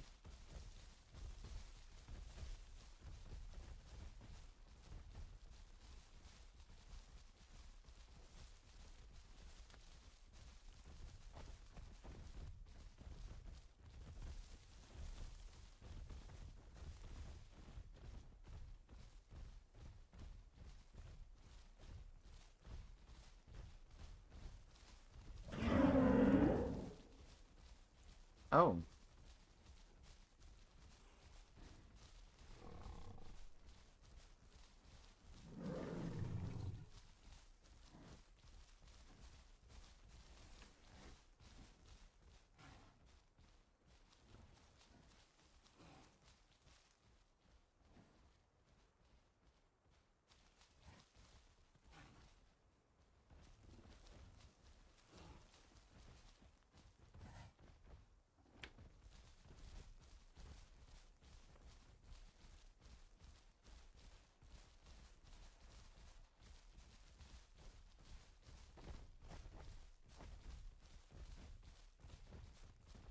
Well, time to let out some Karen frustration.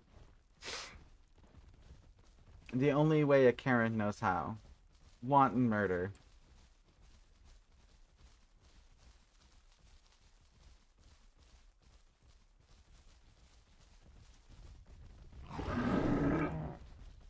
Ah, it wouldn't let me swing. Forgot. You have to be at a full stop for a full second. Come here, come here, come here. Give me a hug.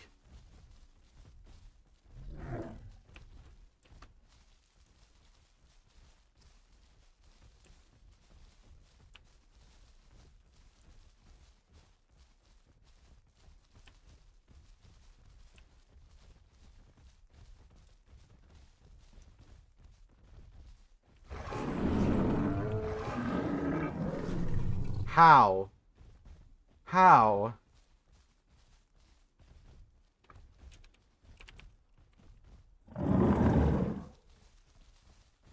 Bruh.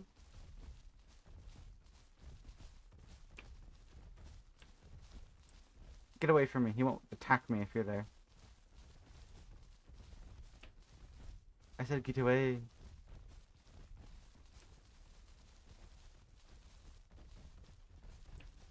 I said get away. Ain't your hoe.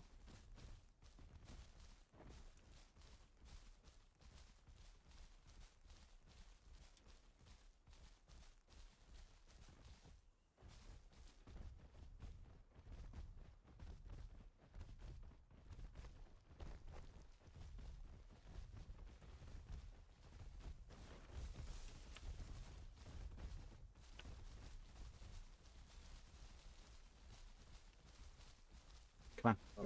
Come on. Come on. Come on. Come on. Come on. Come on. Come on. Come on. Come on. Come on. Come on.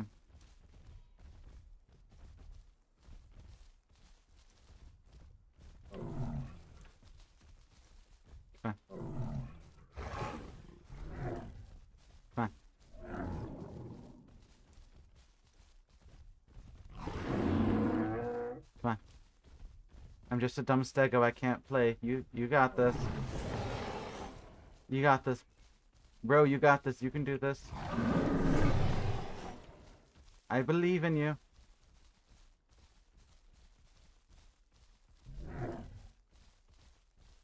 You can do this. That was just a lucky shot. You got this. You are strong. You are powerful. I believe in you. You are bleeding. You might not got this. Nope, you got this. You can do this. You are the one. You are chosen. You can do this, Karna. You are the chosen one. Oh, he hears babies.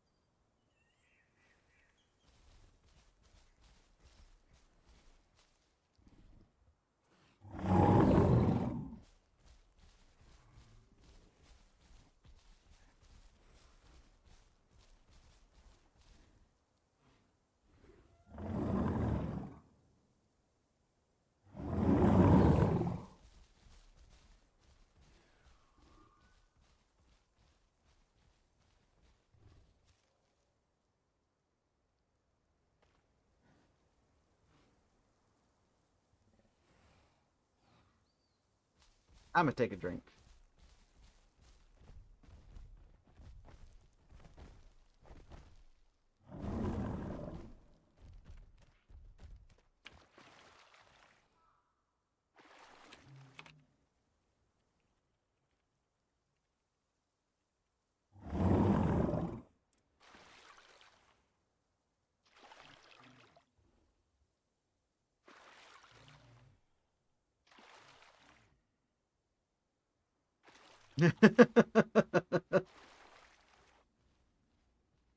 I'm used to fighting stegos.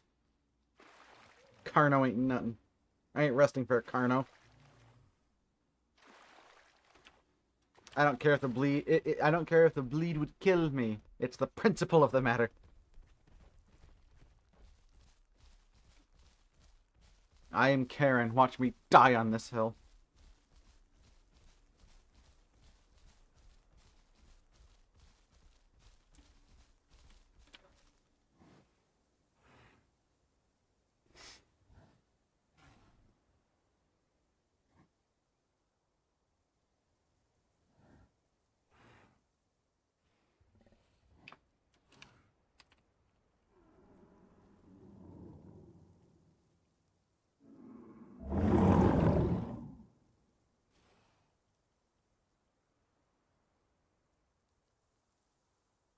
I actually have a couple of videos on my YouTube channel that explain how to fight with Stego. Um, the right, the right angles, facing directly right and left are the quick attacks. Then you can do a quick forward right and a quick forward left by looking here and here. And what's really good is if you try to bait out a long swing by looking a little bit off backwards or a little bit off this way, and you do a long swing, and then as they come in to bite your head, quick look this way and then swing, and as they come in to bite your head going this way, you'll catch them with the fast swing out the left side and hit their head as they're going out. At least on a Serrato you will. On a Carno you'll probably hit their body or tail. And against a Tenno, it's a bit of a crapshoot. Tenno is really strong against a Stego because they can kick and run at the same time, and the kick is like one of the most effective things against a Stego because it's got a large hitbox as long as they're close enough to you, and that tail provides a huge buffer zone. And the way the hitboxes seem to work is they apply damage to the first hurt box they target or they strike.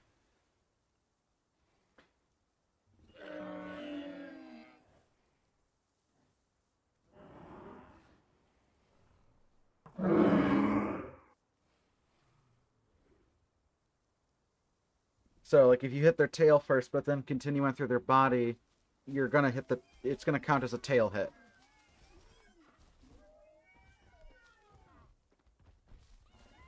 There are, I think there are still a few attacks that don't follow that logic.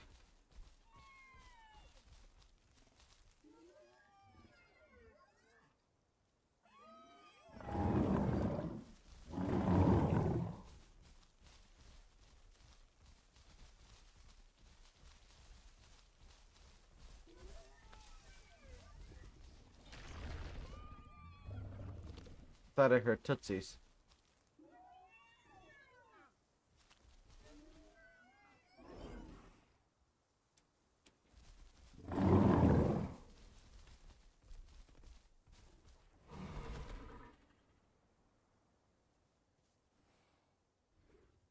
Oh, baby tootsies.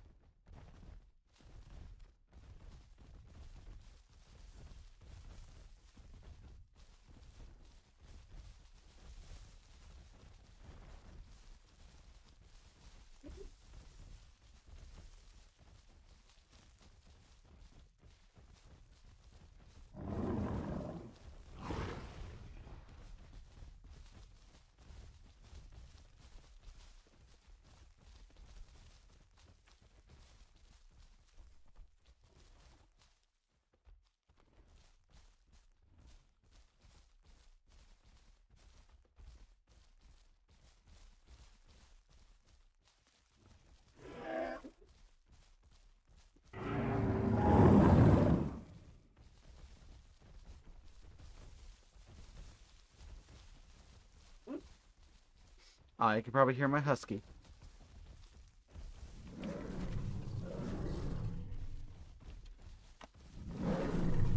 Oh, why did it not work? I must have been in a sprint.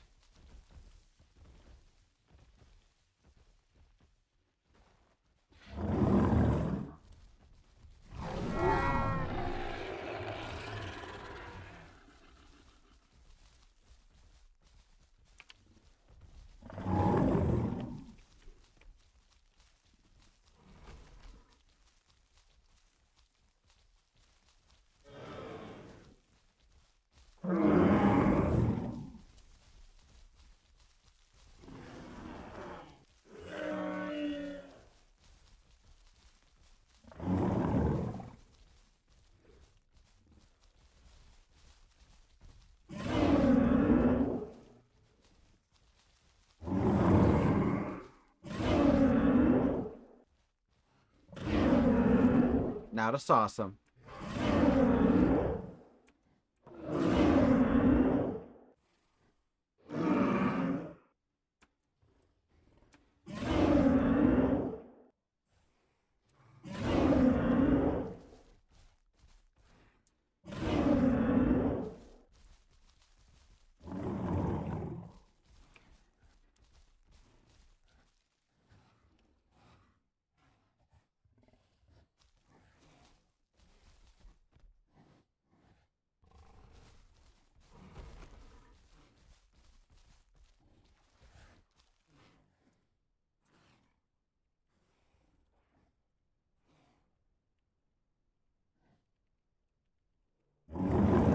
And what it means by pack to the south is that if I think the way it works now is if carnivores and herbivores are in the same area for too long, you'll see like a red pack symbol and this sniffing like scent dar up top, or like the scent radar.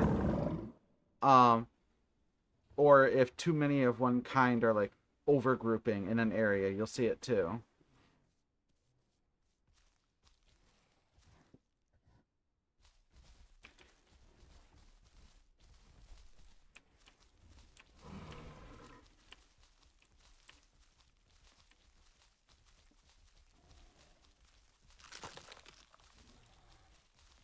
Crunchy.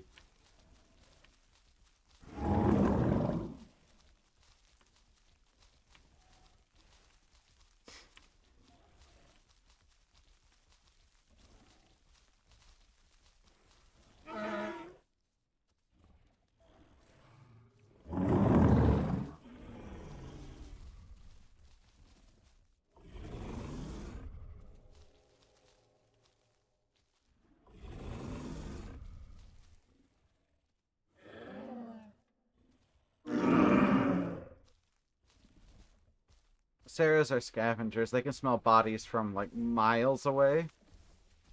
He's just here for the Carno body.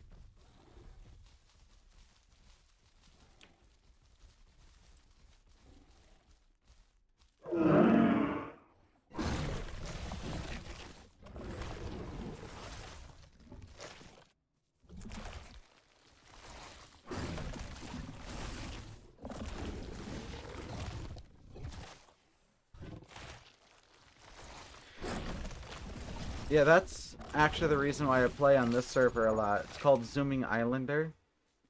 It's just like officials, except they also have global chat enabled, and they also have, because their Growbot is down, they have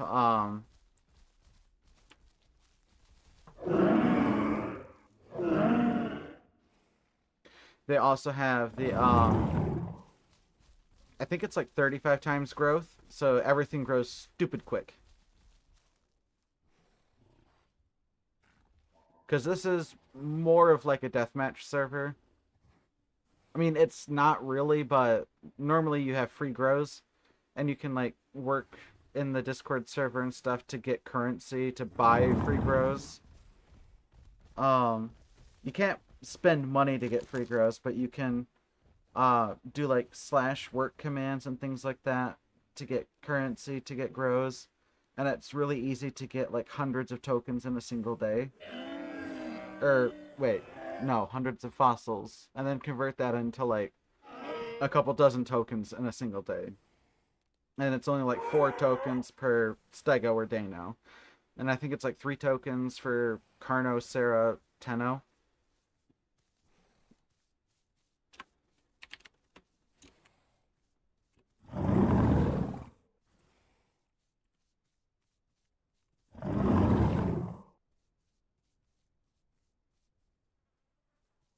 But I always go, if you go into like server select, you'll see on the right hand side that there's official and a drop down menu, and then you can select unofficial. And I always go to unofficial because they usually have like fast grows.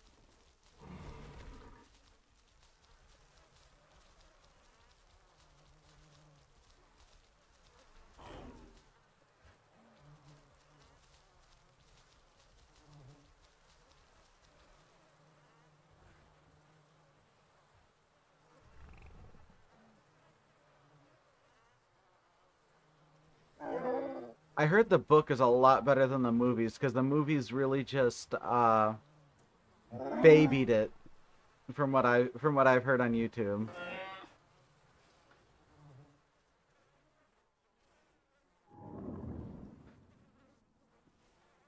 Especially the compy scene where they literally eat a baby.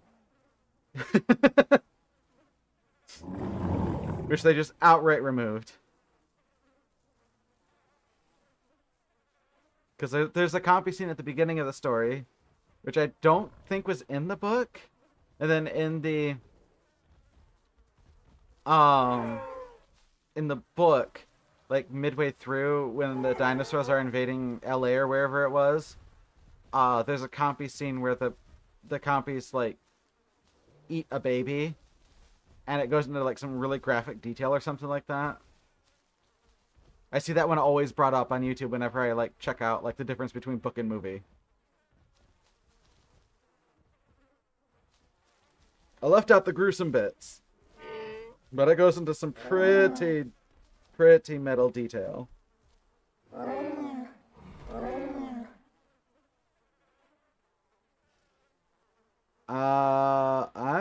Yeah, we played with a lot of people.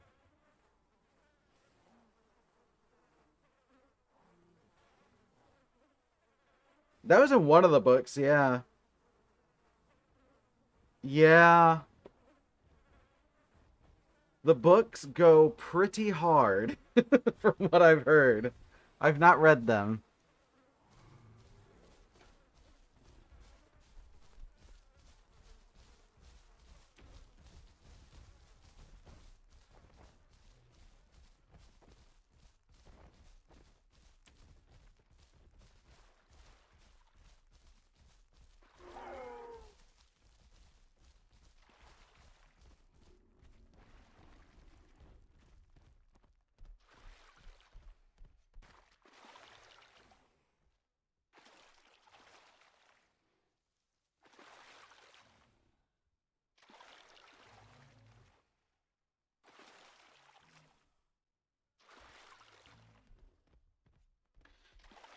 I will say, unrelated to that, but more related to like dino realism.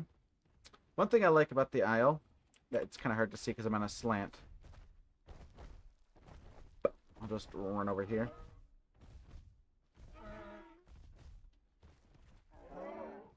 Um, the stegotail.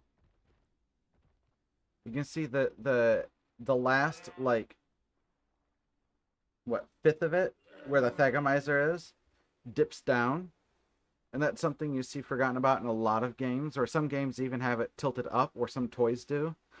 But in real life, the thagomizer does actually tilt downwards, and the spikes go out horizontally. And that was a nice touch that they have in the Isle to make the model more scientifically accurate. And so when you walk, it has a nice little like wiggle to it. Although I think full realism, I think it would be when walking a little bit more tilted down so that it would have swayed side to side more, with the thagomizer being angled down a bit more rather than being angled up as much as it is. Probably more like how it is right there.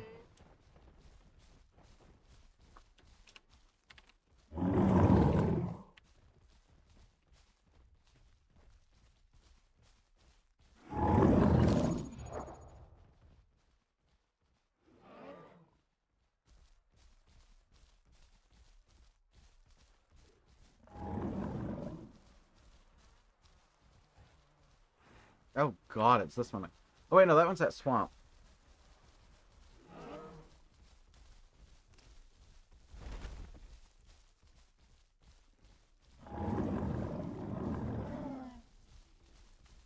Your brother was scared by that movie? Dude, the all three Dino or Jurassic Park movies. I watched the I'm gonna date myself here again.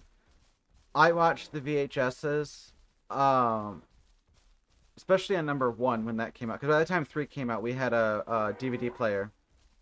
But when the first one came out, I watched the first one enough for what's this I'm getting? Oh, that doesn't affect us. Hmm. What are the velocities on you though?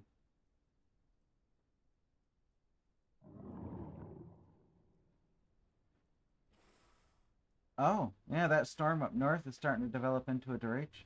Potentially a derecho. Nifty.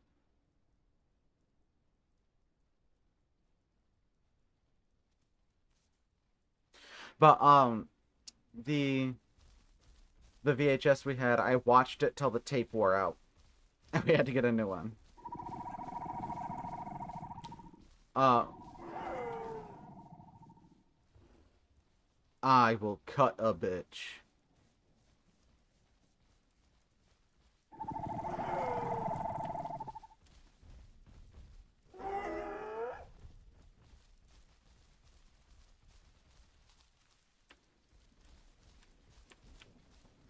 But oh, sorry, I was talking to myself about the storm. I got the radar up on my phone just in case, but it's moving real slowly, but it is picking up a lot of tempo as it's moving across the lake.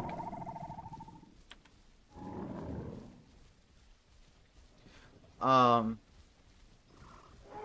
but it's way north of us, so I just noticed that once it started moving across the lake, it started developing into what looks like uh, a would-be derecho or a really powerful squall. I think it would take a lot more developing before it could be anything derecho-esque. It's quite small. Like, it's long enough, but I don't know if it's got the oomph to be a derecho as a thing.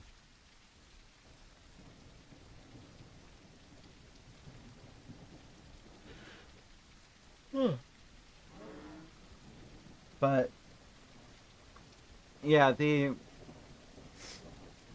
Talk about Storm in real life, and what do you know? But yeah, the first movie was great. Second movie, I don't remember if I saw that in theaters. The third movie, I know I did. I don't remember much of it. Um, but I watched the shit out of it.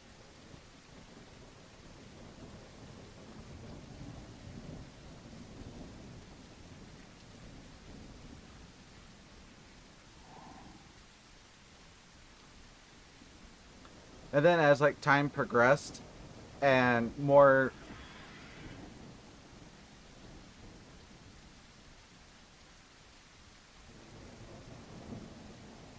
Where are they?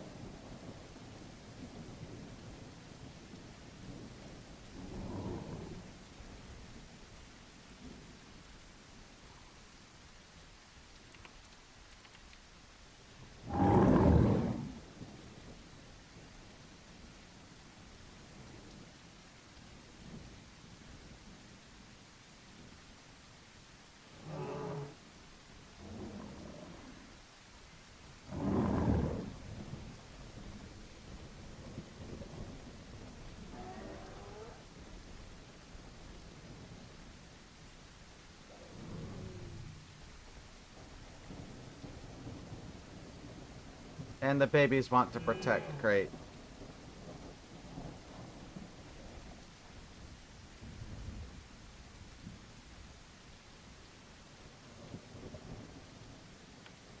Can we even tell? No, he's got no way to know if he's envenomated. Those Dilos aren't even full grown. The amount of bites it would take to envenomate him.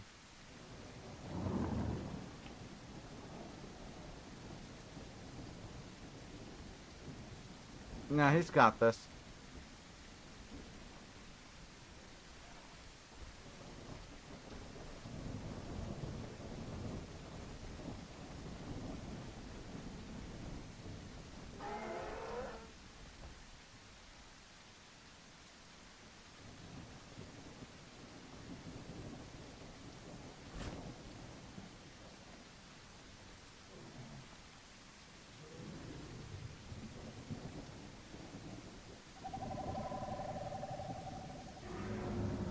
Everyone's swinging madly.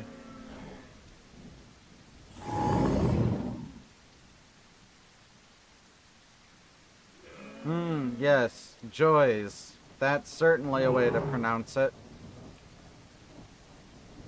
Those are words, yes.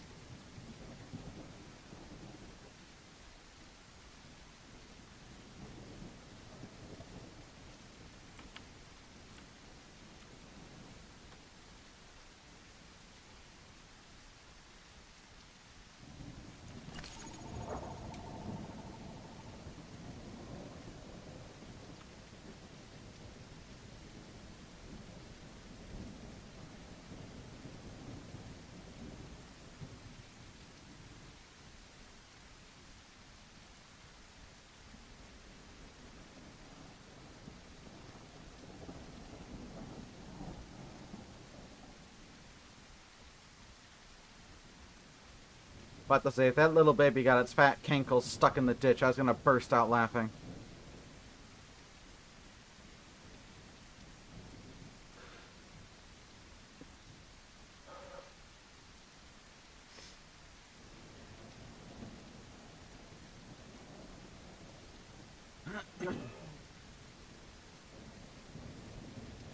What?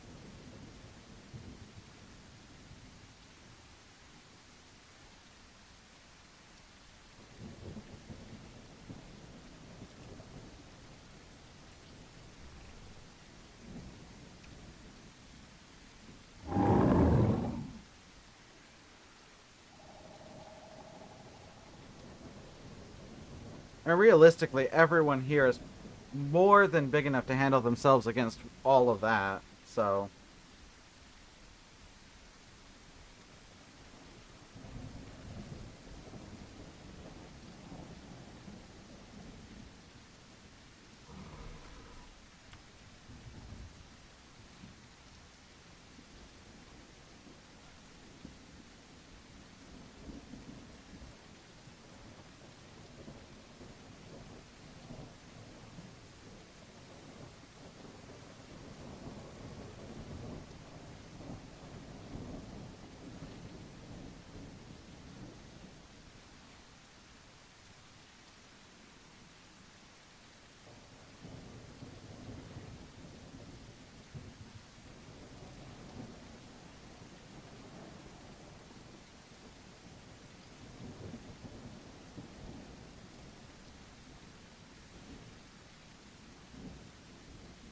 Also, word of caution to new players. Do not chunk food. You'll see a lot of people do it. That's a very quick way to end up fatal error.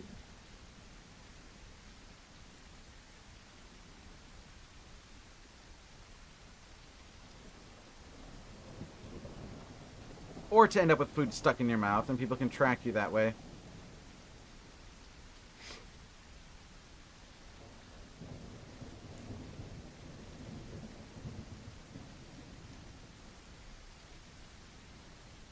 The amount of predators I have killed just by sniffing and then chasing after chunks of meat, running around in the middle of the forest trying to find a spot to sit, only for them to go, "You couldn't have found me, you're using hacks." It's like, one, I can smell your blood trail. Two, you had a hunk of meat stuck in your mouth because glitches. Tee-hee. I'm called Glitch Tino for a reason. I like glitches. What can I say?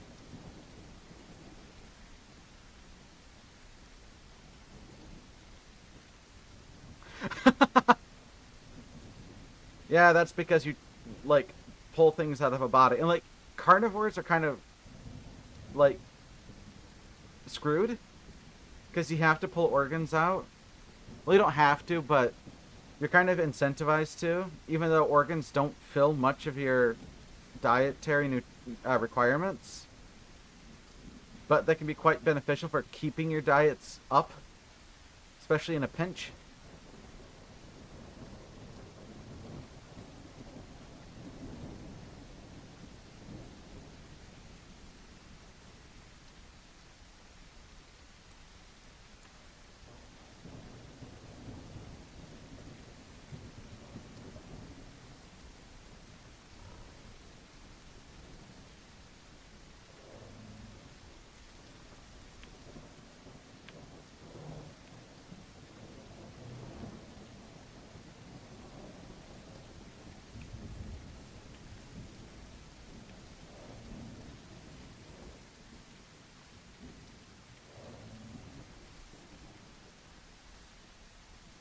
Some food's better than no food.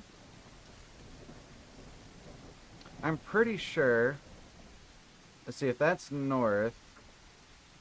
That little white dot you see there, that's going to be west.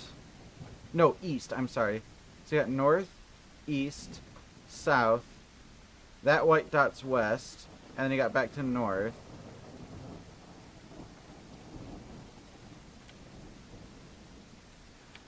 We have to go to swamps.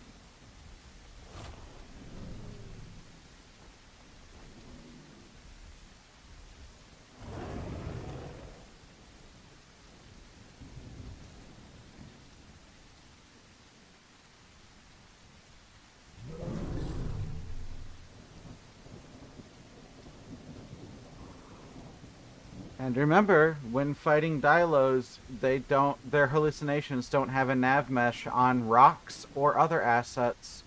So if you can get high enough off the ground on a rock or a log, they can't touch you. And if you're close enough to water, the water under the ground counts as being in water. So their hallucinations will no longer spawn.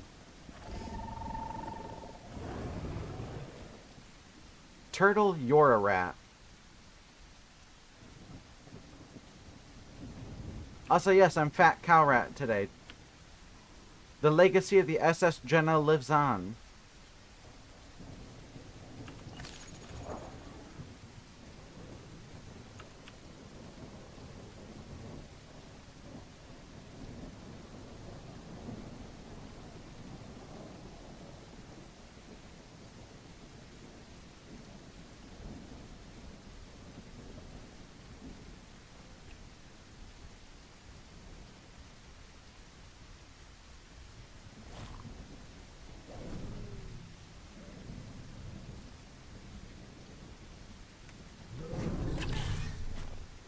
Ha! Spanked one.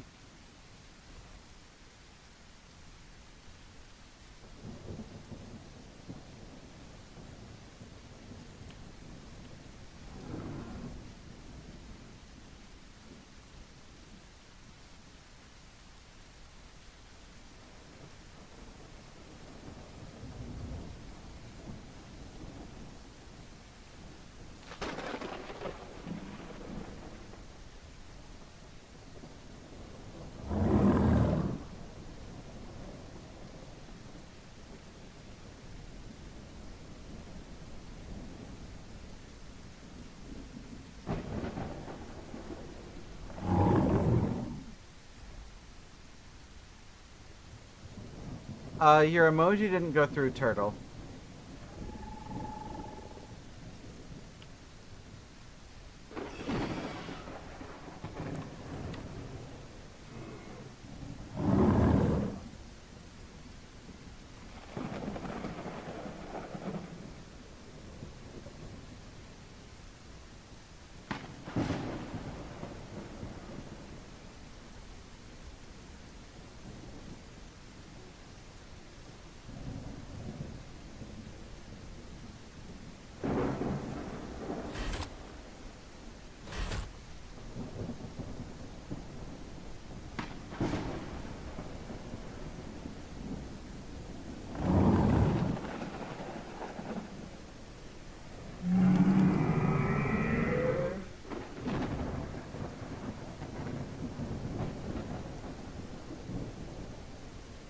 Oh, they're really dead set on combat, aren't they?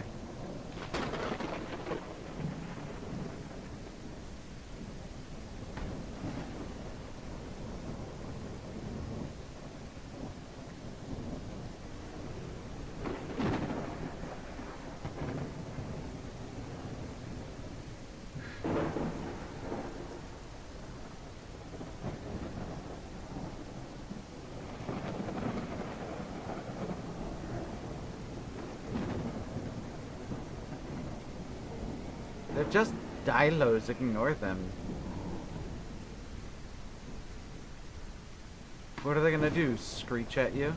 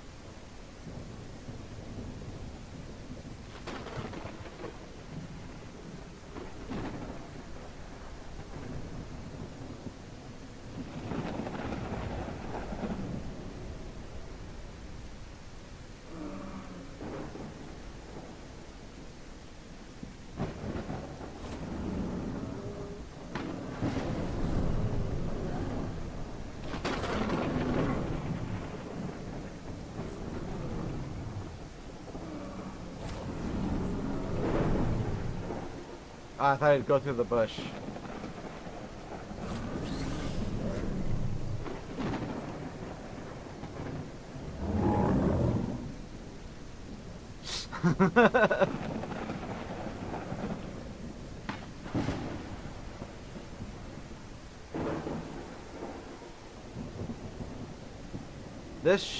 Is this the path?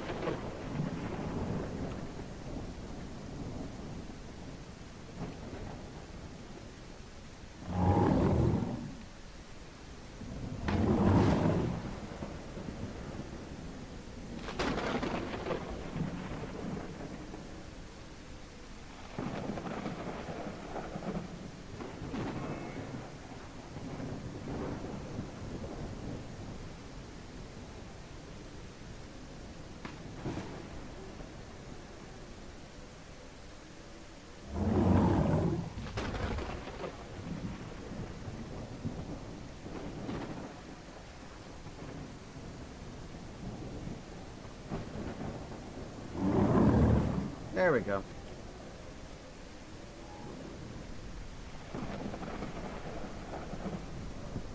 How? He must have taken a blap to the face.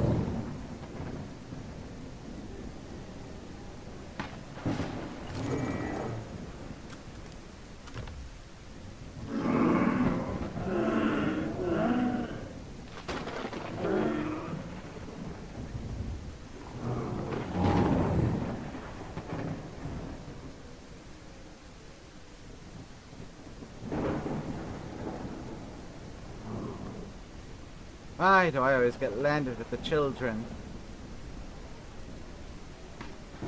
Fuck!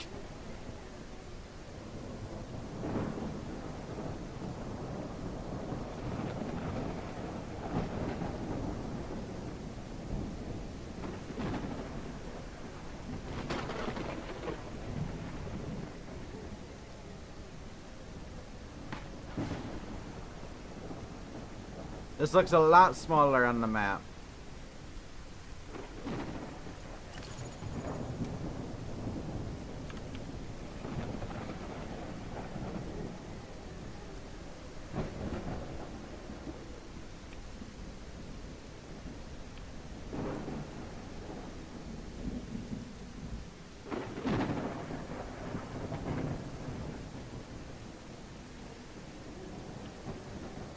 Wait a minute.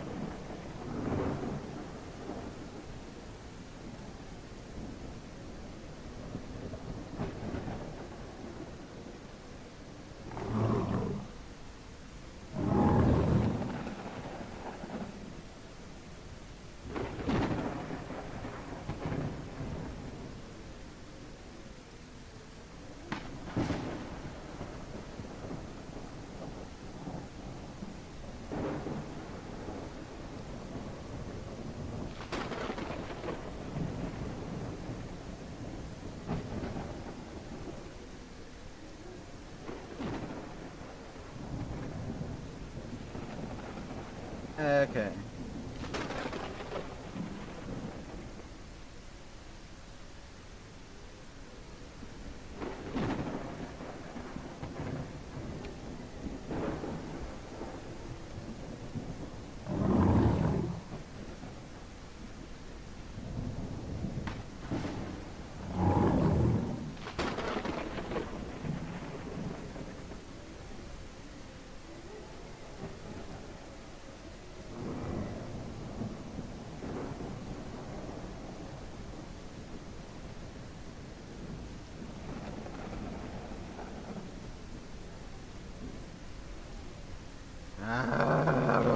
way.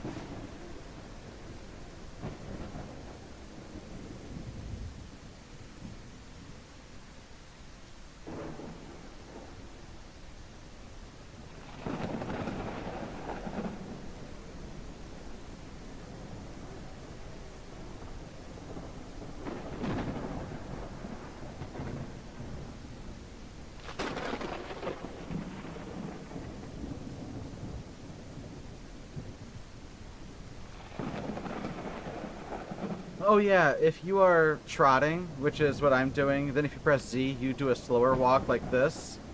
While trotting, if your stamina drops to 60% or below, it will stop regenning completely. For reasons.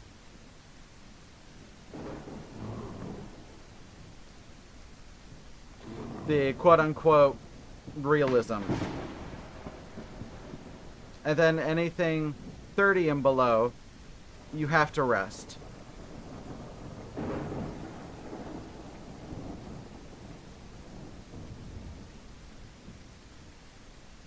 I think it's 30. Maybe it's 40 now. They change it every so often. Yeah, when they made the map so much bigger, they then were like, oh, by the way, you can no longer run everywhere. Have fun.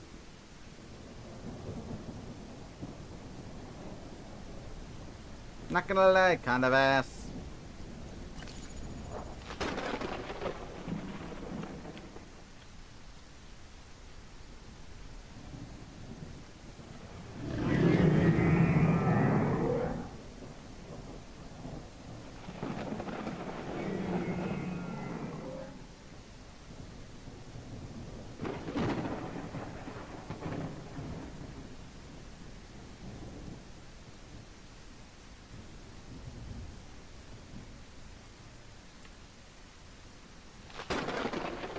Okay.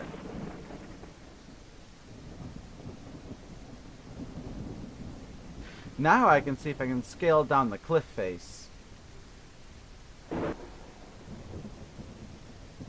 But basically, if you see where the two outer toes are on the little stamina thing, those outer toes, never let your stamina drop below that.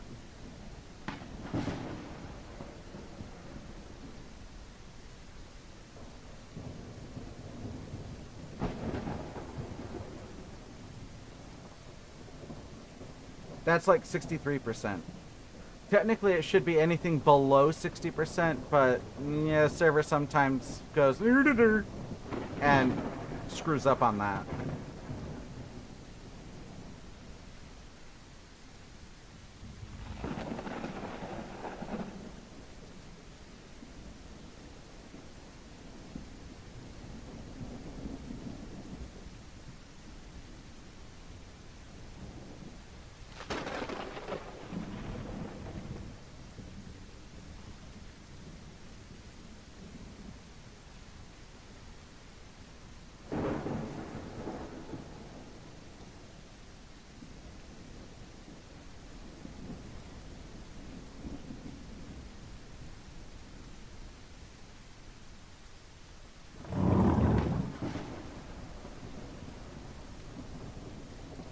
Whoops!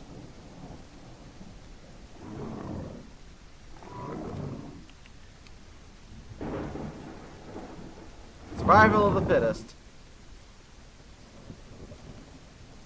Fattest.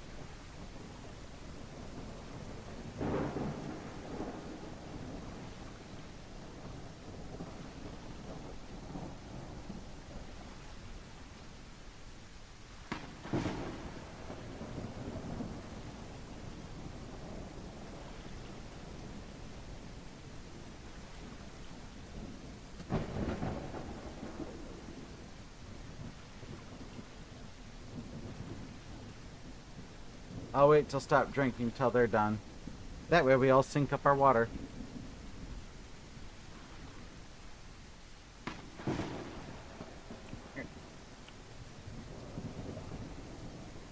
Or at least, I'll be one of the first.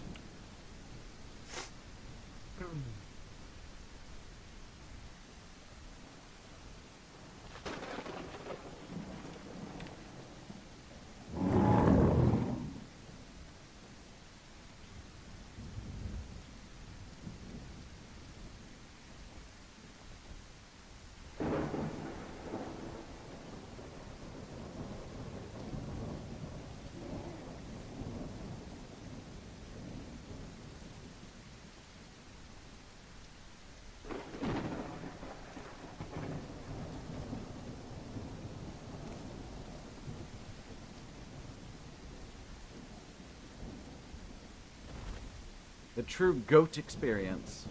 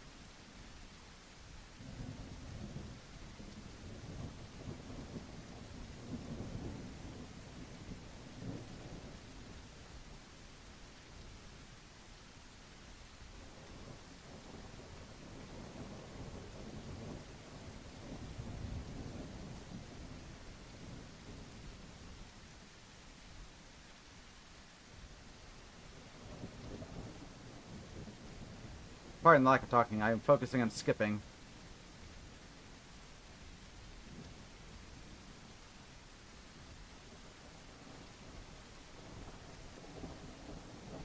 My brain is having troubles processing two things at once.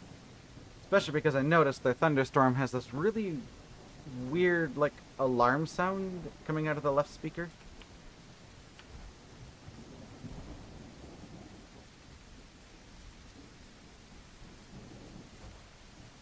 And for whatever reason, my brain has decided that's the thing it wants to hyperfixate on.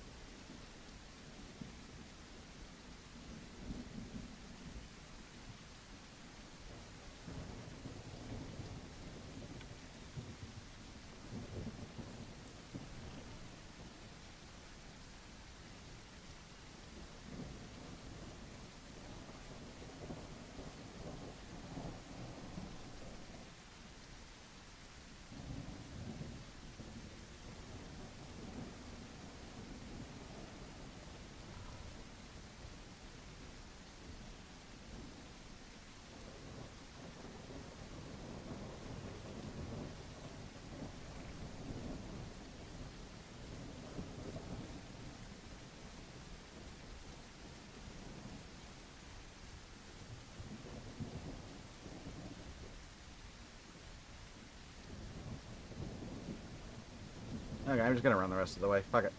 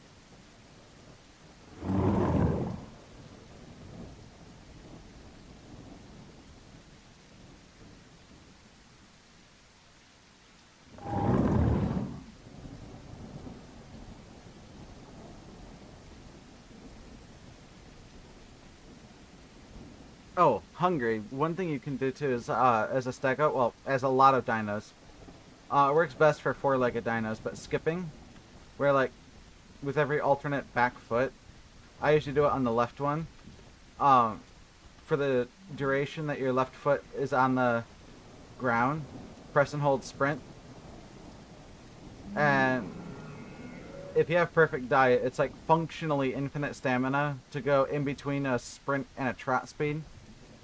And it takes stegos normally 9 kilometers an hour trot speed and bumps it up to a 16 kilometers an hour trot speed.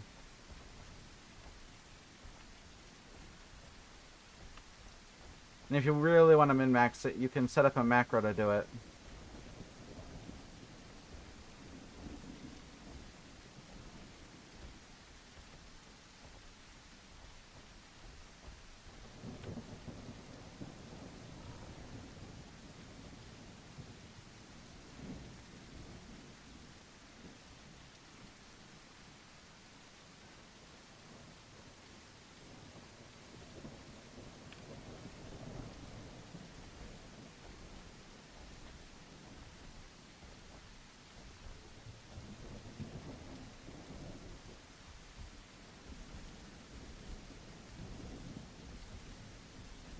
Yep, because he kept sprinting trying to keep up with me.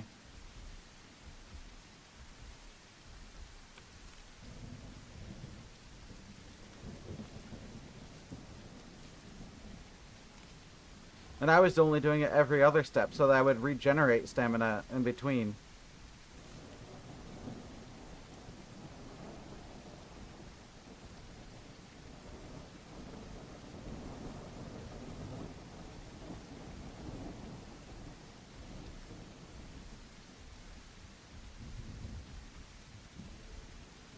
Back in the days of Spiro, I had a macro for every dino that I played, so that I could min-max the hell out of the skipping mechanic.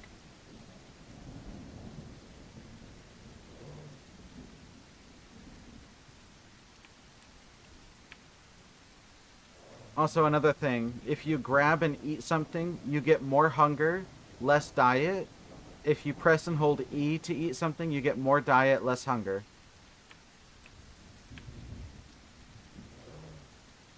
It's to incentivize taking your time to eat something versus grabbing and running with it.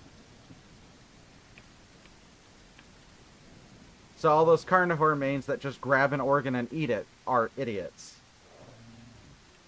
No! I didn't know that would carry over! That is like the worst possible thing, is when you get a hex that fills up just a little bit. Worst thing in the world.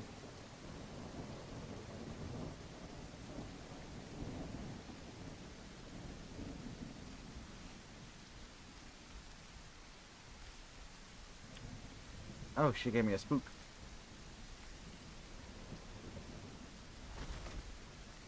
Depending on the dino, there have been times where I have just walked off a cliff and reset.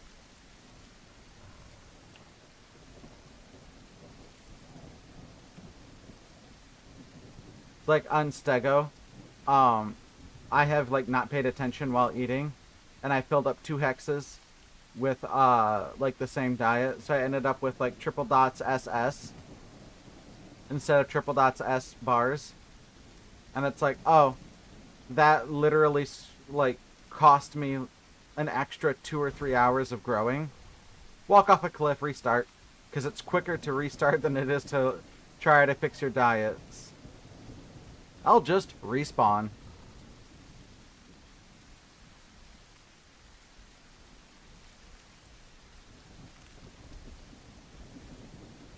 And on this new map, you don't actually have to worry about spawn timers or anything.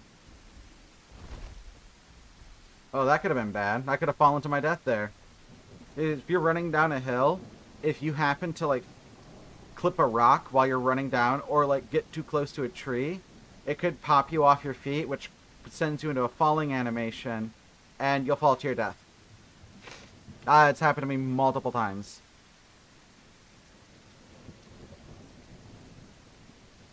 Yeah, it really, really sucks that is the standard. They said that they wanted to introduce a mechanic so that you could, like, intentionally horf up all your diets, but they never implemented it, despite giving it to Serato. So, they gave it to their favorite, but they didn't give it to anybody else. So they have the mechanic, they just didn't implement it to anything else.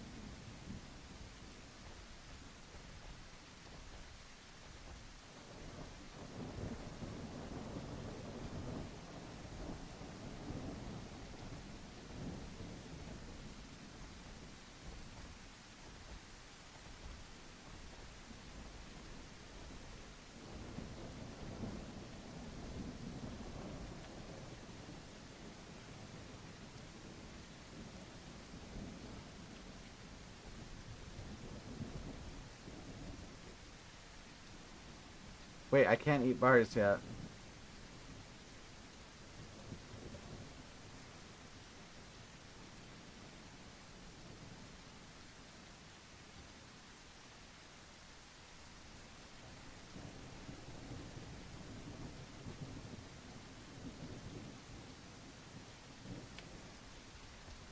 I swear to God, if I can't fill my bars diet again because of these fatzos,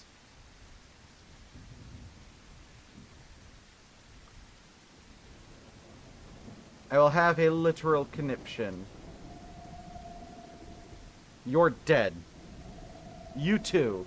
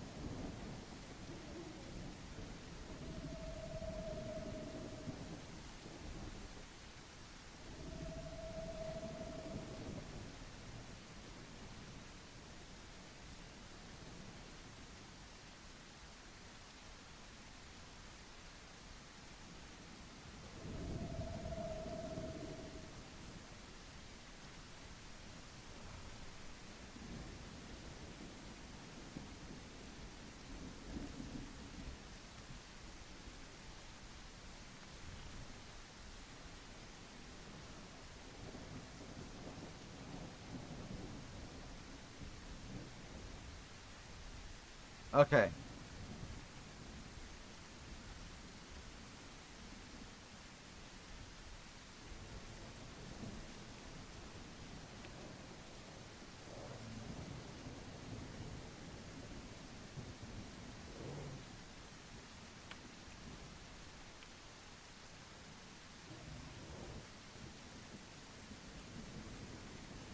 I should. In big quotation marks, should.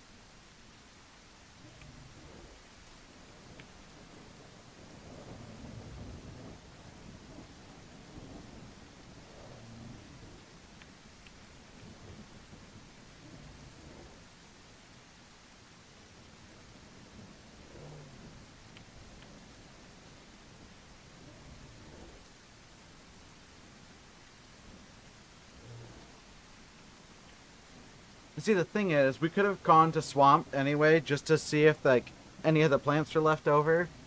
But if a migration zone moves, the way it's supposed to work is that all the plants that were there show up as leaf and only fill your hunger and give you no diet now. And that's it. So even if we had made it to Swamp, we would have had to turn right around and come straight back. I think there's like a 5-minute grace period.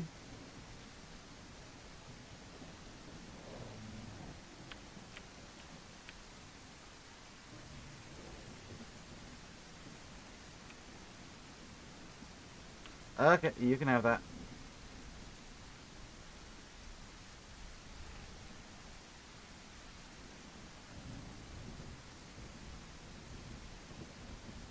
Trying to stay away from you guys.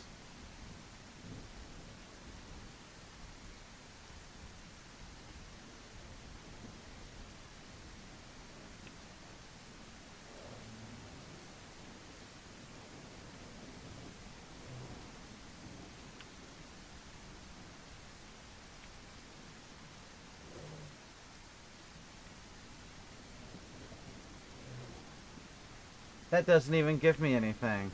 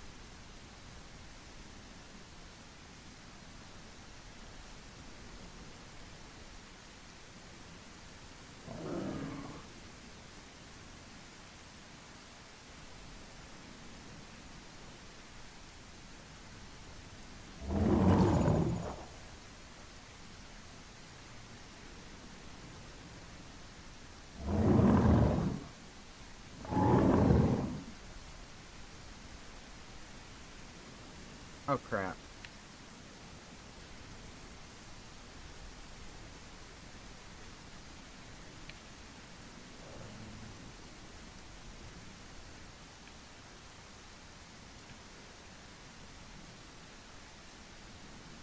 And this is another problem.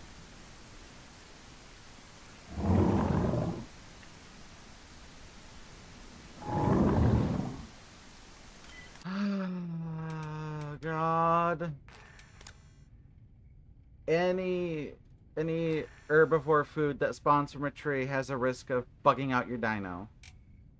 So you are forced to relog. And you can just hit the log out button and log back in. You just have to disconnect and reconnect to the server. and it like detaches you from the asset. It essentially does a state reset. To my understanding. I don't know if that's actually what's happening, but that's my guess.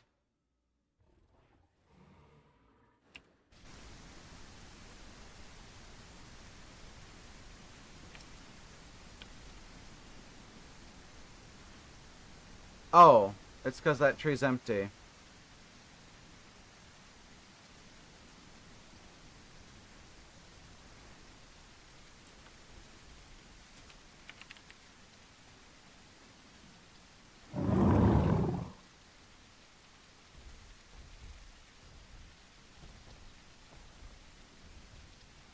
I'm not going to get bars.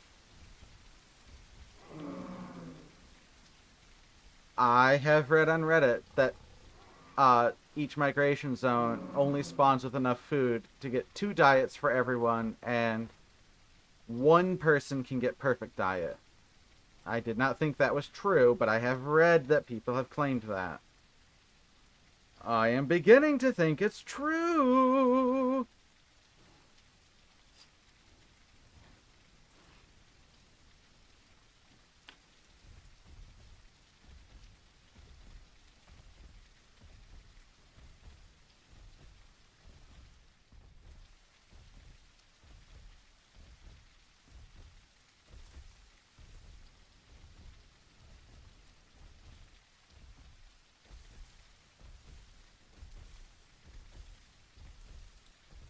I'm not gonna lie, if it is true, it's a little bit scuzzy.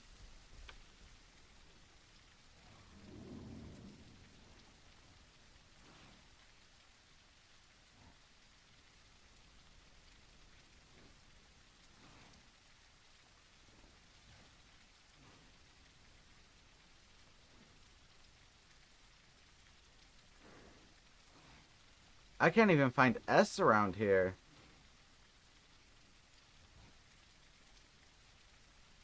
Ugh. Are the migrations just that bad?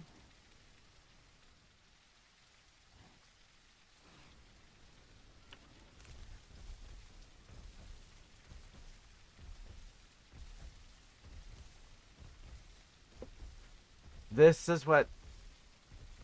This is why I don't play the Isle much anymore.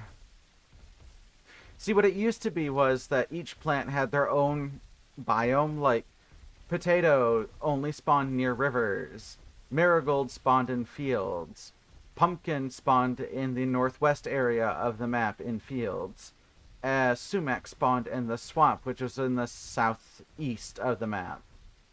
Um, and so, what Stegosaurus would do to maintain a perfect diet, they would go to sumac in the southeast. Then they would migrate through marigolds, eat some of that. Then they would go up to pumpkin, get some of that. Then they'd go back down, and then they'd get some marigold. Then they'd go back down and get some sumac.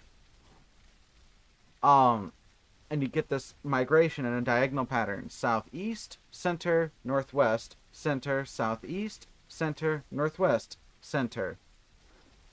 And Tenontosaurus,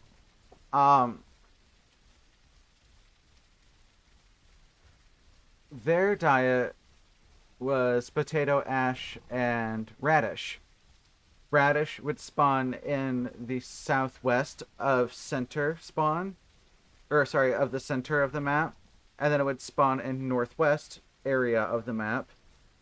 Potato spawned anywhere near a riverbank, which is pretty much all over, and radish would spawn in the southeast most corner of the center area of the map, all the way down into swamps. And so what Tenno players would do is they'd go swamps, then they would track through south center, getting ash along the way, get some potato at the rivers. Then they would go and get radish at the split rock, which is in the southwest corner of center, and then they would track all the way along back. So every herbivore had their like migration route that they would take. And by dispersing their preferred diets in certain locations, you could control how herbivore players would migrate.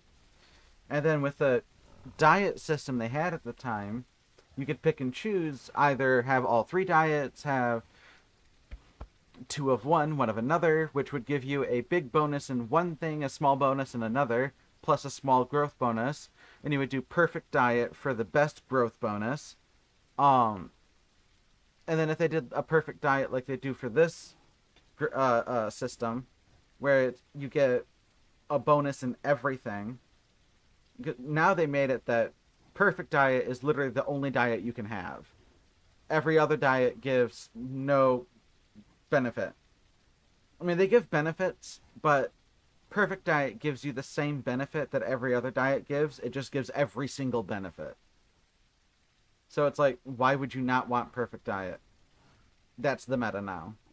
And then they say, we don't want meta, but we're going to put a meta in our game. So it's like, okay. You don't want a meta, but you're putting a meta in your game. Okay. And then they put this really frustrating diet mechanic in the game by making it constantly change all over this massive map that is difficult for all dinosaurs to traverse except for Herrerasaurus. And I would say except for Pteranodon, but Pteranodon's stamina regeneration I think is like 5 minutes, 4 minutes, 4 minutes or 5 minutes from 0. So it's like, and it's very easy to hit 0 on that thing while you're scooting about in the air. And you can't even get, like on Spiro, you could get from one side to the other on one glide. Now you can only get like a quarter of the way or a third of the way. Yeah, no S spawned here this time round. So you couldn't even get perfect diet.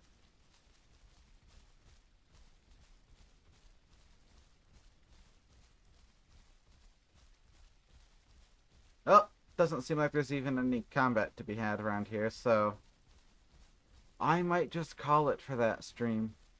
It's just too frustrating to keep up the diets when they're not even spawning the diets to begin with. Especially when you move at half the speed of smell. It's like the Taurantosaurus's standard trot speed is what?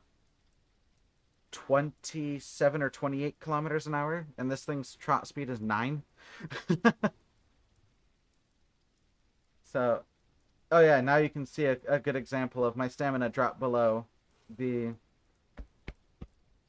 30 or 40% threshold, and now it's not regenerating at all. It's just there. Which is a great example of, in combat, if you start to lose, you will continue to lose. You can't gain back an upper hand situation. Or rather, I should say, a system that is designed to, if you start to lose, it will enforce your loss. You can still win, but the system is rigged against you if you start to lose, kind of thing. Which is why you see in combat, typically, I just stand still, and I don't do much of anything. Very much a wait for them to come to me attitude.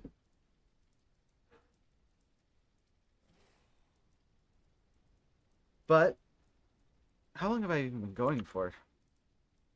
Oh, 5 hours. Almost 5.5. Maybe I should only go for 4. I think it's a good stopping point.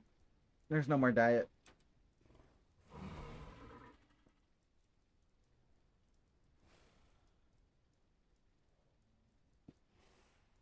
Yeah, I wish they would go back to the system they had before where, like, each plant has a specific biome, and then just say, like, each plant gives X buff. So if you want to have better bone break heal, or better, like, health heal, or better bleed heal, or better stamina regeneration, then those are the plants you go for.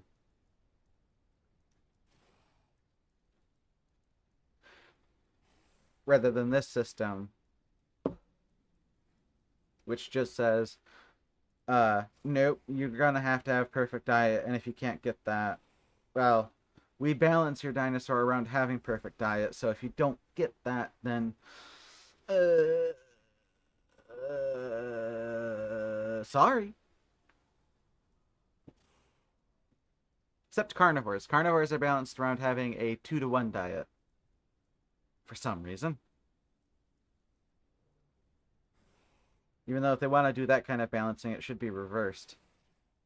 Because I've never seen a single migration zone have an equal dispersion of the diets. It's always, they either have a lot of dots and a lot of S.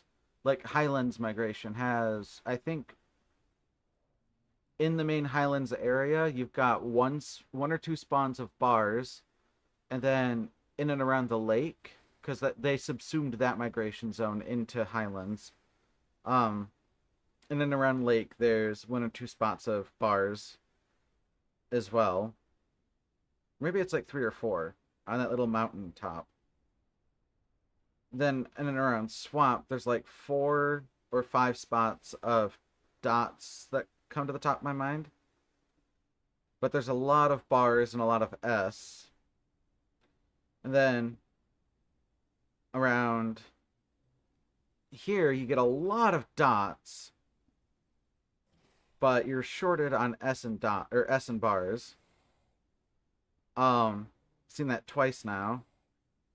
On I forget who shares this migration zone, but when I don't know if they still I think Tenno had it at one point, but they had the same issue. They had a lot of dots, but S and bars were constantly lacking.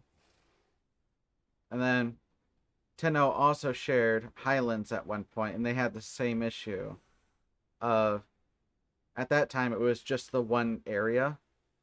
And in that area, it didn't include the lake. And they just had the 2 spawns of bars, which I thought was going to be addressed, but never ended up being. And then there's the migration zone in the river delta area, which is dots and S but no bars. And then there's East Plains, which I think that one has dots and bars but no S. It's like every single one is missing a nutrient. But yeah, I think I'll wrap it up here today. Thursday's stream, which starts at 7 p.m. EDT or EST. I don't know if EDT and EST are back on the same time frame or not after the spring forward, but I think they are. But that's going to be V Rising, which just had its grand launch on May 8th. I'm still going through that and figuring out all the fun little goodies about that. I played a lot of that during its beta. I'm still having the issue of, oh, if I get this, do this, do this, do that, and this, then I'll be able to get this and that and this, and then it's like, wait a minute, why is none of this working? And I have to remind myself, that's what it was in the beta. Doesn't mean it's gonna be that way in the launch. And so I'm having fun relearning that game all over again. I do like the fact that they like redid all of the progression mechanics and everything in that game. It is a lot of fun. And then Tuesdays and Fridays I have slotted as tentative Isle streams, though lately it's been more pot streams. They're slotted at 3 p.m. Eastern EDT, but it's mainly, I try for 3, but it's kind of whenever I get the chance. This week I might try for an Unreal one on Friday and just go through some of my old stuff, or start working on that, like crap, what would you call it? Work in progress, or display model of what I was talking about hours ago with the Lambiosaurus, where I would go in and essentially make up a couple mock characters so that I could show what I was talking about with the um, Niagara particle effects to show off the the bubble with the Fresnel effect, and then it applying the rings around the creatures, and have a couple AI actors just standing there, and then as the bubble goes out, it applies the um on collision event to do the 1/3 for like white for survival buff, green for. I could do that for like the Friday or the Saturday stream. Of course, the Saturday stream does have to start early, and I do have to end on time because I have a VTM game that night. Or multi-splat World of Darkness, because it's not strictly VTM. We've got one Korats player. Korzats? I can never remember the name. The Werebats. And then we've got a Changeling player, and then we've got myself, who is playing a Fallen. And we are set in San Francisco in 2003, where so far the primary sort of not antagonists, but they're neutral parties have been Kindred, and that's been a lot of fun. But yeah, so I'll see anyone and everyone that decides to show up on Thursday for V Rising, and all of you have a great night. And those of you waiting for the storms, they do look like they're developing over Wisconsin, so maybe in about 5 to 8 hours we might get something. Y'all have a good one.